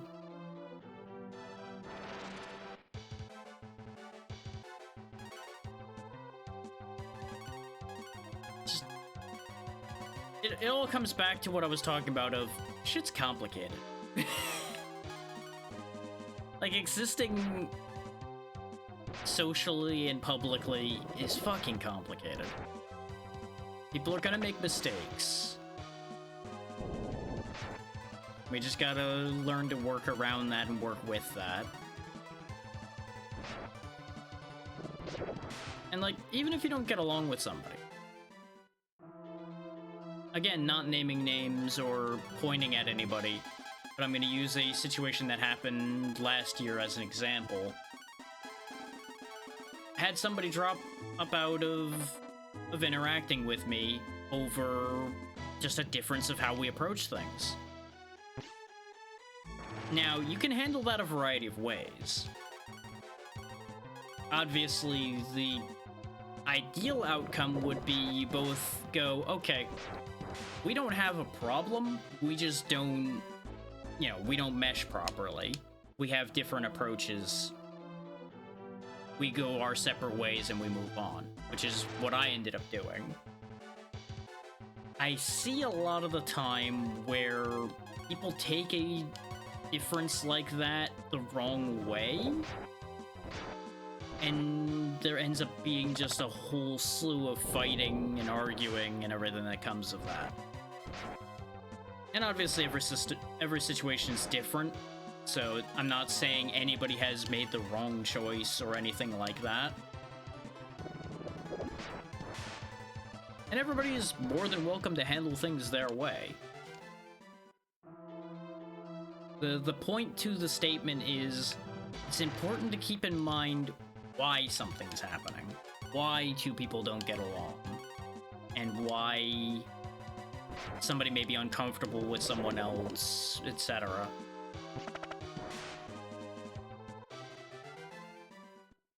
This is sliding into, like, group leader dialogue right now, talking about, like, why I handle things the way I do with the gremlins and such. More curtain pulling here. I may not act on it in front of everybody a lot of the time, but I pay very close attention to how people interact with each other. And you may notice that there are some times where two people don't end up in the same lobbies anymore, and it may seem like happenstance where people don't end up running into each other, but there have definitely been a few occasions where I try to actively, like, not put two people in the same place. because I see something in how the two mesh that doesn't go well. Now, obviously, that's meddling that you don't necessarily want to do heavily. And I can't even say that I purposefully do it or actively do it, but it's something I've observed about myself that I do almost automatically.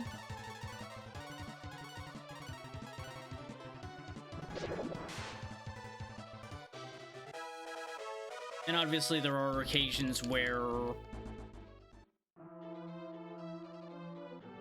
How to phrase this? Is the next thing I want to say is just inherently a pile of landmines. Is why I need to think through how I'm going to say this for a second. Now, I'll just rip the band-aid off because it's not actually talking about anybody in particular anyway. There will be situations when you're running a group of people where you'll be best served by quietly not pushing someone into a group setting. You'll be better served by, like, either having them interact with a small set of people or very specific people, or just, like, focus on one-on-one with someone because they may not mesh with the whole.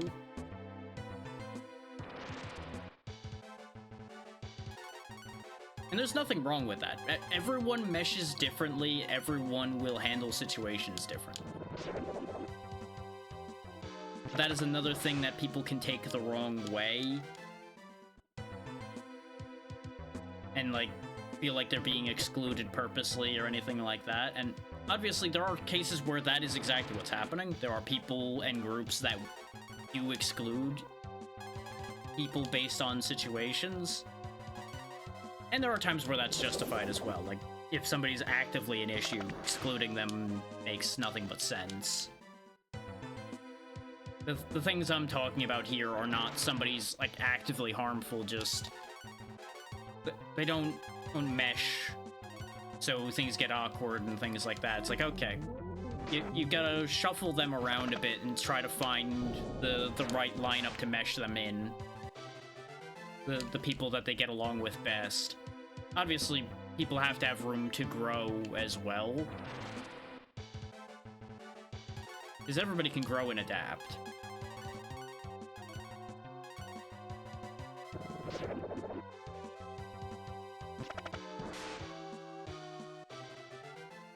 And I don't know if that sounds like me meddling too much in things, but I suppose that is my nature. I am a meddler by default.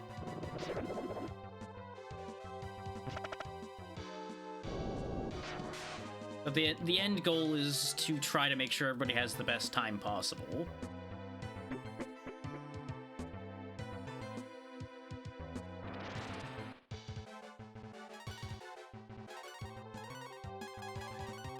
And if you take that as a good or a bad, such as the way of it, I will not defend it or say, like, oh yeah, this is either a good or a bad thing, because it varies. It situationally is a good and a bad.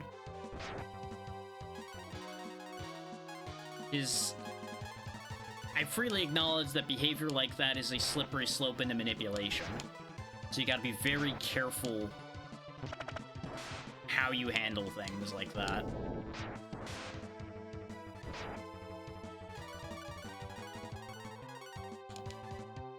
Hell yeah.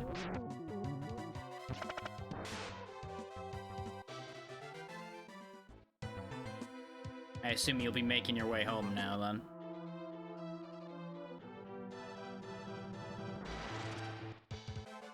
Okay, we are gonna have one mild issue here in that since the inn here doesn't work, I won't be able to get rid of this curse. I don't remember if this town sold something I could use to remove curses. Of course, by the same token, I don't know if I really need to remove the curse necessarily. It would be beneficial to get rid of the curse on Bo at the very least so he can use his magic properly. And if we are going into that tower like I think we are, it would be beneficial to be able to use my own dragon transformations and such. Hell yeah. That's the thing. I don't mind having these deeper conversations. I am actually quite prone to having conversations like that, as many people that know me can verify.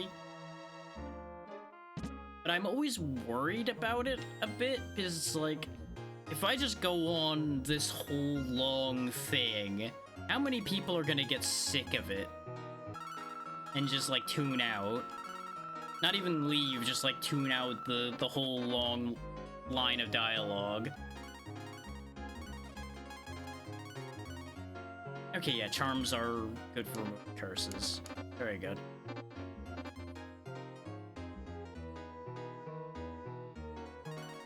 Stock up on those. Grab another stack of herbs as well. I could start just pounding back the cures at need as well, since they're viable here.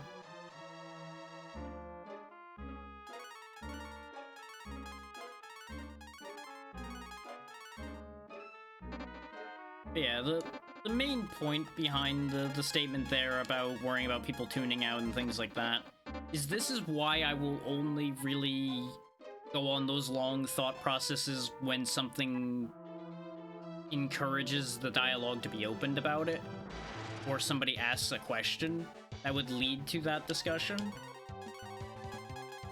Because, I'll be honest, I have wandered off when other people have gone down this rabbit hole. So I would completely understand if somebody else just goes like, okay, he's gonna go on about this for like an hour, I'm out. I'll come back later.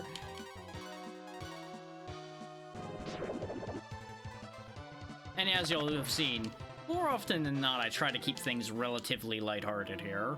Or at the very least, I attempt to keep it entertaining.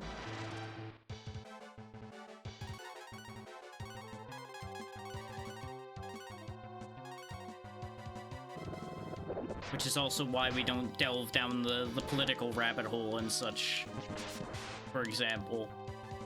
Even though those are important conversations to have, there are plenty of other people that would be able to have that conversation better. Absolutely. And there's always a time and place for it. It is far better to go down the rabbit hole when everybody's on board than when, like, two people are very invested in a conversation. And just take a group of 10 just as an example state. Two people are on board with rabbit hole and the other 8 are like,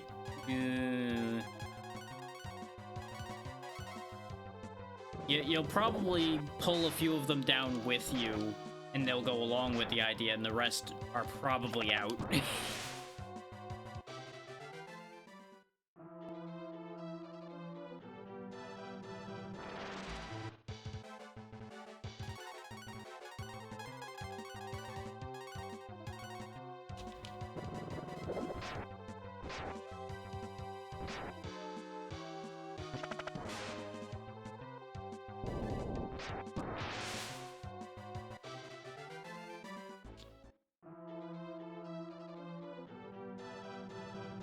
That is also a point to work off of, is your situation in what you're doing can very easily influence what you can and cannot delve into. It's like, we're just walking around and hitting monsters right now. It's not like there's anything big happening. I'm trying to figure out what I'm supposed to be doing, but there's nothing for me to read out for y'all or anything that you are missing by me doing this. That's also why when I was actively doing things, you noticed that I was stopping interacting with the dialogue and then going back to the point we were talking about, because you can't have it both ways. So that is something to be done carefully, because it can get confusing for people if you're hopping back and forth too much. Okay, this tower is for after I go get the thief, then. It's a locked door. I see. So I was right the first time on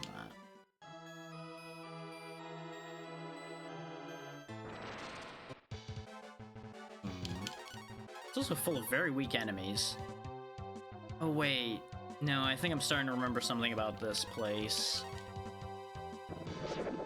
And I'm not going to explain, but it's a whole thing.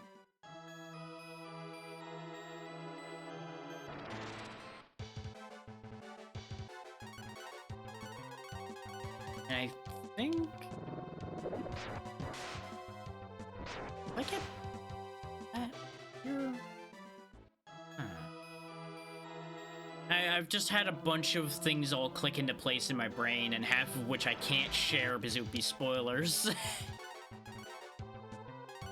Sounds good, Nacho. Drive safe. I may very well be packing it in here before too awful long. So I am tired.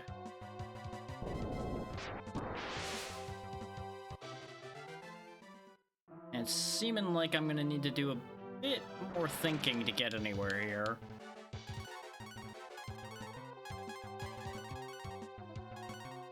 We have not accomplished as much as I had hoped for today, but that may very well just be where it ends up having to be today.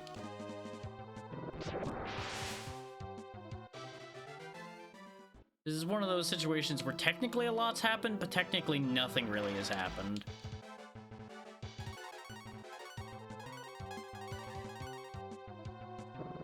A lot technically happened, and the village was destroyed, or the robot was destroyed, and we have had multiple people attempt to rob us, etc.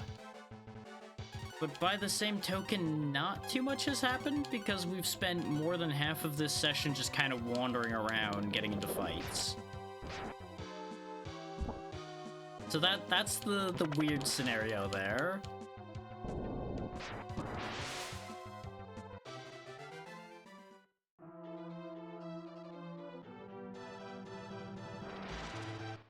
Yeah, I suppose let's go ahead and talk to everybody in Bleak to try to verify things out. Because there's clearly something I'm forgetting. Like, I know I need the icicle so that we can actually go into the desert. Even if the icicle seems like a scam.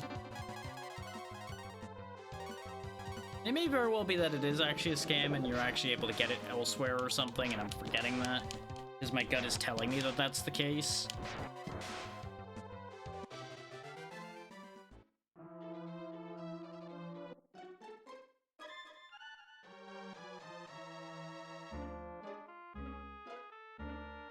If I recognize the dialogue someone's saying, I'm not gonna read it out again, of course.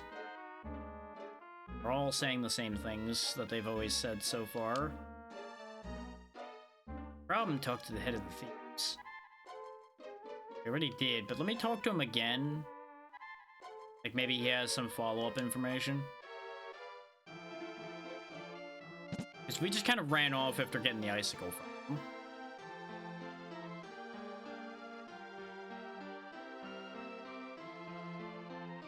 There are traps all over Crypt. Careful. Okay, that's very helpful.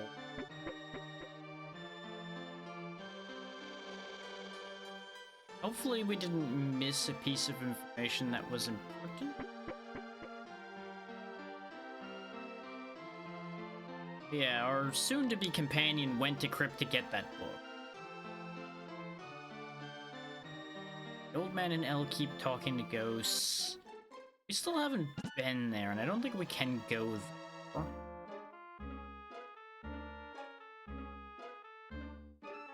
Said that before as well. I don't think there's anything left for us here.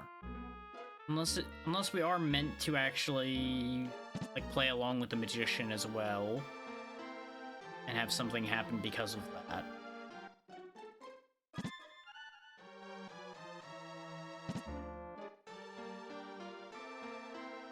Sure. Put 100 GP on the table and I'll make it disappear. Okay, hey, look behind you. See? Didn't I tell you how great it was?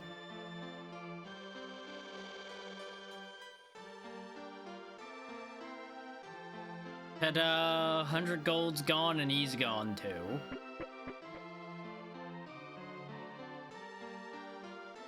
It's a good thing we already robbed his house.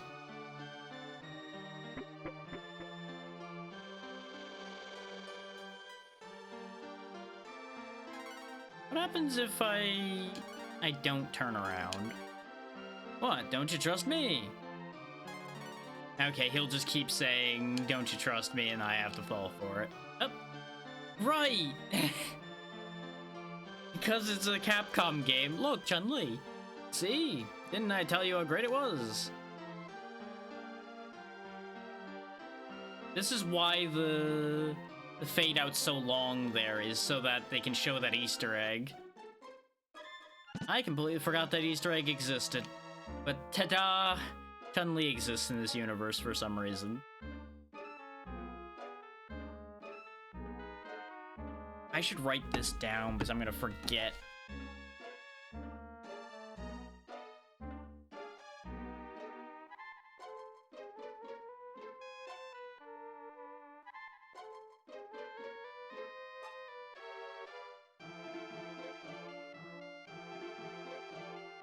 Now here's the thing though, they reference the Light Keep multiple times.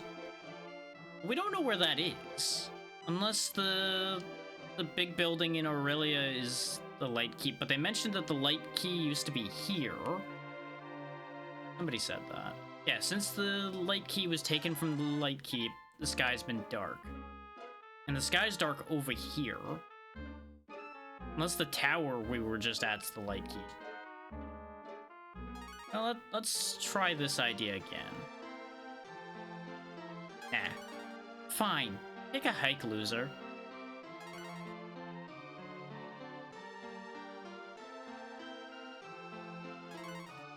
Let's see what happens if we just, like, hit this a bunch of times. See if something will happen if I do this, like, 10 times.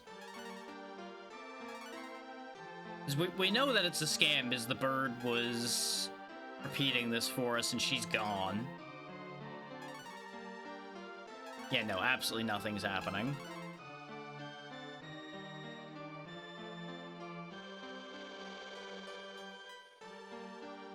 We need somebody stronger in order to be able to move all this junk. I don't know if the main character counts as stronger. I don't think so.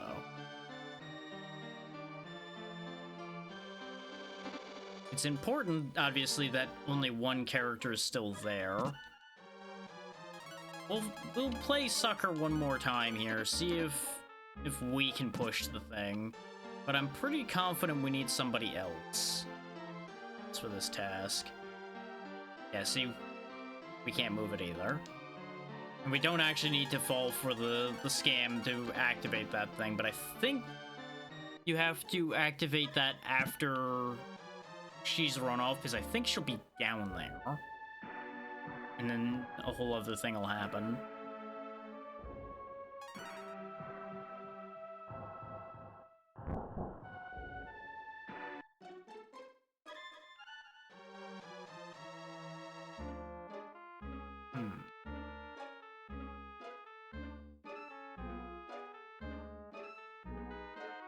Is there somebody back at the other town that I forgot to talk to? There's nobody else here.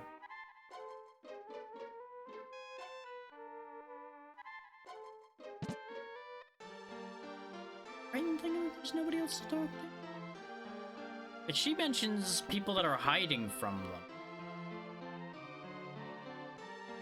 I have no idea who she's referring to at all.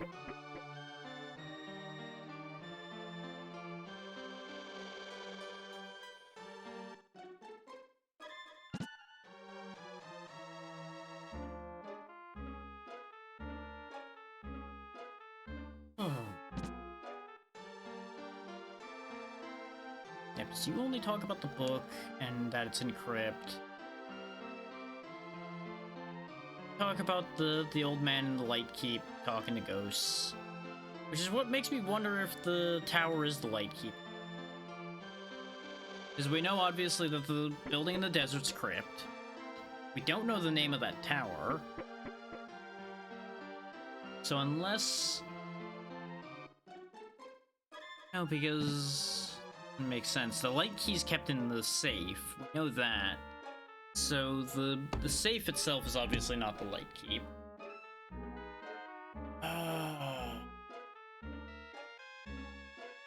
Brain, please. I need you to make this thought happen.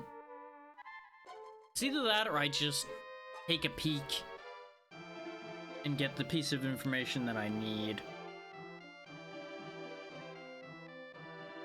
In fact, I think to save running all the way back through the tunnel for the third time, let me take a quick thought here.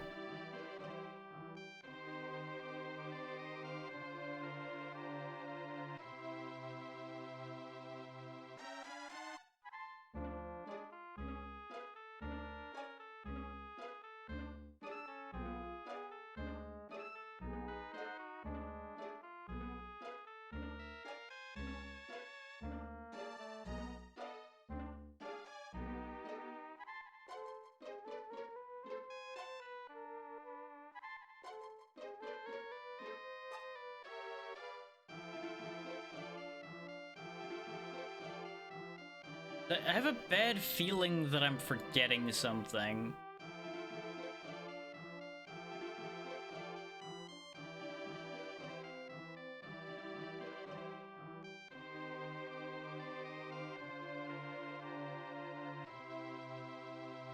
Yep, I am forgetting something. Okay. That's what I thought. There's another town over by Crypt. That's what I'm forgetting. We walked all around that area so much and we missed that town completely. I knew something was bugging me about that area, which is why I was walking around it so much. But I still managed to miss it. It'll be so bad but so funny if it was actually on screen at some point. I missed it in the ramble, which is entirely possible. I feel like I would have spotted it, but I could have been so deep down the mental rabbit hole that I could have easily forgotten to actually pay attention to it.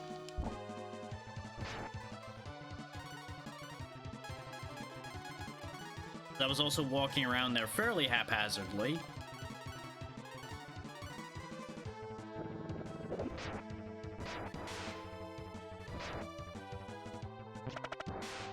On the bright side, more gold slimes, so lots more experience.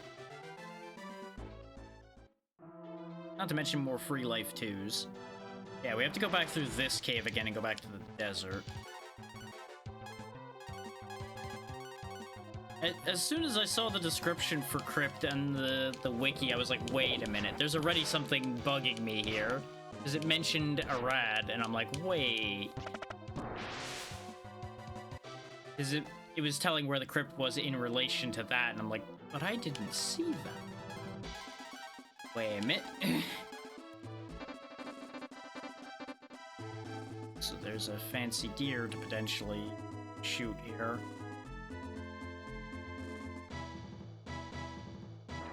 Damn it. I couldn't get it lined up because the cave was in the way.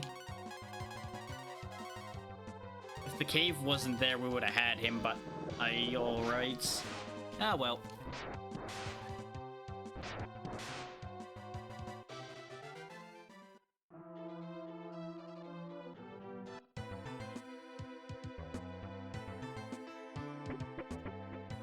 Hope you like walking through caves, because there's gonna be a lot of walking through caves today. And I wish I could say, like, oh yeah, I have a lot more random nonsense to talk about. We kind of finished that whole thought, and I don't really have another thought to chase after right now. Oh, of that kind. To, like, fill air.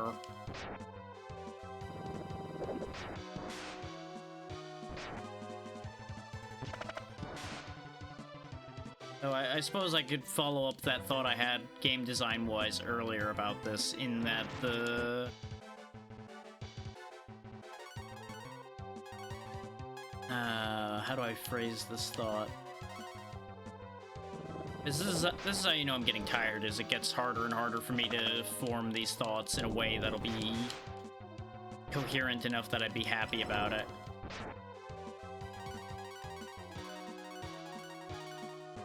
But yeah, the fundamental disconnect for me between myself and most RPGs is just the amount of walking from A to B you have to do. As you all know that I play a lot of Metroidvanias, so I'm not exactly adverse or, like, I don't want to say opposed because that would be repeating basically the same thought, but I'm no stranger to backtracking, is the point I'm trying to make. And it's not necessarily the fact that we're backtracking that's the issue, it's, I suppose the most accurate way to put it is the method we're backtracking. Because a lot of RPGs involve a lot of slowly walking process. And there's just only so much of this slowly walking I can do. Which is, of course, why, you know, a lot of more modern RPGs give you a run button of some kind that expedite you on the...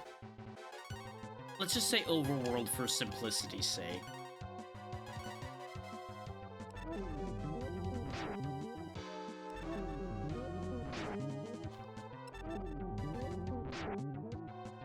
Now, I know a lot of people out there are very about the journey and everything.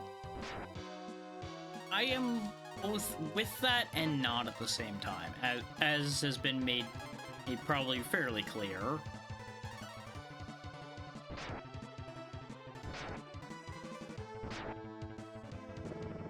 It's like, the journey has value and the journey is important. But there are aspects of the journey that I feel do not help it. And that's like the best way I have to phrase that. And I feel like I talked about this during Okage as well, and probably multiple other things, including Final Fantasy. And it's a point I'm going to keep talking about. Is like the big difference to me in how you go about backtracking and such is A, how much value there is to the backtracking. That's an important step one, in my mind. Is it going to be worth it? And a lot of the time, the backtracking back and forth in an RPG isn't worth it. Especially taking a situation like what we have right now into account. The running back and forth I did, even though it's arguably my fault, because I missed a piece of information, in this case, missing that town.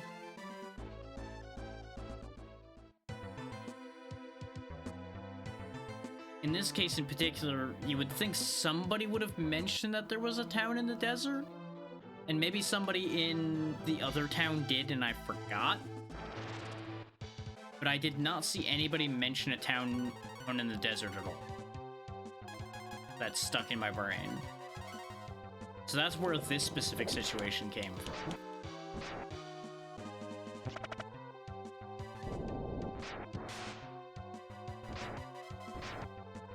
Which also kind of ties it back into the discussion we had during Mega Man Zero about me noticing certain skills of mine eroding. It's not, in this particular case, it's not necessarily skills eroding. It's my interest and patience for different things changing.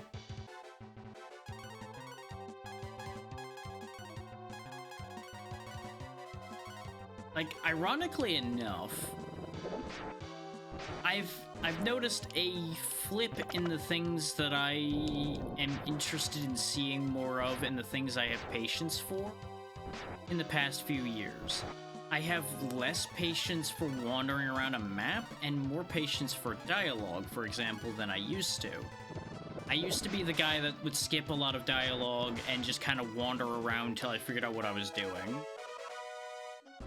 At this point, I am much more attentive to dialogue, but much more impatient as far as finding what I'm supposed to be doing.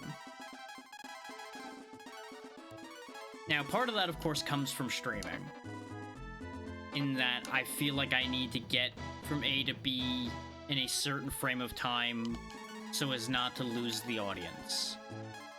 Now, obviously, there are varying degrees of accuracy to that concern to begin with. We don't need to have that conversation again right now. Also, everybody's evened out in levels, so that's good.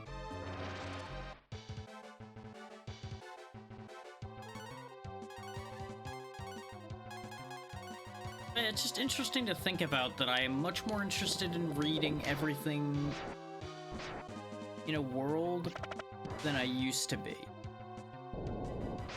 But I, for some reason, have completely flipped angles on how I feel about having to run around a lot. Like, I was never like, oh yeah, I get to fight all of these things all the time. I was never huge on that to begin with. But I feel like my patience for that has also altered. And obviously there is variation for that, because depending on the combat system and what the reward for leveling is, for example, the tolerance levels change. The more I have to gain and the characters grow and change, the more interested in grinding I become, because I want to see what all of that has to offer. This game in particular, for example, the most interesting thing we have to gain, for the most part, is more spells for Nina, and I don't know what any of them do. And short of just spamming spells and hoping to find something out, there's really not too much in-game that I can do to figure that out.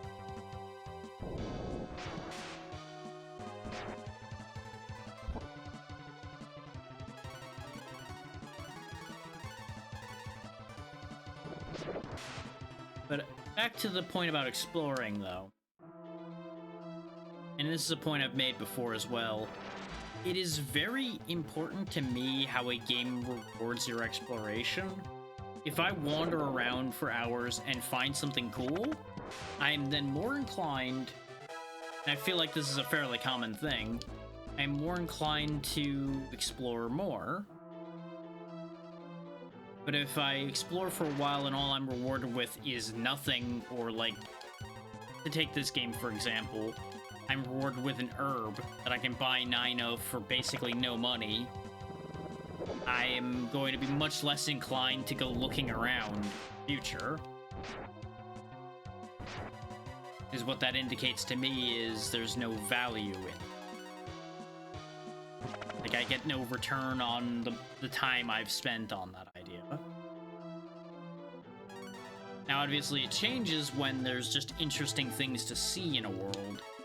That is its own value. Though I go back and forth on how much I value that depending on how I'm feeling that day and how I feel about that world to begin with. I opened this menu for a reason. Oh yeah. Look at this. Look at the fact that Bo is now the highest level. How did this happen? The answer? People need differing amounts of experience to gain levels. Notice how Bo is level 20 and has 35,000 experience. Nina is level 19 with more experience, and I am also level 19 with yet more experience. That's how you know that this game's leveling is not universal.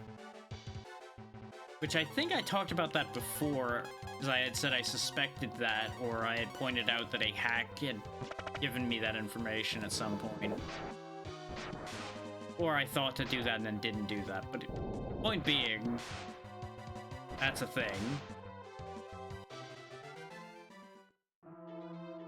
And as someone who likes to try to keep everybody's levels even, that could actually be a detriment.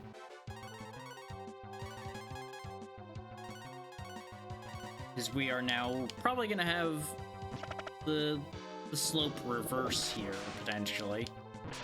Where the main character is actually the lowest level on the team, depending on when Nina gains a level.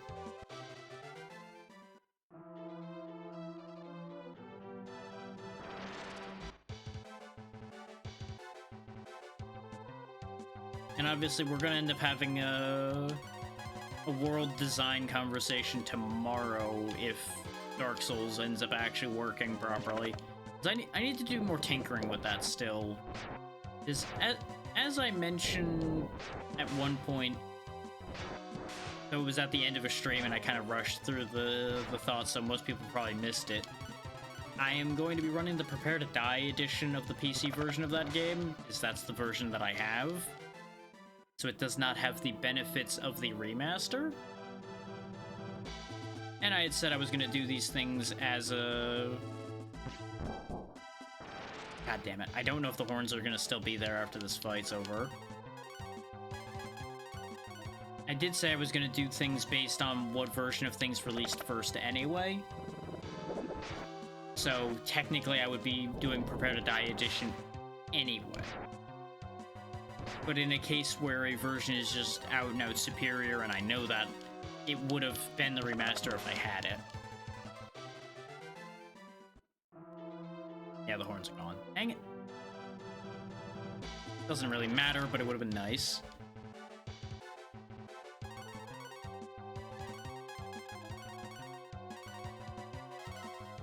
Yeah, somewhere out here there's a town. I'll find it eventually.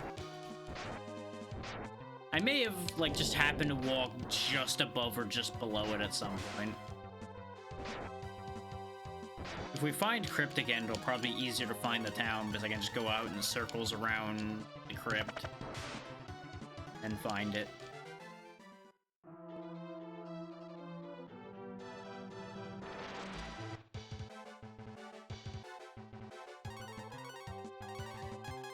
I literally read where the town was in relation to Crypt when I was looking at the thing to remind myself what I was forgetting.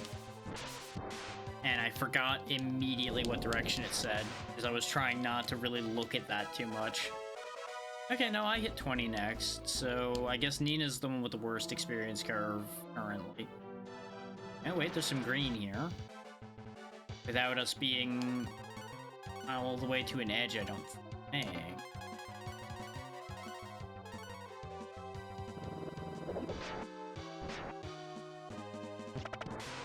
And before anybody's like, wow, this is just like combing the sand in Final Fantasy. Difference being there's something visible to look for. Okay, no, we've hit an edge. Huh. So I remember the wiki saying something about a mountain being used to guide you right direction. So maybe I'm supposed to just like go straight down from here. And then I'll find it, question?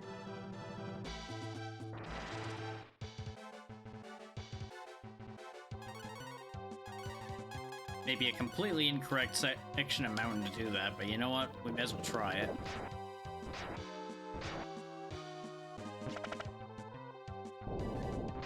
We see just far enough on all sides that it's not going to take the longest time to find this town. It's going to take a fair bit of time. So we may end up stopping when we get to that town.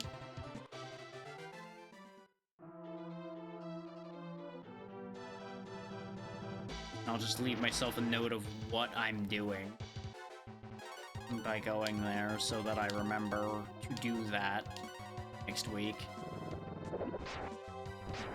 Because as a reminder, in case people are wondering, this is a weekly thing, so next Monday will be the next time this game gets played. Not before that.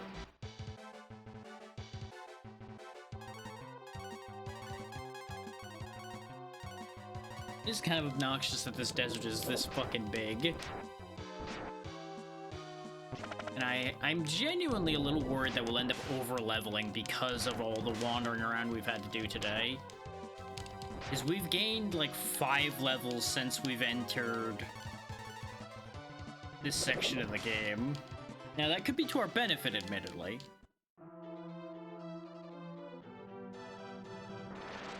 There we go. See what we found here? This is what I was looking for.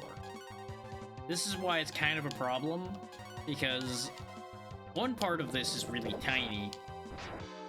The other thing is obviously the size of an actual town, so it's a little easier to spot.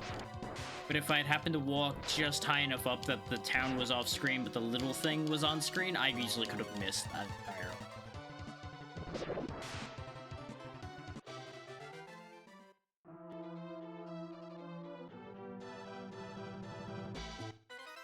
Welcome to the desert town of Arad. This is Arad. Mayor has the fife. You can use it to make a bridge appear over the quicksand of Crypt. And there you go, that's what we're here for. I looked for the moving town, but couldn't find it. Well, it's very nearby right now, I believe. I think that tiny thing is the moving town. Because that's a whole thing.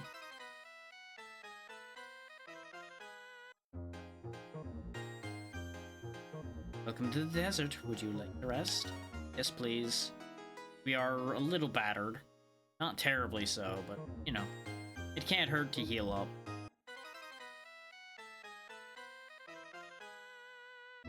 Arid is in a desolate area. One could say it's arid here. That's why the dragons aren't there. Let me in the tent, thank you. This tent was pointless. See why you didn't want me going in here. Have you heard about the town that moves about the desert? I have, sort of. Pretty sure it's that tiny thing we saw going by that I couldn't get into. Pretty sure I need something to get there. They're craving for nuts, but they don't grow on palm tree. It's a shame for you.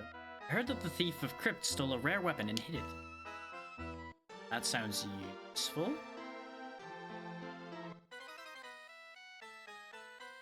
As you might imagine, the big red tent is the leader.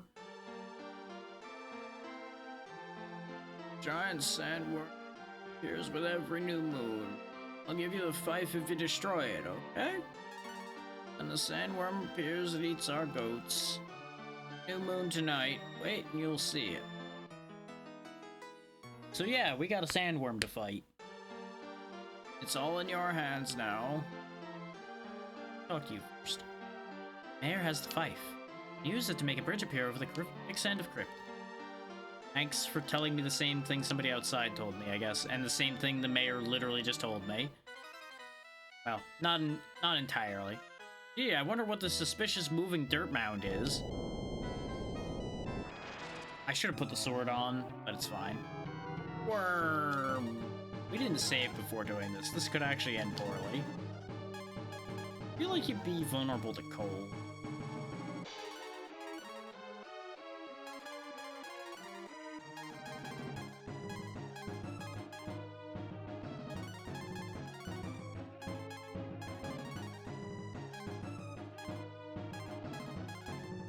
Fuck it. Thunder Dragon. I don't know if attack up helps the dragon form, but I'm hoping it does. I am glad I transformed. That probably was gonna hurt. Okay, that still only did 60. So it might be just the same to use Fry. And just attack up Bo for when he runs out of magic. And just start laying into him. Keep attacking me, I can take it. 130, and its health bar just kind of like inched around. This is kind of what I was talking about when I said this game's not super hard, but it doesn't necessarily play super nice either. Because you are gonna have to do some work as the game goes on, because numbers get real high.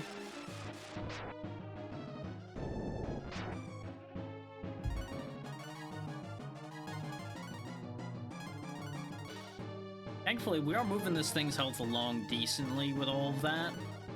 The downside is Bo's spells are gonna run out right now.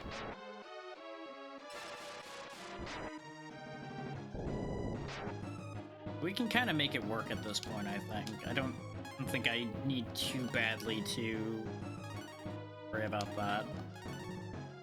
Though part of that is obviously all the levels we gained coming into play a bit here too. Higher stats. Did 80 damage with a regular shot though? God damn.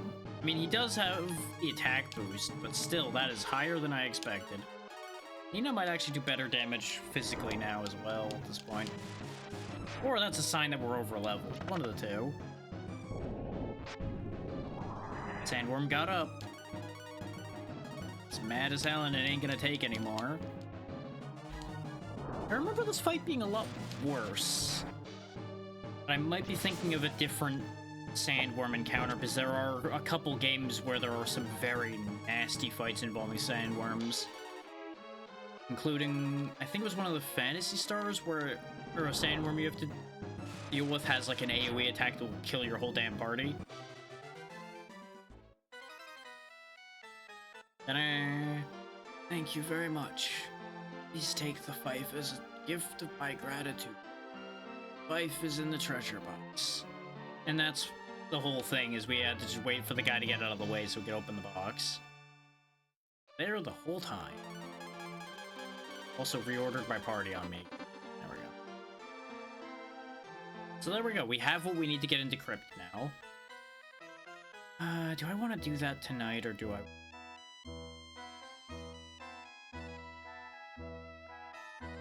There's not a save point, actually.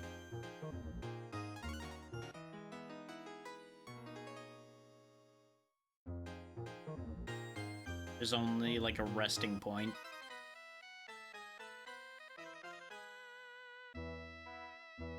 Scan around again, make sure there isn't... Oh, actually, duh, they said it's in a desolate area, there's no dragons here, so why would there be a dragon statue here? Alright, we'll go ahead and do Crypt then and get it over with. Oh, wow. I did not realize those two were so close. How did I not see... you know what, I'm not gonna worry about it. Mistakes get made all the damn time.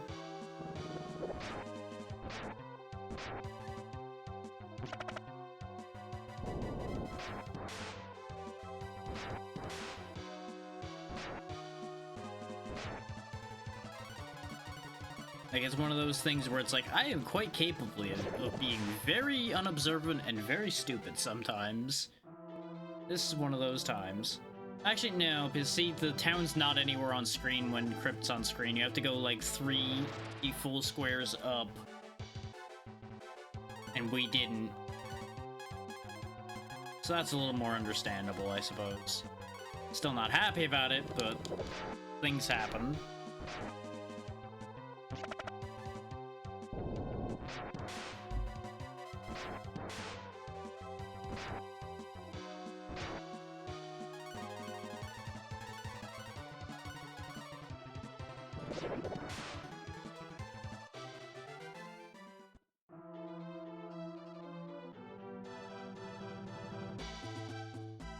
Need to stand on the platform. Do I guess the fife is something I actively use. One of the few occasions where, like, I use it for my inventory.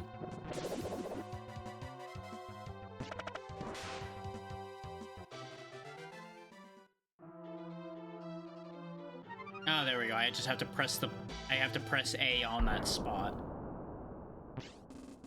The platform disappeared. So we're stuck here. And we deal with this place.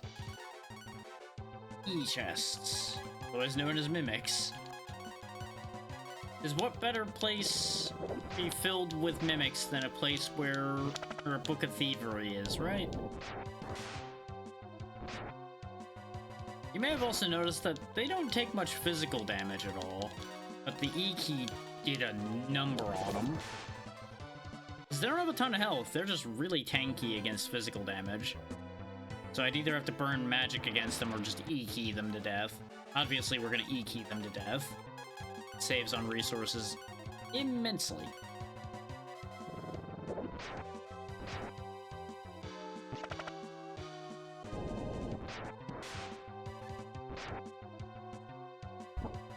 Nah, you missed. Stupid box. Maybe you should have kept the box open so you could see what you're doing. I'm gonna pay for that joke later, I'm sure. Like, somehow that's gonna come back to bite me.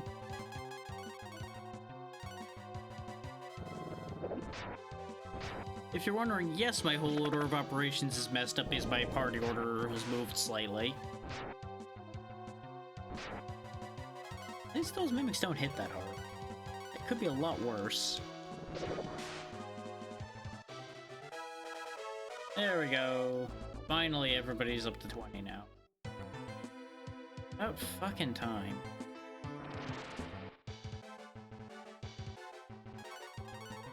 Joy. A ton of flies. Perish. This is gonna be one of the few ad breaks that I'm gonna just keep going for, because there's not gonna be too much that you're gonna miss with me just climbing up through this place. And I'm trying to be done, so I'm going to expedite a bit.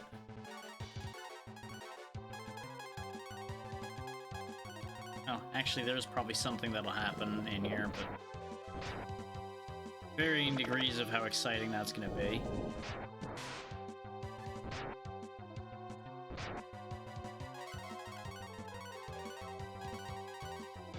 Actually, as soon as I said that, we're gonna have an event happen.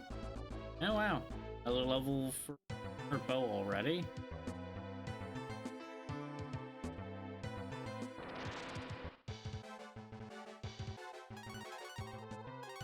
Scorps and mages and scorps. Really wishing I still had marbles left.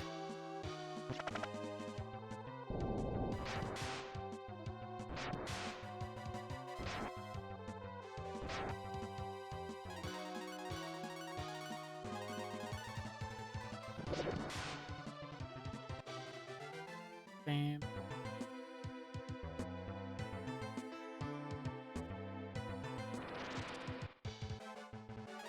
Oh, a single chest, huh?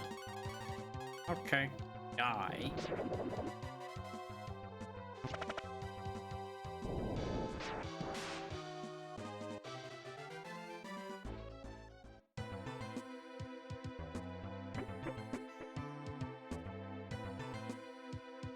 This is a big fucking room now, isn't it? This is exactly the kind of room that I would want to use marbles in. I do have to point out the way that the background of the fight, though, actually is the room we're in. Like, you can actually see, like, the little ledges and such all over the place. Details. Details.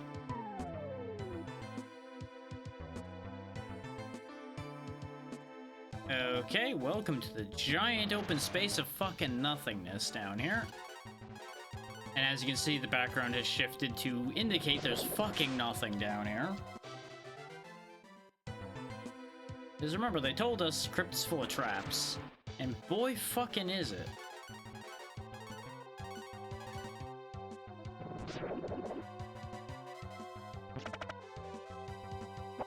Actually, good timing with the ad here, because y'all aren't gonna see me walking around the slightly gray purpley textured void that is this floor,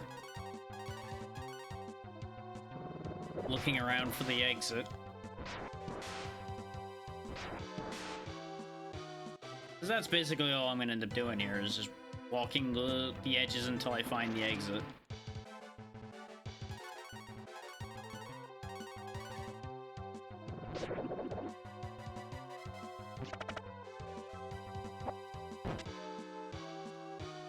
Of course you live. Why wouldn't you? Inconvenient shelled bastard.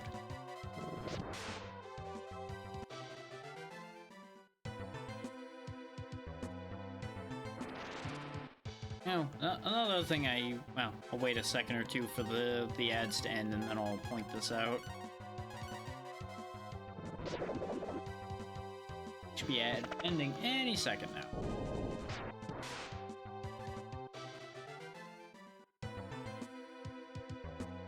Okay, now that y'all are back from the ads, I wanted to point out that there's not going to be a collab this week, other than the Terraria one, and that might end up getting canceled because of things not to do with me, but to do with others in the group. Not feeling well. But there's no Thursday collab because of the fact that when it came around time for me to pull around for that,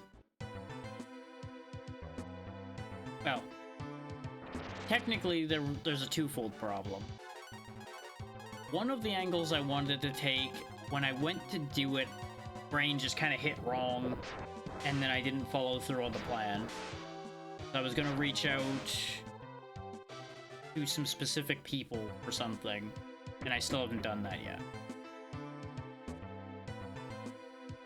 Now, something may still happen on Thursday, but it's less likely based on other results.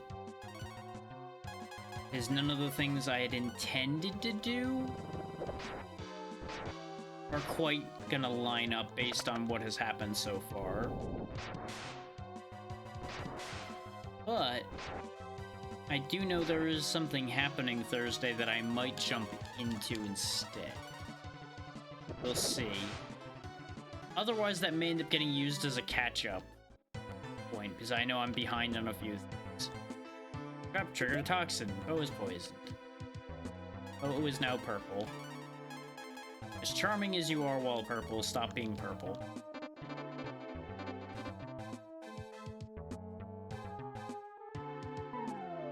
Yeah, I'm pretty sure most of these intersections are traps. Like, intersections where there is nothing, that is.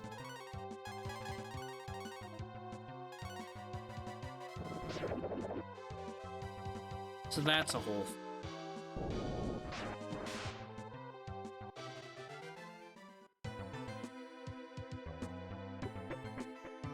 Oh, something else I should bring up is it's a conversation I had with someone else off stream that's still relevant to y'all as well.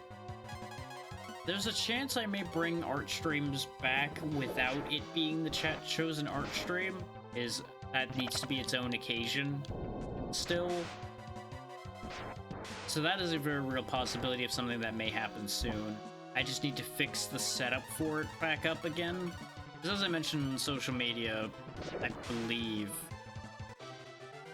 the setup for that ended up getting dismantled somewhat because of trying to clean up OBS a bit, and I wasn't using it. So it's like, okay, I'll just get rid of that and fix it later when I need it. So there's currently no good setup to have music or anything, and obviously, if I'm sitting there doing art, I'm probably going to fall quiet a bit, so I would rather you guys have something to listen to while that's happening. So that's where all that's at. Otherwise, I was actually going to use that as a replacement that one night when I ended up making the new profile picture. Admittedly, there's no guarantee I would have made that specifically if I had followed through on streaming art that night. Who knows where the thoughts would have ended up going. But that was one of the considerations at that point.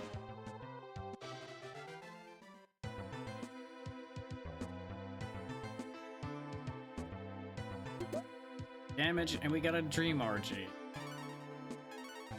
Okay. I'm assuming it's like a Dream Ring. Defense power 0, weight 0, etc. Everybody can use it. Okay, it does something.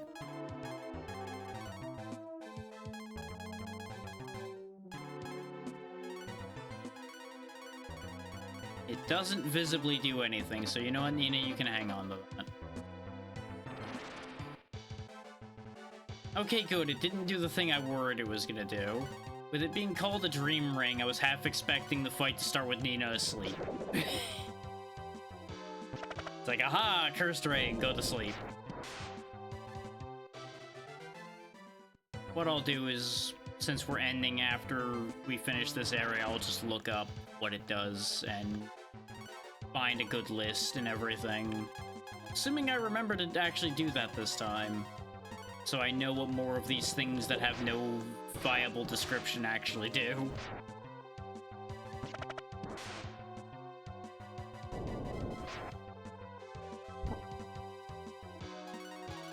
Because, you know, it's kind of hard to tell what something that visibly does nothing does. It's tricky as it turns out. It's like, if it altered stats, I'd obviously be able to tell that, and if it did something specific, like, during combat, I'd feel like I'd be able to tell. So if it's like an AP restoring thing or something, I wouldn't be able to tell that because we haven't been using AP. It's obviously not like an HP regen, I can tell you that one right now. Because Nina's health would have went up there if it was. Come on.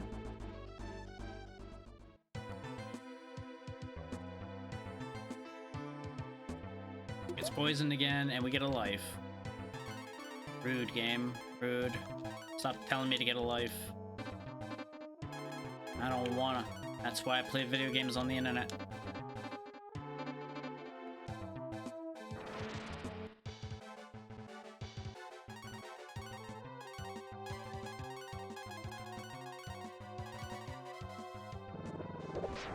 I am definitely gonna end after we finish this place because his brain just had another full stop moment there, like, oh yeah, you were talking, but bleh.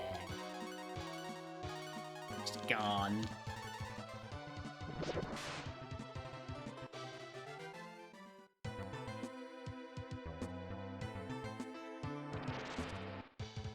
I could sit here and complain about the fact that I don't have marbles anymore, but y'all know I lost my marbles a long time ago. I feel like I made that joke. Pretty sure I made that joke earlier. Now I'm repeating jokes. What a time. What a time.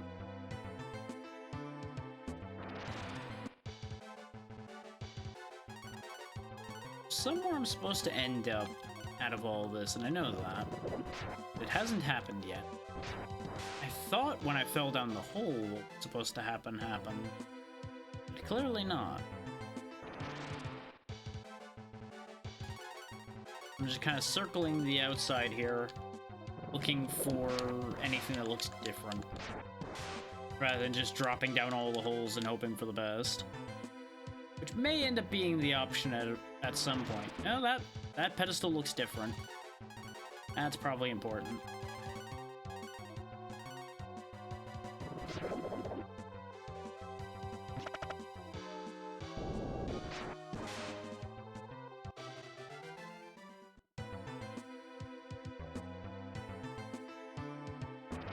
Or is this how I got here? I can't tell. We'll be able to tell in a second when I see the upper right area past this, because if there's stairs there to the upper right, then we know that's where we came from, because that's how we climb back out of the hole. There is not. I think these are different stairs. Even though this pedestal looks the same as the other pedestal that the stairs are on. And they're both downward pointing stairs. I think these are different stairs. We will find out the hard way in a second, if I'm correct or not.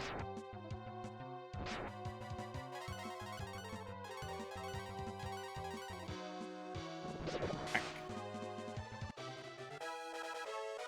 22 for Bo. Is still... There we go. I was gonna say, she's not 21 yet. And, well, there we are. Shield has been learned. That might actually be a useful spell. Okay, yes, this is different stairs. Gotta go all the way down here. Figure out what the hell the point of being down here is. Point is fighting more ghosts and more scorpions by hitting them with earthquakes.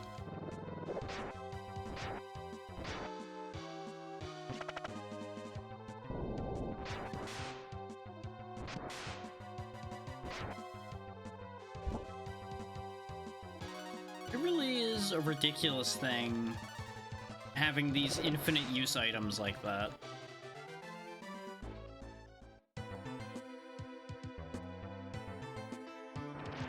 And I don't think it ever gets explicitly mentioned that that key does that.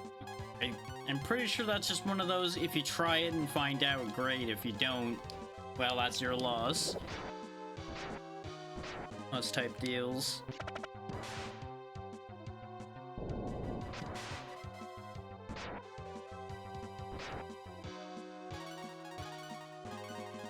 And based on how small your inventory would probably be when you get it, there's decent odds you would notice that it's lit up if you went to open your inventory. So I can't really be too upset about that. Ooh. That looks important. That looks like a new boomerang, because we were told there's a rare weapon in here as well. So that may very well be said rare weapon. I'm sure it's not a trap at all. Why would it be the trap? It's not a obvious thing that you would want sitting in front of you unguarded at all. That doesn't scream trap. Crazy talk. Smash the rock, then you'll be able to take the B rank. We can't break rocks, so rip us on that one.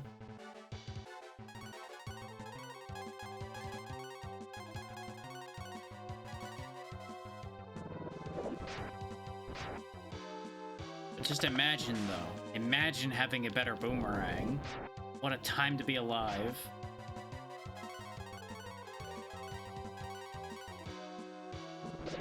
Like, this boomerang has served us well for a while. We could do better. Well, let's not approach this chest from the front. Let's take what we've learned from Final Fantasy and don't walk directly in front of the chest.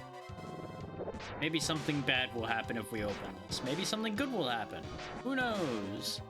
Only one way to find out. Trap triggered a boom. Bow collapses from severe damage. Turns out it doesn't matter or what direction you open it from. Kaboom does not care. But we got headgear for it. Worth it for you, but it might be better for you.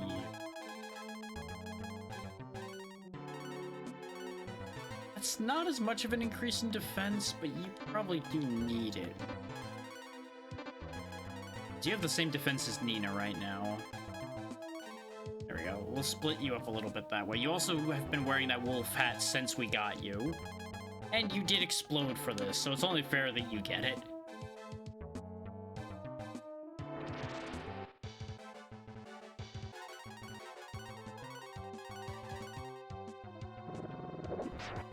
I really don't know why encounters like these flies even exist. I talked about it with the slimes earlier. A couple other things. There are some encounters like I just genuinely don't understand why they even bother spawning them. Because they stay on screen for like a whole minute. And they're not even worth that much.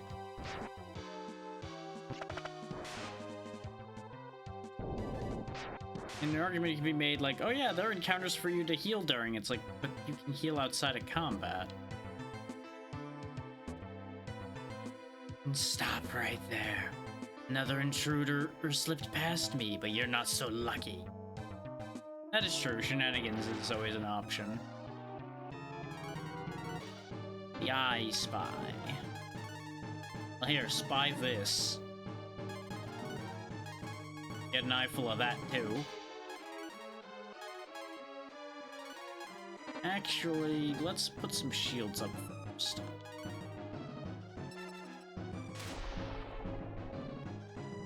Prioritizing bow there, yep, because as usual he gets targeted. And in dragon form I'm not going to take nearly as much damage, so made more sense. Admittedly, Nina was left vulnerable there, but I don't... Well, I'm gonna make a choice here and then I'm gonna finish that sentence. They don't target Nina that much.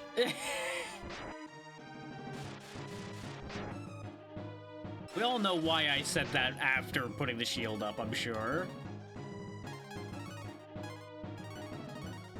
Because we all know what the immediate punishment of saying something like that was going to be. I'm not actually going to worry about putting a defense up on dragon form. I don't even know if attack up works, but I'm going to do it anyway. Nah, it doesn't seem like it does anything. I'm pretty sure we were doing 130 before.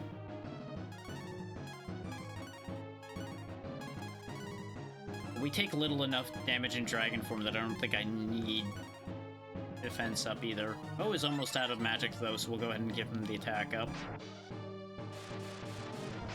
There we go. Crit Dragon Lightning. And he is almost out of little friends to shield himself with.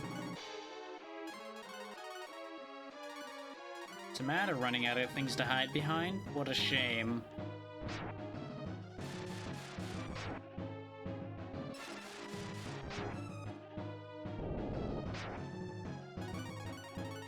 I should... Actually, you know what? This might be more worthwhile. Back up yourself and then start stabbing. Because that might be better than the Iki at this point. Ow. Ow. Good thing we have lots of hit points at this point. Wow, another slam? Lucky, lucky, lucky.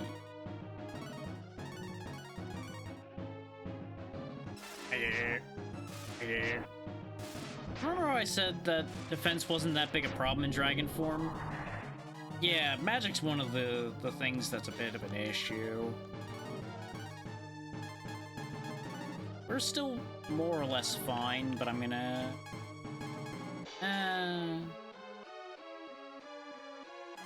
Now heal yourself first. Because you have less defense.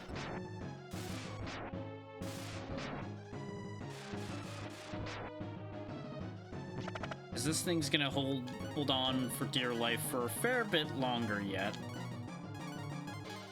As we were reminded so harshly by the gremlin. Things don't die when they are killed. Well, not in this world. Or, you know, Dragon Crit can make things die when they are killed. Ah, you are only human. You're not supposed to possess such power. And then he exploded.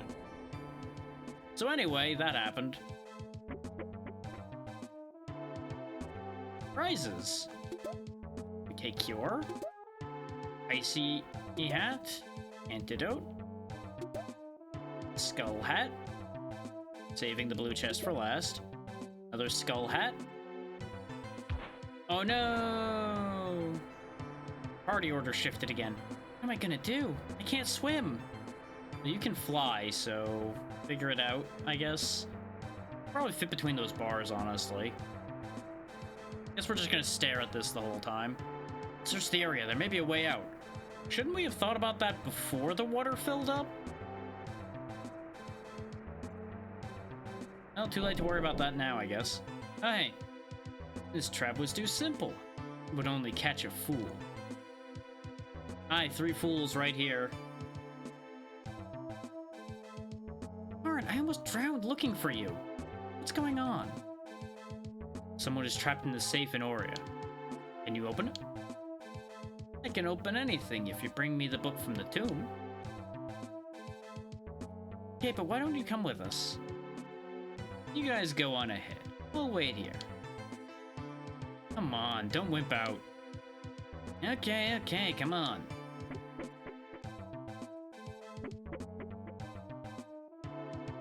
I'll take care of any locked doors we find. Now we got Karn. We have a full party of 4.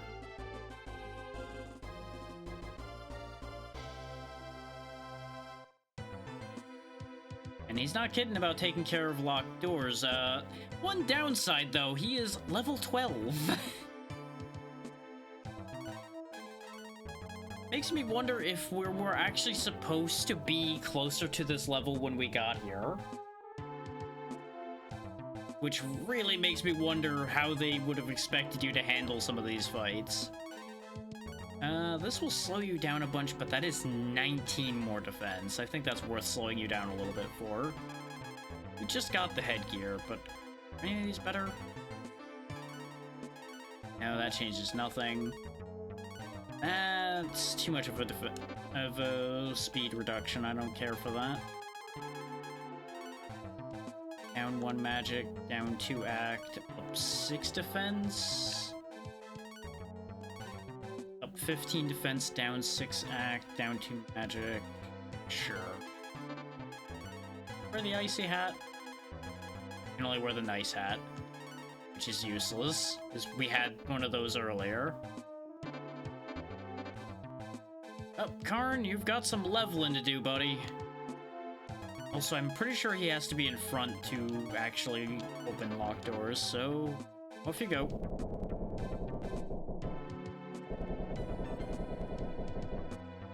We're definitely gonna have some backtracking and cleanup to do once we're done with all of this. So that will be for another time.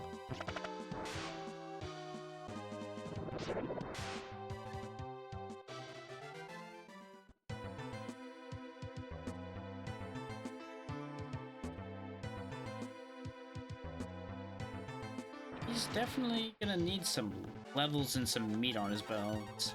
There's some great stuff for getting him some meat on his bones right there.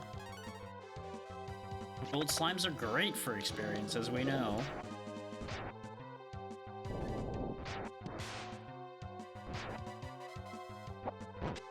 Like, he's not terrible for being half our level.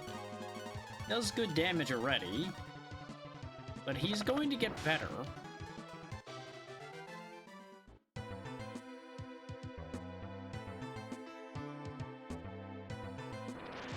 Exactly. We could almost say that they're good slimes. Arn doesn't have anything in the section. The E key. I disapprove of how much my party order keeps getting messed with, but such is the way of things. I'm just happy to have a fourth party member again, and finally. Oh, I say again. This is the first time we've had 4 party members in this game. Is there any reason to go? Yeah, there's a reason. Don't know if it's worth it, but there's a reason.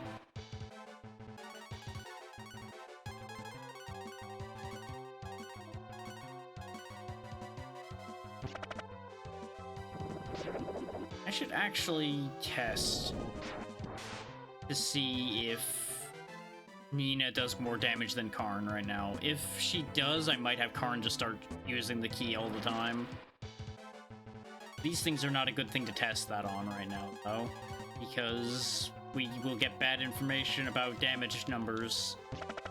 So these things resist, like, everything. Regular enemies for proof there. That's the other nice thing. Karn removes traps. That's another reason to have him be out front. Like, all the time. Is there even anything all the way down here, or am I wasting my time? Questions that might not get answered.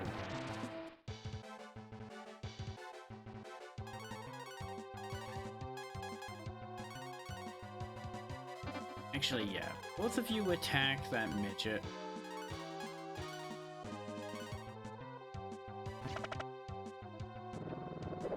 No, he's not gonna live, though.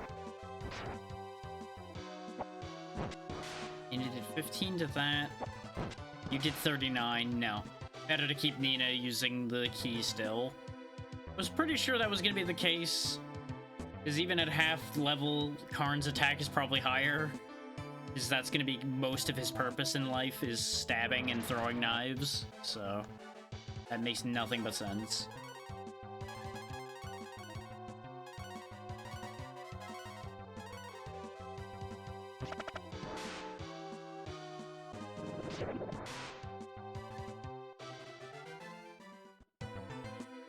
Now, there's one problem, though. And that is getting Karn does not solve the boomerang stuck in the rock problem.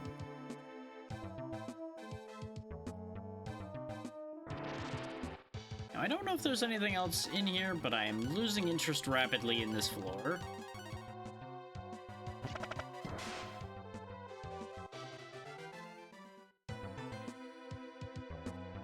So we've come full circle back to these stairs. I'm just going to take the stairs and call it good. Need be, I could always do research later and come back here if I really, really feel the urge to get everything.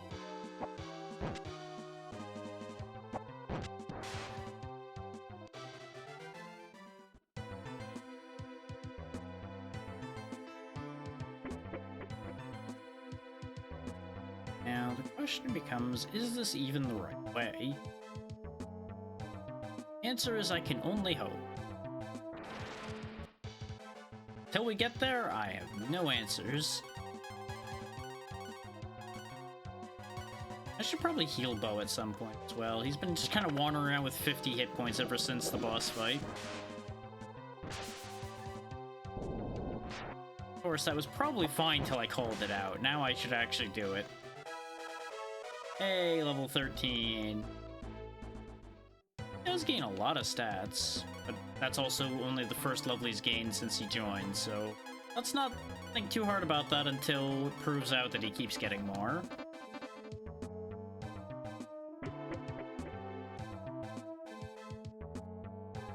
Okay, now we're back where we fought the I Spy.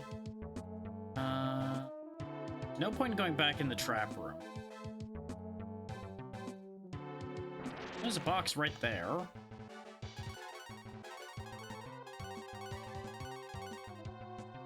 Unless that just happens to look the same as where the I Spy was, which is entirely possible based on the way this spot looks. Now, I think I was about to fake myself out again. Worth it, though. Hunt Cloak. Though we passed up on buying ore. It is an improvement for him, though.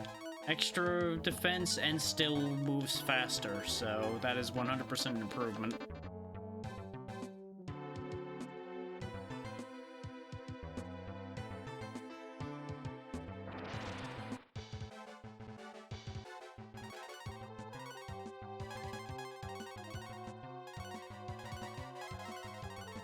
Half of the actions I've just queued up are going to be pointless, but that's fine. Case in point. I'm glad I added a couple luck potions to our boy. He's getting so many slams. I don't even know if that has an impact, but it really feels like it does. Considering the amount I've gotten today.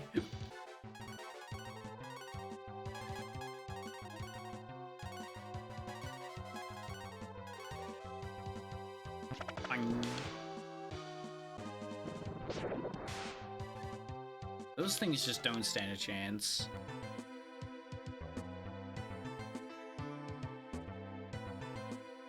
Aha! Arn carefully disarmed the trap. The casket is empty. Rip. There's probably a few of these then. Though it begs the question, Arn came here alone. How did he plan on opening caskets like that by himself? Since it clearly needed all four of us to be able to move that thing. Makes you really wonder about the life choices of this group sometimes, huh?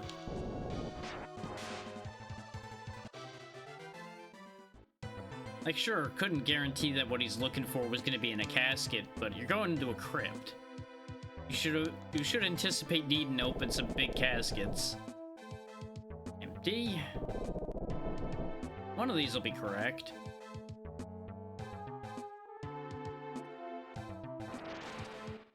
He may have thought he had a plan.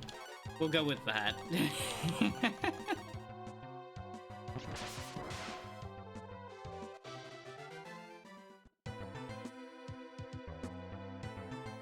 See if it's in this one. Nope. We're just disturbing all the dead and as we go. It is funny watching them super speed around the casket. Nope. I wonder if it's meant to be the last one you open. Like it's just hard-coded to always be the last one.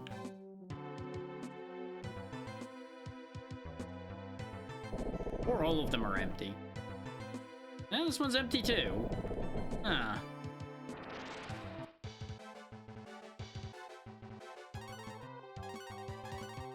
wasn't empty at all. It was full of slimes. Profitable slimes, though. Profitable slimes.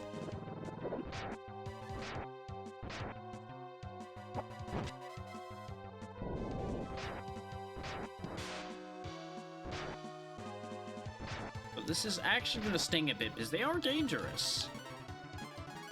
Like, for all that they are just slimes, they are still quite potent. Alright.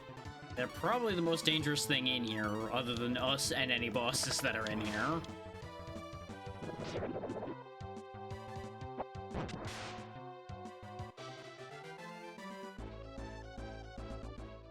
Life 2, very good.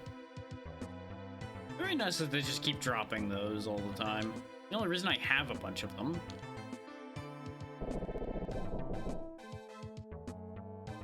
Empty. Considering there are some down here, that means... yeah, there's a few. Few more slimes! Ah!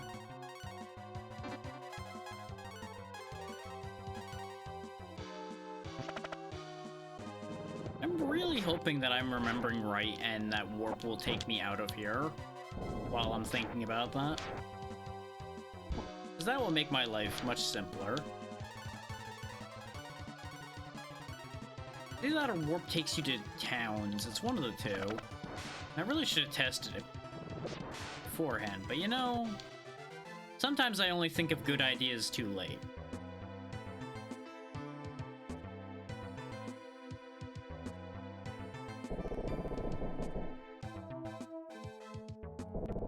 Really is gonna be the last one I open. Because either I missed one on the right side here, or this is the one. Something is written in the casket. The casket is the book. Since you figured out the trap, you already have great skills. Yeah, that was the mystery all along. It was just a pep talk. It's not even a real thing. He just needed confidence. Aha! The real thief was in you all along. He's very excited about this. I did it! I'm the greatest! Save it, Karn. We gotta get back to Aria. Okay. Just wanted to get my moment of triumph.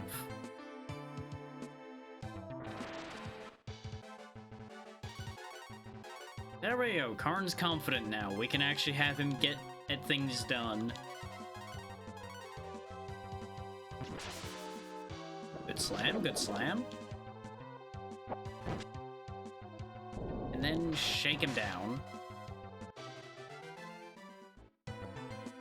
I suppose now is as good a time as any to test whether I can use warp here.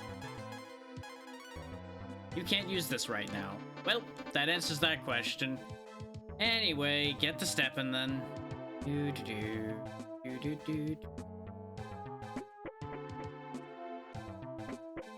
I forgot about the rule of 2 square steps. Do not step on the other half of the step. You will go back down. Actually, something I should test.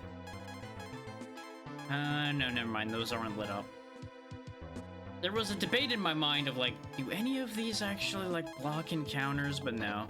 We're only able to use her various healing spells other than warp, so they don't do any of what I would hope for.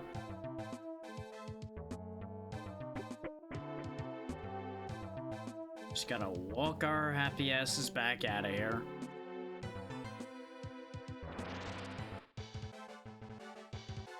Still very much regretting having not stocked up more on marbles, because I didn't realize the towns we were going to weren't going to be selling them anymore. To think, I did stock up on them the last time we were in the town that had them, and I used them all. But at the same time, Karn does need the levels, so it's not the worst. But still, I would like to leave. Level 14. Nina's got 22 now. It was 23. These gold slimes, man, they're just chock full of experience. money doesn't matter as much, considering, you know, we have 67,000 after burning 65,000 on a damn gold bar to get the icicle. Still gonna be kind of mad about that. Even if the game sets you up perfectly for it, I'm still gonna be mad about having to spend so much money on a gold bar just to get a damn icicle.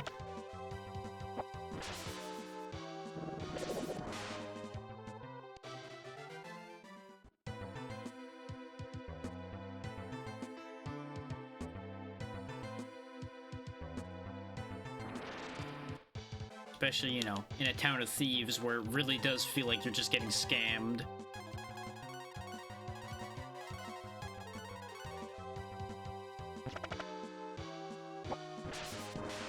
Okay, Karn. I see that confidence coming into action, buddy. Way to go.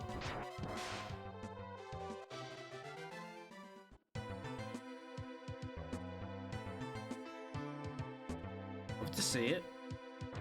Now, if he does that sometime when it actually matters, that's when I'll be happier. But I'll take what I can get right now.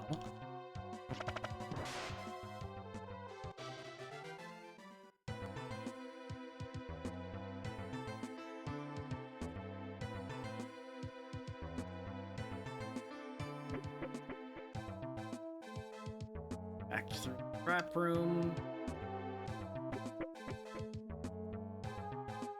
This is the room where the I Spy was. It's just, as mentioned before, the fact that some rooms look the same. And especially if you look at just a chunk of the room. Hey, another one hits 22. Soon, Boomerang. Soon. Just for shits and giggles, can you somehow do this? I'm pretty sure I know... Yeah. Pretty sure I know who I need for that, and I don't have them.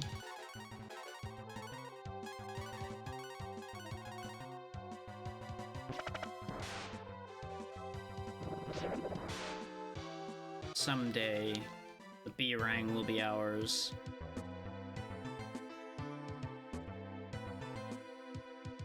This is when I find out that it's another use of the E key, and I could have used it to break that rock the whole time, and I just cry. I mean, I could have done all of that. Ah!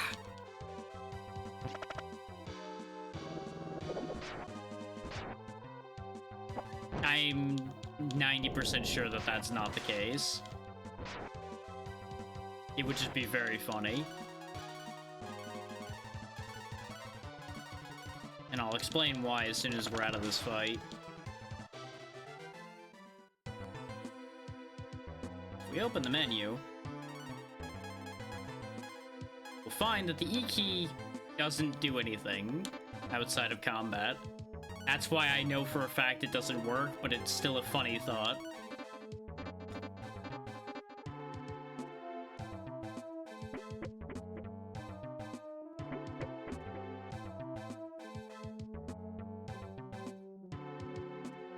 Because there are many things that I know, some things that I don't know, but many things that I do.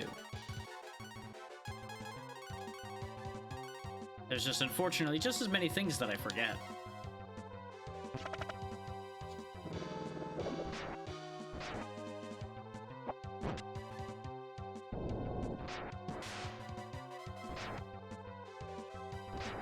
Stop biting me.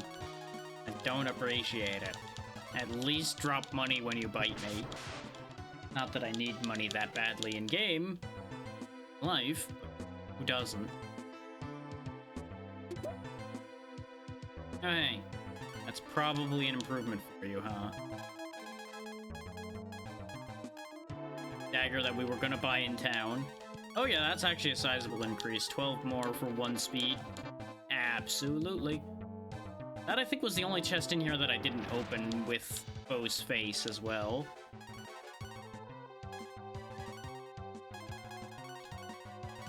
So when you have lots of healing resources, face tanking traps is really not that big a concern. Alright, Mr. Show-Off. Goddamn. Just not letting anybody have any fun. This is the other thing. Karn will find the pit traps automatically. So instead of being an invisible maze, it's now a fairly visible maze. Which is kind of fun. This is why Karn is very useful. Even if he may not necessarily always be there for us. Because he may not end up being in the final lineup. Depending on how I decide I want to do things. Oh, I did miss another chest right there. Oh, right, I think that was the one I went for first, and then I fell in the first hole, and I'm like, well, I have no idea where I am anymore. And then I just kind of wandered around until we found the way forward. That sounds like something I would do. I also wasn't sure if giving him the dagger was going to change his attack animation. Turns out it did. Yeah, see that? That right there, that's the hole I fell in.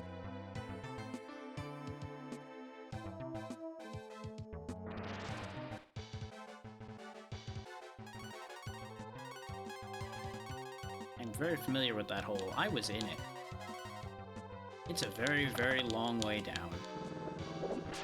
Okay, just gonna casually crit the whole enemy team again. Thank you.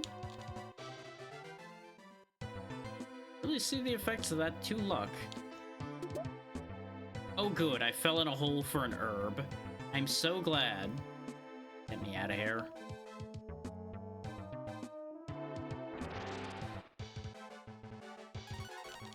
Really? You think you got this, huh? You're just gonna roll up like, yeah, I'm gonna get you, I'm gonna pinch you. Pinch you. Ah.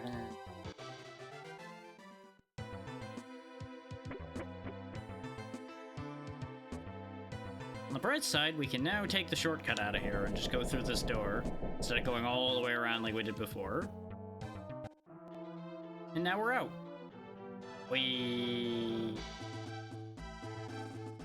Okay, so there's no save point in town as we proved, so I need to walk all the way out of here before we can wrap up.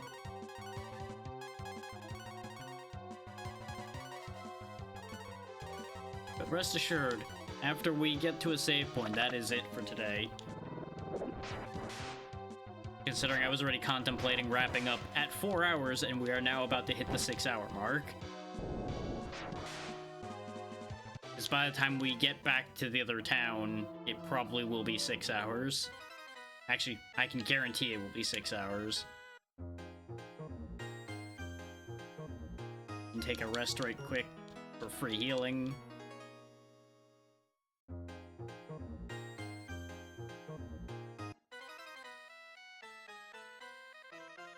Now, we do have a very specific goal in mind with Karn here.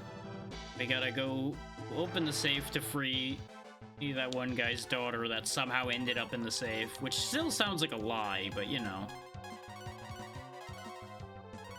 The usual but thou must is in play on that one.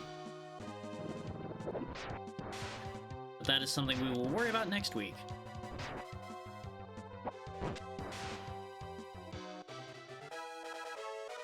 Go, Karn's level 15.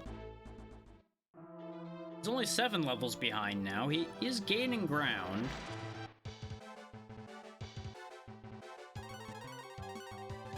As much as I would love to say, at least I'll never have to see this place again, based on the B-Rang being there, we'll be back eventually.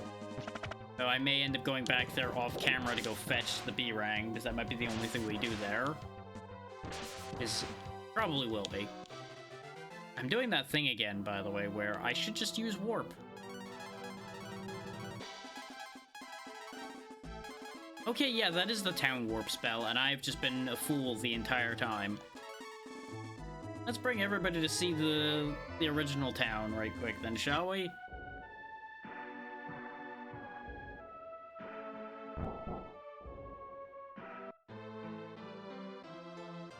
Hey everybody, I'm home. Look, I got new friends. Got lots of new friends. This is a place I can guarantee being able to buy marbles is why I went here. And it was just funny thinking about us just dropping in with a full old party like, hey, look! I've done so much in the short time I've been gone. I've made so many new friends. And they've helped me kill all kinds of things. Okay, I bought too many. I bought a few too many. So let's just clean out the old gear. That way we have room for other things, and we'll be good to go. And then I'll just warp back over to the town that we're supposed to be in. And that'll do it for today.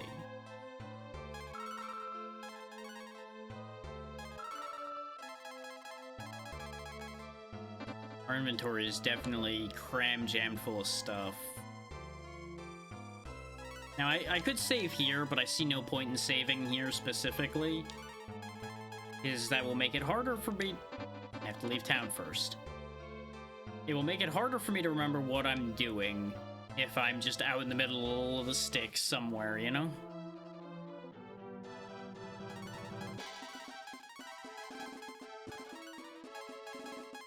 So, back to Aria. If I had realized and thought about it a bit more that Warp did this, we also could have been going back and forth between Bleak and Aria a lot easier.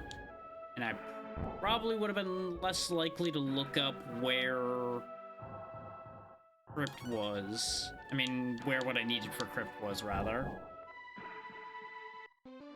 So there's no guarantee either of these towns would have actually given me that information anyway. But thanks to Warp, it's actually not going to be at the 6-hour mark when I end this, but that's fine. Now, there is of course a cost to warping around like this, and it's a similar cost to the marbles in that there is a loss in combat occurring. But considering our level, I don't think I have to worry about that right now.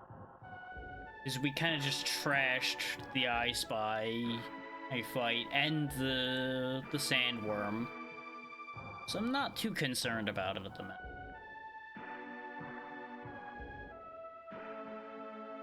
I think overall that will be completely fine.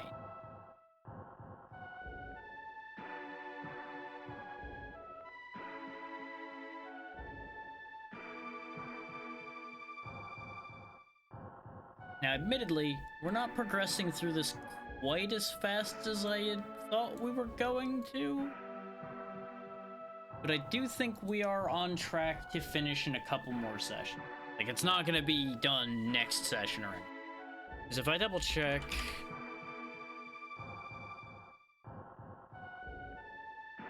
Fuck's sake. I want to slap Google sometimes.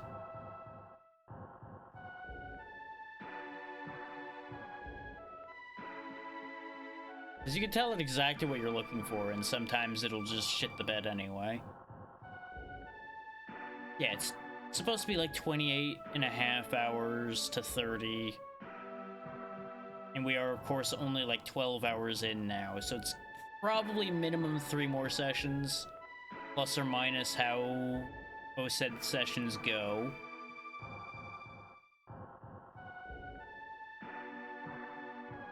So basically, we'll be riding this out for the rest of the month, guaranteed, and probably final session will be start of next month.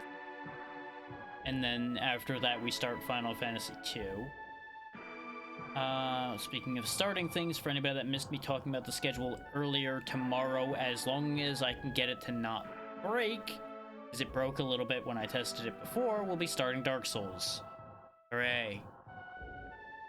Thursday's a little bit up in the air because I did not follow through on setting up the collab like I had intended to, because brain went bad and got distracted.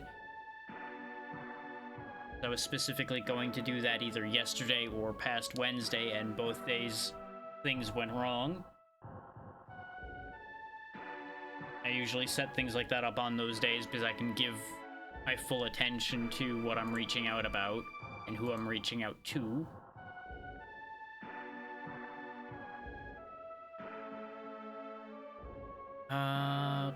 The brain. Friday is theoretically still going to be the Terraria collab, but it may end up not working out.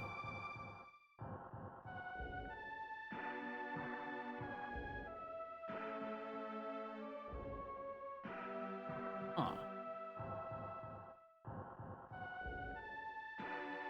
I will put that down. Sure.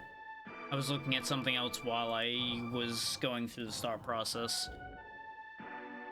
Apologies for that. Let's see. So yeah, Friday may or may not be Terraria, considering some of the crew may not end up being able to make it. So that may end up being a thing.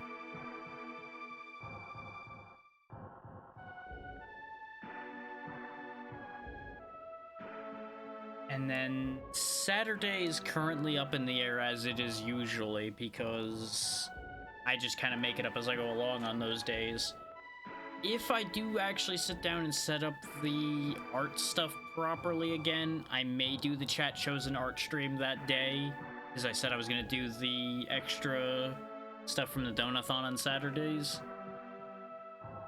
Or I may just try to beat another game, considering Mega Man Zero turned out to end up being a cleared game unintentionally this past Saturday. It really will depend on how I feel by that point in the week.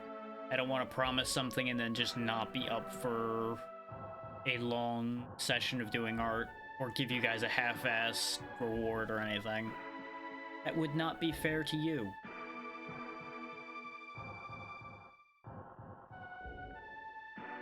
So yeah, that covers the whole week. Obviously, then we rotate back around to Monday, where we do this again. Tuesday, which will in theory be session 2 of Dark Souls, etc., down the line there.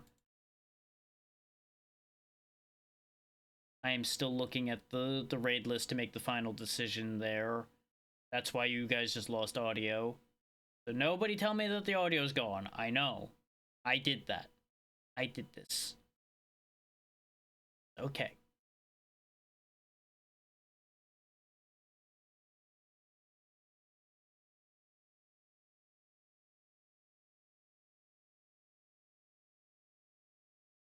There's a very real chance that I just cut and run since I shot past where I had intended to stop.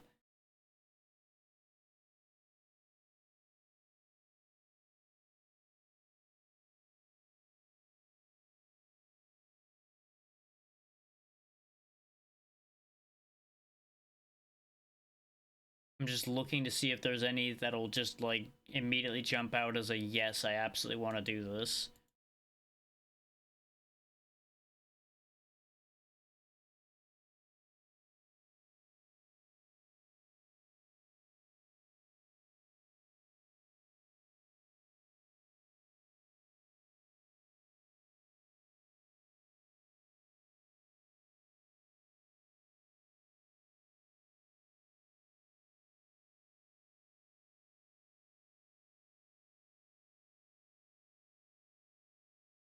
Yeah, I don't have any 100% guaranteed I must absolutely do this ones in front of me, so let's play that game again. Coin, determine what our fate is.